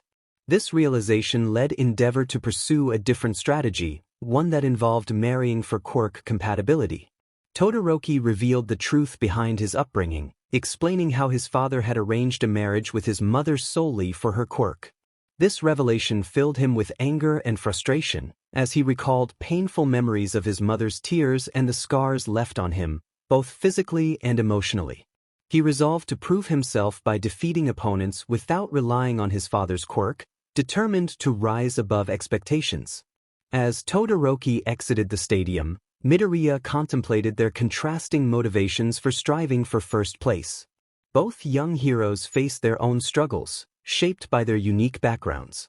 Midoriya approached Todoroki, acknowledging that he couldn't fully understand his experiences but expressing gratitude for the support he had received throughout his life. He reflected on the people who had believed in him, fueling his ambition to become a hero like All Might. Midoriya's resolve strengthened as he declared his intention to achieve greatness for the sake of those who had supported him. He recognized that while their reasons for competing might differ, he would not back down. The determination in his heart burned brightly, propelling him forward in the pursuit of his dreams. Determined not to let down those who supported him, the protagonist clenched his fist, his eyes filled with passion and resolve. Todoroki, having overheard the exchange, continued on his way without responding. Meanwhile, Bakugo, with his ash-blonde hair, lingered in the shadows of the tunnel, contemplating what he had just heard and waiting for the protagonist to move out of sight before making his own exit. After lunch, the atmosphere shifted as the announcement for the final game was set to begin. The excitement in the air was palpable, especially for those who had not made it to the finals, as they were informed about the recreational games prepared for everyone to participate in. The students who were not finalists felt a renewed sense of hope, eager for another chance to showcase their skills. The announcement included the arrival of real cheerleaders from America, which sent a wave of enthusiasm through the audience. The sight of two squads of cheerleaders performing surprised many, including Present Mike, who had expected only one squad. Eraserhead, observing the scene, expressed his disappointment at the unexpected turn of events. Present Mike, ever the entertainer, rallied the crowd, emphasizing the fun atmosphere. Following the recreational games, the 16 students who had advanced from the cavalry battle would compete in a tournament-style format, facing off one-on-one. The anticipation grew as the audience awaited the drawing of lots to determine the bracket. Midnight began to explain the process when she was interrupted by Shota, who unexpectedly announced his longing to withdraw from the competition. His decision shocked everyone, prompting Kendo to question his choice. Shota explained that he barely remembered the cavalry battle and attributed his confusion to the quirk of another student, Shinso, who looked away in response. Reflecting on his journey, Shota felt he had not earned his place and did not want to compete without fully understanding how he had advanced. Ojiro, another classmate, echoed Shota's sentiments, expressing his own longing to withdraw for similar reasons. Present Mike remarked on the unusual turn of events, while Eraserhead noted the need to hear Midnight's decision. Midnight, appreciating their honesty, accepted their withdrawals and considered the implications for the competition. She decided to promote two students from the fifth-place team, Shiozaki and Tetsu, much to their surprise. As the team discussed who would take the spots, Kamikiri unexpectedly spoke up, suggesting that Shiozaki and Tetsu should move up. He acknowledged their contributions to their team's success and expressed his longing for them to seize the opportunity. His teammates were taken aback by his selflessness, a side of him they had not anticipated. Grateful for Kamikiri's support, Tetsu promised not to let him down, while Shiozaki expressed her gratitude with heartfelt words. With their promotion confirmed, Midnight prepared to reveal the bracket created by the program. As the names were shuffled, the matchups were announced, setting the stage for the upcoming battles. The bracket revealed intriguing pairings, with Midoriya facing Shinso, Shiozaki up against Kaminari, Kirishima matched with Tetsu, and Tokage set to compete against Bakugo. The anticipation grew as Midoriya realized that Todoroki was on the opposite side of the bracket, meaning they could only face each other in the finals. He felt confident that both he and Bakugo would make it to the semi-finals, setting the stage for an intense competition ahead. Izuku Midoriya, a determined young hero with green eyes and diamond freckles, found himself deep in thought about his upcoming matches. He was reminded of the importance of focusing on the present as a familiar figure approached him from behind. It was Hitoshi Shinso, a classmate with purple hair, who expressed his anticipation for their next match. Before Midoriya could respond, another classmate, Shota, unexpectedly placed a water bottle over Midoriya's mouth, startling him. Midoriya quickly swallowed the water, nearly choking, while Shota shot a glare at Shinso, who left with a sly smile. Once the bottle was removed, Midoriya gasped for air and questioned Shota's actions, to which Shota replied with an apology and a request for Midoriya not to engage with Shinso. The recreational games began, providing a fun and enjoyable atmosphere for everyone involved. However, for the finalists, these games served merely as a warm-up for the main event ahead. Each finalist had their own approach to the games. Some strategized, others rested, and a few tried to calm their nerves. As the recreational games concluded, the anticipation for the final competition grew. Cementos, a fellow participant, was busy preparing the battlefield for the final match. Present Mike, the energetic commentator, rallied the crowd, announcing the transition to one-on-one battles. He emphasized that unlike the cavalry battle, this match would require each participant to rely solely on their own strength. Midoriya felt a surge of determination as he reflected on the support he had received from his friends and mentors. He resolved to give it his all and prove himself as a hero. As Midoriya sat on a bench in one of the tunnels, All Might, in his skinny form, joined him. He offered words of encouragement, wishing Midoriya good luck and urging him to give his best effort. With renewed resolve, Midoriya stood up and walked toward the light at the end of the tunnel. Before stepping out, he glanced back at All Might, who transformed into his muscular form, giving a thumbs up and a confident smile, reinforcing Midoriya's determination. Present Mike introduced the final event, announcing Midoriya as the rising star from Hero Course Class 1B, eliciting cheers from the crowd. On the opposing side, Shinso from General Studies Class 1C was introduced, receiving a more subdued response. As they walked to the stage, Midoriya's smile masked the fiery determination in his eyes, while Shinso wore a serious expression. The display showed their images with a VS in the middle, heightening the tension. The rules of the match were explained. Participants could win by putting their opponent out of bounds, immobilizing them, or knocking them out. Present Mike reassured the audience that any dangerous situations would be handled by the supervising heroes. Shinso, speaking only to Midoriya, remarked on the importance of willpower, suggesting that those who truly wanted to succeed did not concern themselves with appearances. As the match began, Shinso insulted Midoriya's friend Shota, which angered Midoriya and prompted him to approach Shinso with a fierce expression. Shinso smirked, confident in his advantage. The tension in the arena was palpable as the crowd watched in anticipation, wondering what would happen next. Midoriya's classmates called out to him, filled with concern as they noticed his hesitation. Present Mike, equally perplexed, questioned why Midoriya had stopped, suggesting that Shinso's quirk might be at play. The atmosphere was charged with uncertainty, and the audience held their breath, waiting to see how the match would unfold. Some spectators struggled to swallow their food as they watched the unfolding events with bated breath. Eraserhead expressed his concerns about the practical exam, noting its significant flaws. Present Mike, intrigued, pressed his colleague for more information, sensing that Eraserhead was withholding something important. With a sigh, Eraserhead revealed 2 pieces of paper containing details about both Midoriya and Shinso. He explained that since the exam consisted of one-on-one battles, he had someone compile the information for him. He noted that while Shinso's quirk was powerful, the structure of the practical exam had hindered his ability to score points, ultimately leading to his failure in that portion of the exam. Eraserhead reflected on the situation, considering that in a straightforward battle without quirks, Midoriya would have easily emerged victorious. However, he acknowledged that in a real fight, one must utilize every advantage, and this match was likely to be swift. Back on the battlefield, Shinso expressed a mix of jealousy and resignation towards Midoriya, acknowledging the latter's fortunate circumstances. He calmly instructed Midoriya to turn around and walk out of bounds, revealing a hint of frustration as he sighed and glanced away. To the surprise of the onlookers, Midoriya complied and began to walk towards the out-of-bounds area.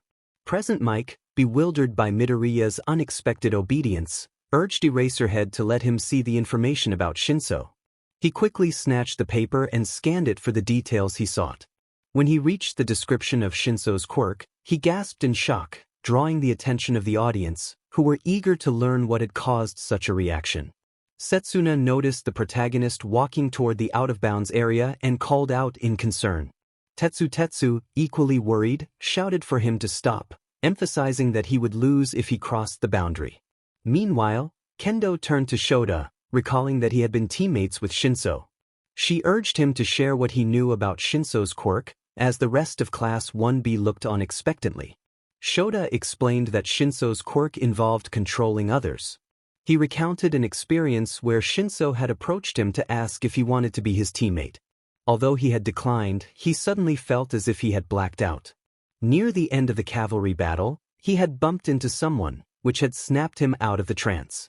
Shota shared his insights with his classmates, explaining that if Midoriya could be shocked or experience some kind of force, it might break him out of the trance. Juzo deduced that this was the case, But Kinoko expressed her concern, reminding everyone that it was a one-on-one battle, and outside forces were not permitted. She anxiously watched as Midoriya inched closer to the out-of-bounds area. Pony, confused by the discussion, asked what they were talking about. Juzo clarified that it seemed Midoriya could control others if they responded to him, and the only way to free him from this control was through force. Pony realized the gravity of the situation, noting that their beloved classmate was just moments away from losing. All of Class 1B could only watch in worry as the tension mounted. Vlad King sat in the teacher's area, observing the intense battle unfolding before him. Despite being wrapped in bandages and casts that limited his movement, he appreciated the prime location near the exit and food stalls, allowing him to watch the match without much effort. He felt a mix of concern and determination for his fellow student, Izuku Midoriya, as he thought about the stakes of the fight. All Might, in his leaner form, felt a surge of urgency as he watched Midoriya struggle. He internally urged Midoriya to find his spirit and not give up, recalling the young hero's ambitions to surpass him and become number one. The weight of the moment pressed down on Midoriya, who found himself engulfed in darkness, unable to see or feel his body. Doubts crept in, and he feared disappointing everyone who believed in him.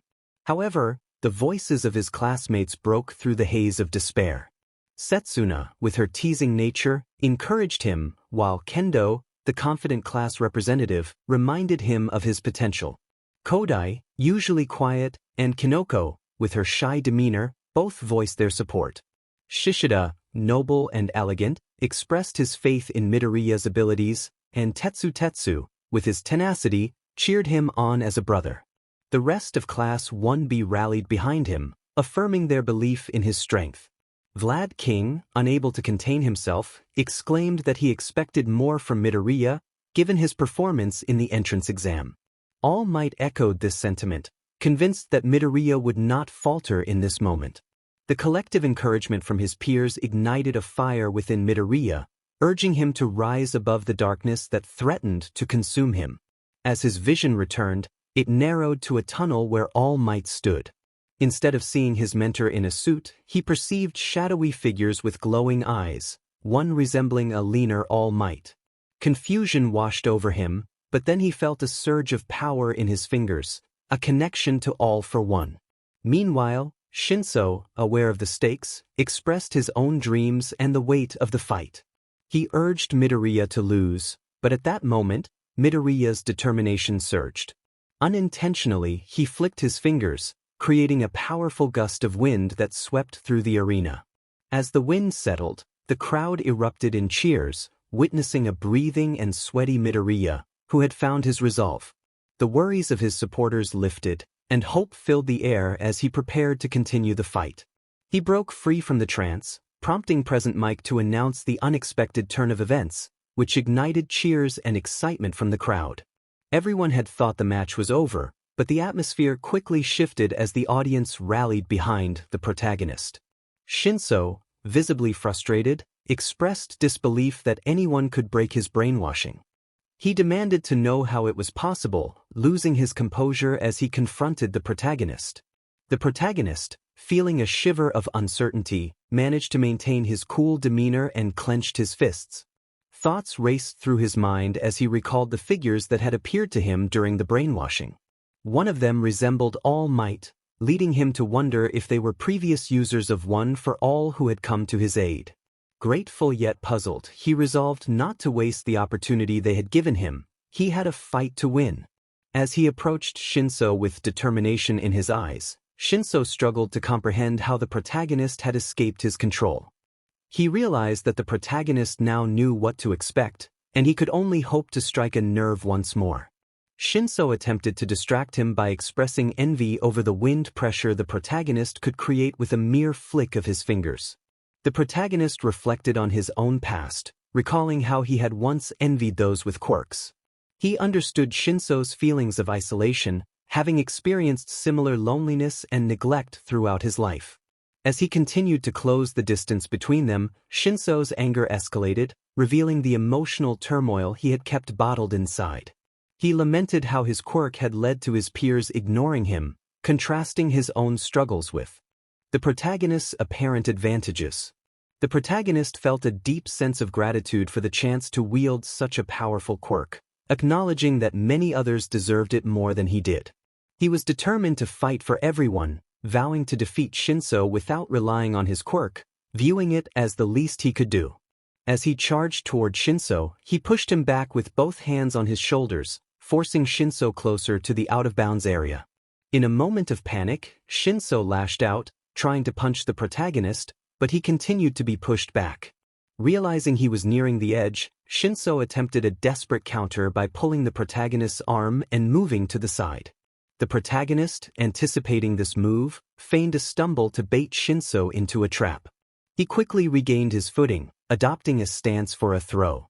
Shinso, unable to react in time, fell victim to the protagonist's strategy, getting grabbed by the arm and neck before being slammed to the ground, his body crossing the out-of-bounds line. With the announcement of the protagonist's victory, the crowd erupted in cheers, celebrating the unexpected outcome. The fight, though seemingly straightforward, had been filled with passion and emotion, captivating the audience. The display on the screen confirmed that Shinso had been knocked out and that the protagonist had won. As Shinso lay on the ground, he reflected on how others had perceived his quirk as a tool for villainy, leading to his isolation. He wondered what it would be like if he could be seen as a hero instead of being judged solely by appearances.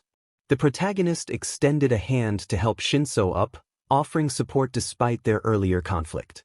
Shinso, initially skeptical, accepted the gesture, surprised by the kindness shown to him. As he stood, he turned to face the audience, who began chanting his name, filling him with a sense of validation and recognition. The crowd's enthusiasm caught him off guard, and he felt a mix of emotions as classmates congratulated him on his performance. They acknowledged his near victory, expressing admiration for his efforts. Even the heroes in attendance recognized the potential of Shinso's quirk, discussing its usefulness against villains and lamenting that he was in the general studies program. Their comments highlighted the hidden talents that often went unnoticed in the competitive environment of UA High School. Encouraged by the support of his peers and the attention from heroes, Shinso resolved to work harder. Although he had lost this match, he promised himself that he would find a way to join the hero course in the future. Shinso expressed his determination to become a great hero as he glanced back at the protagonist before heading toward the exit. The protagonist, still recovering from being brainwashed, felt a sense of urgency in his response, urging Shinso to keep his promise. Shinso remarked on how most people were cautious around him, but the protagonist had let his guard down after their match. With a smirk, he released the protagonist from his brainwashing and left the stadium. After a brief moment, the protagonist visited Recovery Girl to ensure he was alright. She reassured him that his injuries were only minor scratches, which meant she wouldn't need to use her quirk and drain his stamina. Reflecting on the match, the protagonist admitted that he had made things harder for himself by letting his emotions take over. He looked at the fingers that had helped him break free from Shinso's trance, relieved that he had managed to use about 10% of One for All without any issues. All Might, his mentor, commented that Shinso's cries likely resonated with the protagonist more than he realized.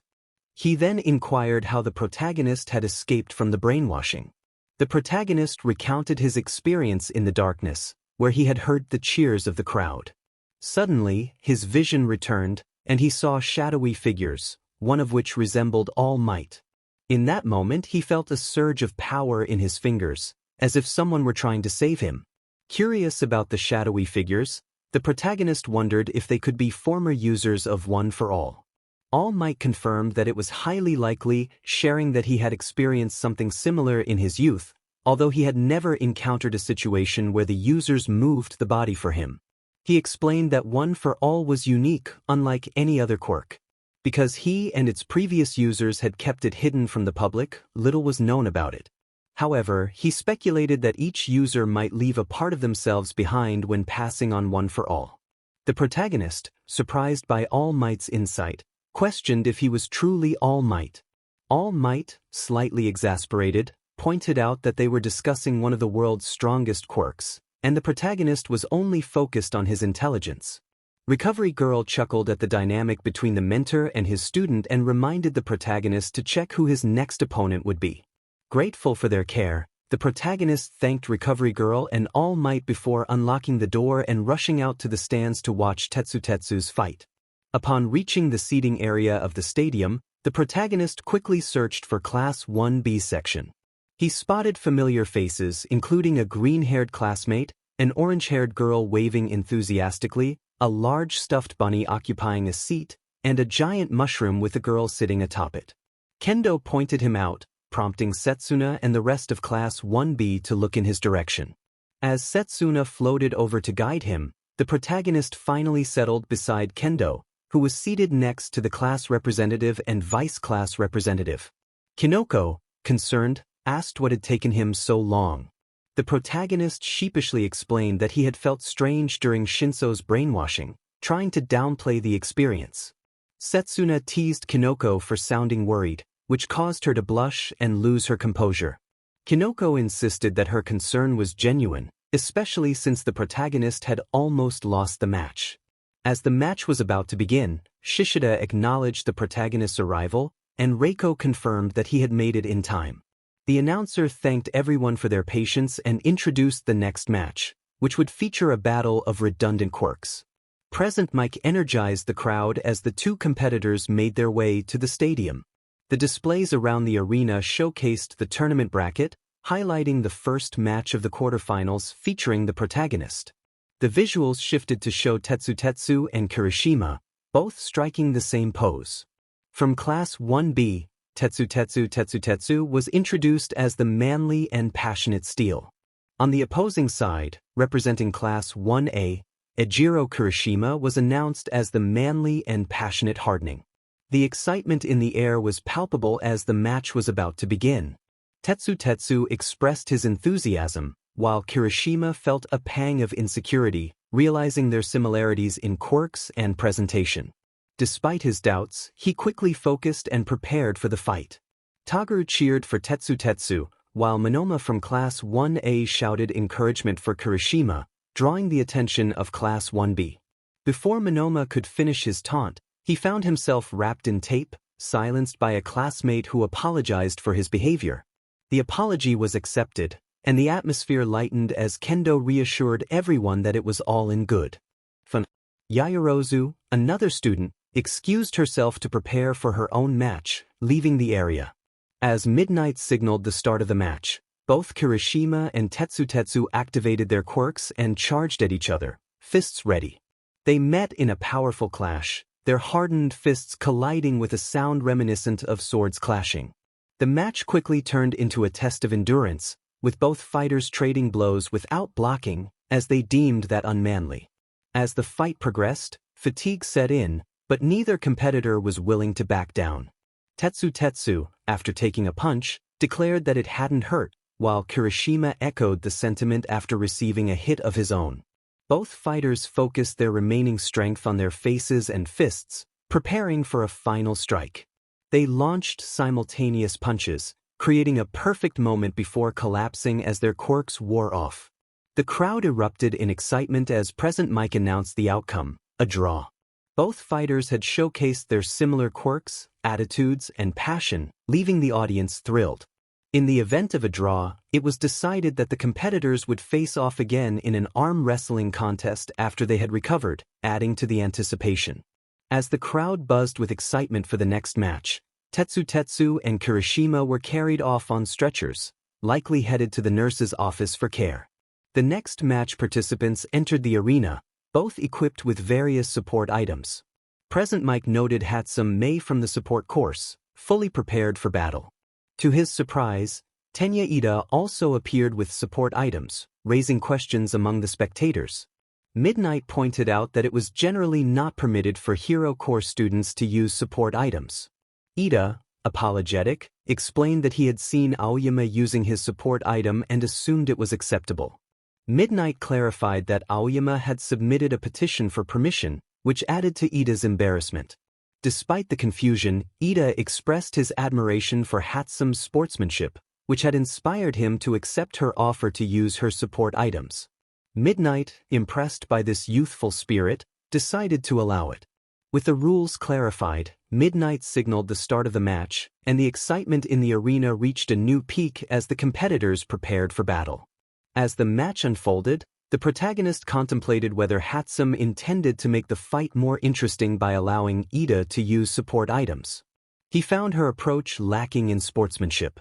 Ida began to run toward Hatsum, his form slightly off due to the weight of the support items, which disrupted his balance. Hatsum's voice rang out across the stadium, surprising everyone when she remarked on how Ida's legs seemed lighter than usual. Present Mike expressed confusion about how she could be heard, while Eraserhead clarified that she was equipped with a microphone and speakers. Ida felt lighter, but he was puzzled by Hatsum's intentions as he closed the distance between them. Just as he prepared to launch a physical attack, hydraulic attachments from her backpack lifted her into the air at an angle. Ida narrowly avoided tripping over one of the attachments, managing to leap over it just in time. Hatsum explained that with her hydraulic attachments, one could easily dodge enemy attacks with the right timing, her gaze fixed on the business seating area of the stadium. The protagonist mused about Hatsum's true nature, realizing that beneath her seemingly kind demeanor lay a more cunning side. She was using Ida as a means to advertise her support items to potential investors, a tactic that even the most notorious villains might hesitate to employ. The audience, however, found the spectacle amusing. As the match continued, Ida felt increasingly embarrassed, realizing he was being used as a promotional tool for Hatsum's inventions. Every move he made seemed to play into her hands, making him feel like a mere puppet in her demonstration. Eventually, the match concluded. Hatsum expressed her satisfaction at showcasing her inventions, wiping the sweat from her brow, likely due to the heat and the lengthy advertisement. Midnight announced that Hatsum was out of bounds, declaring Ida the winner, who would advance to the next round. Ida felt conflicted. Although he had technically won, he felt as if he had lost, his performance overshadowed by embarrassment. Frustrated, Ida confronted Hatsum, expressing his feelings of betrayal. Hatsum, seemingly unbothered, cheerfully acknowledged her actions, which only deepened Ida's shame. He reflected on how he had underestimated Hatsum, humorously lamenting his fate as he raised his hands in a mock prayer. Meanwhile, Todoroki prepared for his match, knowing that Midoriya had won as expected. He stood up from his chair in the waiting room, returning it to the table before heading for the door. Upon opening it, he encountered an unwelcome surprise, Endeavor leaning against the wall, waiting to speak with him. Endeavor chastised Todoroki for not utilizing his full potential in previous matches, urging him to abandon what he called a childish rebellion. He expressed disappointment, insisting that Todoroki could surpass All Might if he applied himself. Todoroki, filled with anger, retorted that he would not be a mere tool for his father's ambitions and would achieve victory using only his mother's power. He slammed the door shut behind him, making a statement as he walked toward the arena for his match. Endeavor's voice echoed behind him, warning that he would eventually encounter limits he could not surpass. As the fourth match began, Present Mike introduced the participants, highlighting Hantashiro from Class 1A, whom he described as plain. Shiro stretched his arms, responding to the commentary. The excitement in the stadium grew as Todoroki was introduced as a favorite to win, being the son of Endeavor. Quietly, Todoroki seethed with resentment at the mention of his father. When the match commenced, Todoroki immediately unleashed his ice quirk, encasing Shiro in a massive glacier that towered above the stadium. Shiro struggled to speak, shivering in the freezing cold, while Midnight, the chief umpire, also felt the effects of the ice. She inquired if Shiro could move, but he could barely respond, becoming increasingly immobilized. Midnight announced that Shiro was unable to continue, declaring Todoroki the winner and confirming his advancement to the next round. Present Mike emphasized Todoroki's overwhelming power, noting that he was not to be underestimated. The crowd was left in stunned silence, unable to applaud the display of strength. As Todoroki approached Shiro, he cast a sharp glare at Endeavor, quietly apologizing for going overboard. Todoroki was not in the right mindset and felt a surge of anger as he glared at Endeavor. He placed his left arm on the ground, melting the ice away. It was understandable that he was upset after an unpleasant conversation with a father he had despised since childhood. During his introduction, he had been referred to as the Son of Endeavor, a title he clearly resented as it tied him to that man. As Todoroki walked off the battlefield, having successfully melted the glacier, the protagonist felt a smile form on his face. He began to take mental notes about Todoroki, considering strategies for a potential future encounter. The next match was announced, and the excitement in the arena was palpable. Present Mike introduced the competitors, with flair, announcing Fumikage Tokoyami, the dark samurai of the night from Class 1A, who approached the stage with a calm and intimidating presence. He was set to face Momo Yaoyorozu, known for her all-purpose creation abilities, who was visibly trying to calm her nerves with breathing exercises. Yaoyorozu recognized Tokoyami's strengths. He was capable of both offense and defense, able to attack from a distance and summon Dark Shadow in an instant. She felt a hint of nervousness as she contemplated her strategy. She knew he might launch a preemptive attack, so she needed to create a shield that could withstand his assault while allowing her enough time to form a weapon. However, before she could finalize her thoughts, the match began unexpectedly, catching her off guard. As Tokoyami commanded Dark Shadow to attack, it surged toward Yaoyorozu. She quickly created a shield just in time to block the initial strike, but the recoil forced her to step back. With Dark Shadow continuing its relentless assault, she struggled to focus on her plan and create a weapon. The pressure mounted as she realized he was not giving her any time to think. Dark Shadow's attacks pushed her further back until, unexpectedly, it returned to Tokoyami, leaving her confused. She questioned why he had paused his assault. Moments later, Midnight announced that Yaoyorozu was out of bounds, declaring Tokoyami the winner as the crowd erupted in cheers. Yaoyorozu was stunned, realizing she had lost without putting up a decent fight. Disheartened, she walked off the field, her head down. While most of the audience saw a girl who had lost and was upset, the protagonist recognized the deeper emotions at play. Her demeanor reminded him of his own struggles not long ago, before he met someone who had changed his perspective on life. As she disappeared from view, he noticed her running away, likely seeking solitude. Suddenly, Midoriya stood up and rushed to find Yaoyorozu. His classmates looked at him in confusion as he hurried past them. When questioned about his urgency, he fabricated an excuse about needing to use the restroom, quickly making his way to search for her. His classmates speculated about his behavior, joking about his past experiences. Midoriya thought about the various places where she might hide, recalling a spot he would choose for solitude. He approached a door and took a moment to breathe before opening it, revealing the school's rooftop. To his relief, he found Yaoyorozu sitting on the ground, her knees drawn up. She was trying to wipe away her tears, but they continued to fall. He offered her a chance to talk, closing the door behind him and leaning against the metal railing beside her. Yaoyorozu expressed surprise at being found, lamenting her feelings of disappointment and uselessness. Midoriya shared his own past, revealing that before he gained his quirk, he had been bullied and ignored, treated as if he were invisible. This revelation shocked Yaoyorozu, who had only known him as the top student in the entrance exam. She had not been present during his speech at the ceremony, unaware of the struggles he had faced. Yaoyorozu found herself in tears, reflecting on her experiences of being treated differently due to her lack of a quirk.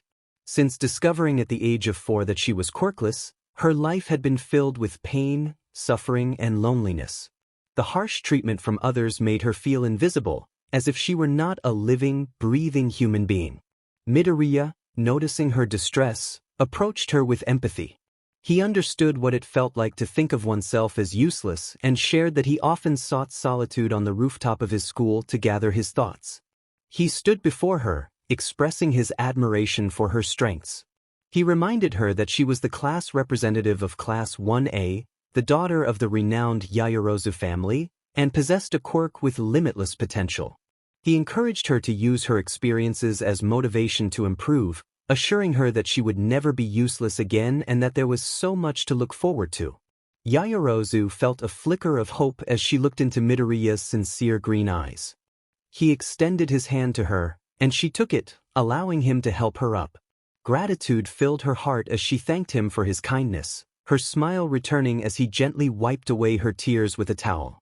Midoriya, oblivious to the blush that crept onto her cheeks, suggested they return to watch the rest of the matches.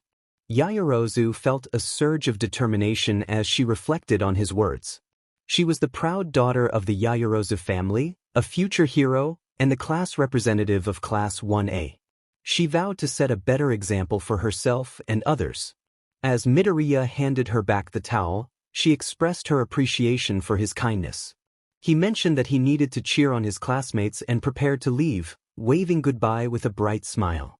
Yaoyorozu smiled to herself, cherishing the moment and the connection they had shared. Meanwhile, Midoriya rushed back to the stadium, recalling that he had intended to give Setsuna some advice. He remembered her directions to her waiting room and quickly made his way there. Upon knocking on the door, Setsuna opened it, surprised to see him. Midoriya requested to enter, indicating that he had something important to discuss. Setsuna's mind raced with possibilities, wondering if he was going to confess his feelings. She invited him in, trying to maintain her composure. As Midoriya entered and closed the door, Setsuna eagerly awaited his words. He looked into her eyes with a bright smile, causing her to blush. He offered his assistance in creating a strategy to face Bakugo, which caught Setsuna off guard. She had anticipated something entirely different, feeling a mix of relief and disappointment at the unexpected turn of the conversation. She acknowledged the challenge that Bakugo posed, knowing he was not one to hold back, even against girls. Yet, she appreciated Midoriya's willingness to help her prepare for the match ahead. Setsuna was determined to prove herself, expressing her longing to win using her own power. She appreciated Midoriya's support, feeling encouraged by his words. As he left, she locked the door behind him, feeling a mix of frustration and embarrassment over their earlier interaction. She couldn't understand why he could tease her without intending to. Meanwhile, Midoriya took his seat in Class 1B, where Hananuki remarked on his tardiness. Midoriya sheepishly apologized and asked what he had missed. Yosetsu excitedly described the previous battle, detailing how a competitor's breaths had fallen during the fight, leading to a humorous knockout. Kinoko, usually shy, joined in the excitement, urging everyone to cheer for their classmate Shiozaki, who was about to compete. As the seventh match was announced, Present Mike introduced the competitors. Shiozaki, the green vine-haired student from Class 1B, stepped onto the stage, while Denki Kaminari from Class 1A was introduced as the living breathing Pikachu, a playful nod to his abilities. However, before the match could begin, Shiozaki interrupted, questioning the term assassin in her introduction. She clarified that her intentions were purely to seek victory and honor for her class, not to cause harm. Present Mike, flustered, quickly apologized, realizing his mistake. Shiozaki, undeterred, expressed her intent to spread positivity and blessings. A bright light seemed to shine down on her, adding to the dramatic atmosphere. Present Mike, anxious about the potential media fallout, hurried to start the match.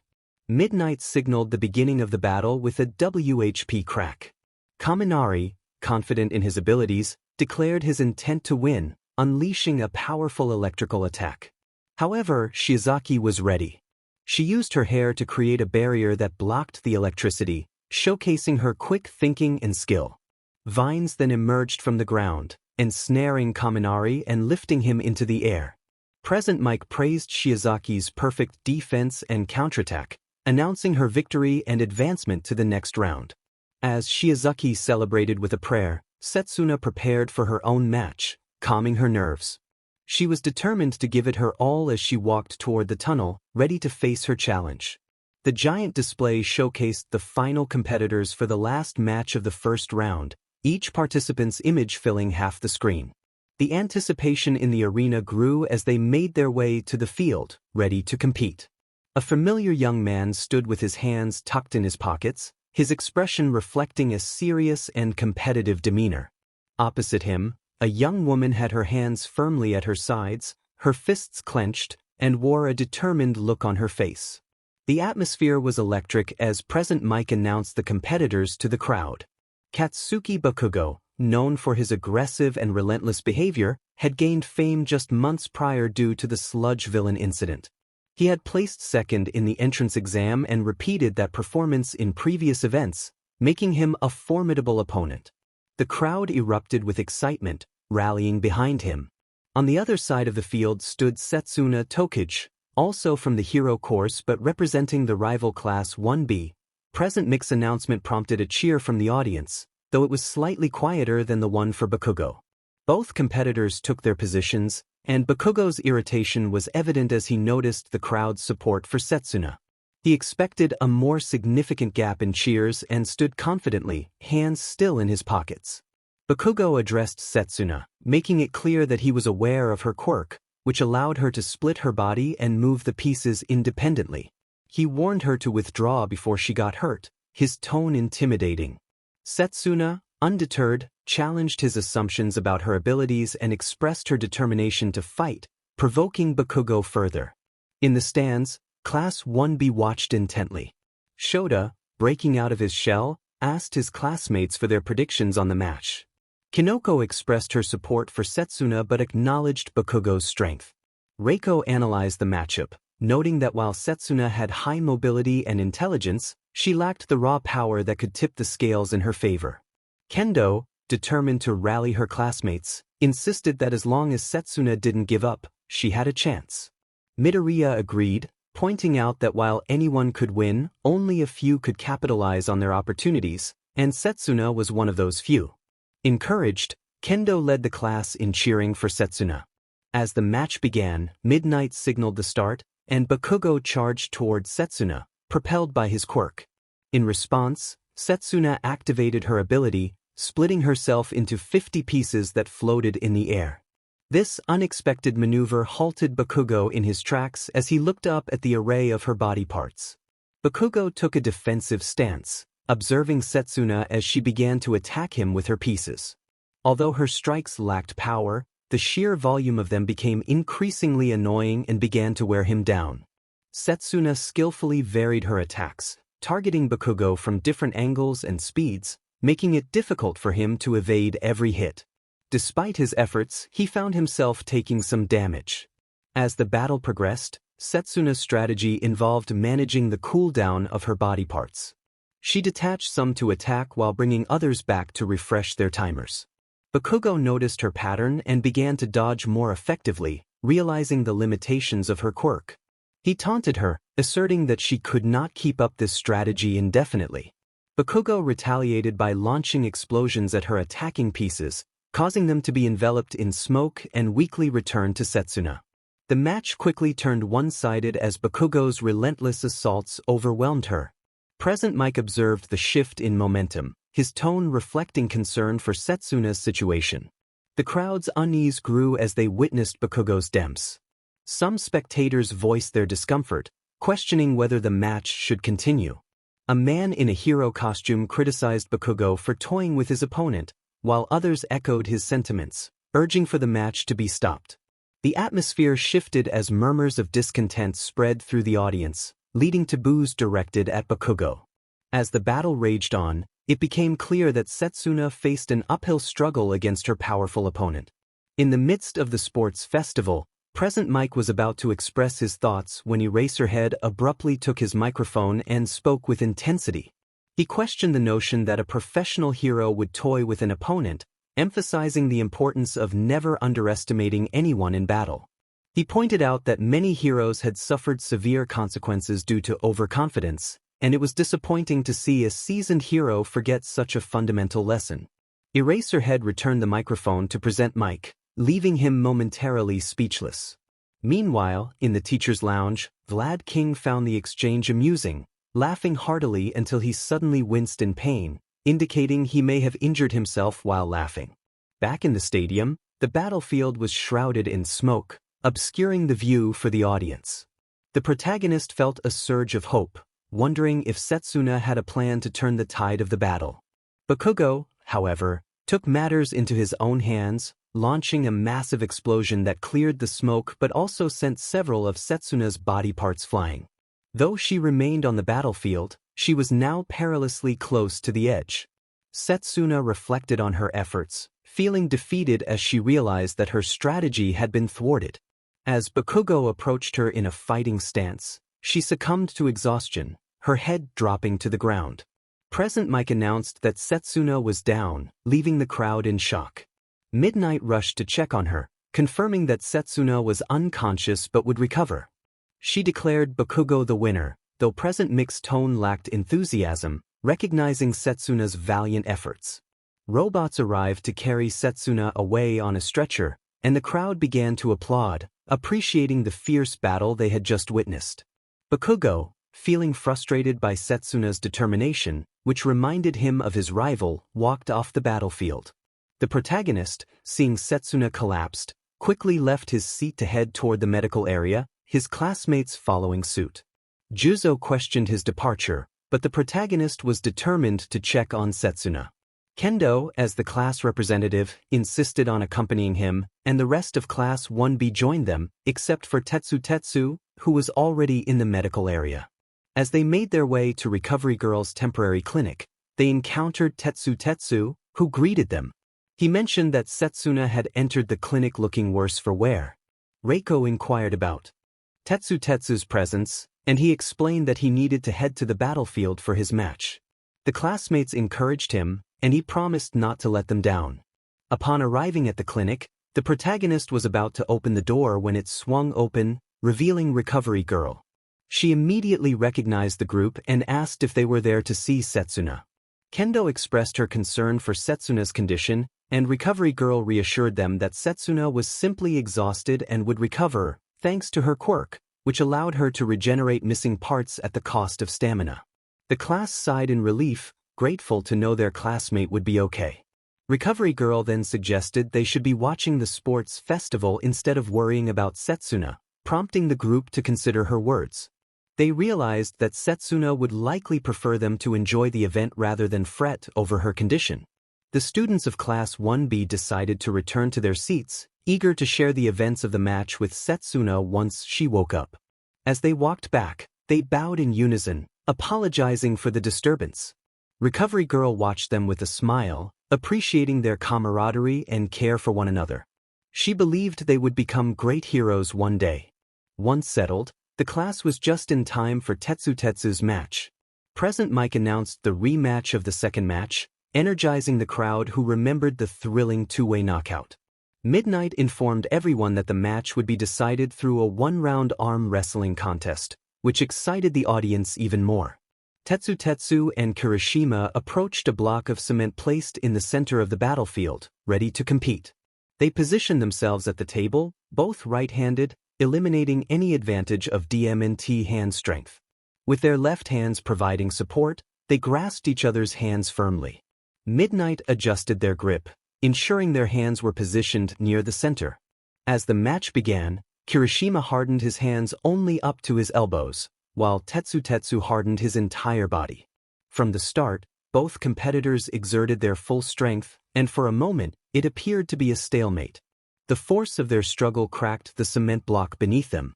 However, Kirishima began to gain the upper hand, pushing Tetsu back slightly. Present Mike speculated that Kirishima would win, believing his focus technique on hardening his hands gave him an advantage. However, Eraserhead disagreed, explaining that Tetsu's full-body hardening provided him with more support. He emphasized the importance of using the entire body in arm wrestling, including the strength of the legs, shoulders, and back. Present Mike, frustrated, realized this was the strategy behind Eraserhead's victories in their own arm wrestling matches. As the contest continued, Tetsu felt Kirishima weakening. With a final surge of strength, he slammed Kirishima's hand down onto the block of cement, cracking its surface. Midnight announced Tetsu as the winner, and the crowd erupted in cheers. Tetsu raised his fist in triumph, celebrating his victory. Present Mike confirmed that Tetsu would advance to the next round to face Midoriya. Kirishima, feeling the weight of his defeat, reflected on his strategy, realizing he had underestimated the importance of a full-body approach. Tetsu offered his hand to help Kirishima up, acknowledging the good match they had just shared. Kirishima accepted the gesture, determined to win next time. As the first round concluded, Present Mike announced the matchups for the second round, which included Izuku Midoriya vs Tetsu, Tenya Ida vs Shoto Todoroki, Fumikage Tokoyami vs Mina Ashido, and Ibara Shiozaki vs Katsuki Bakugo.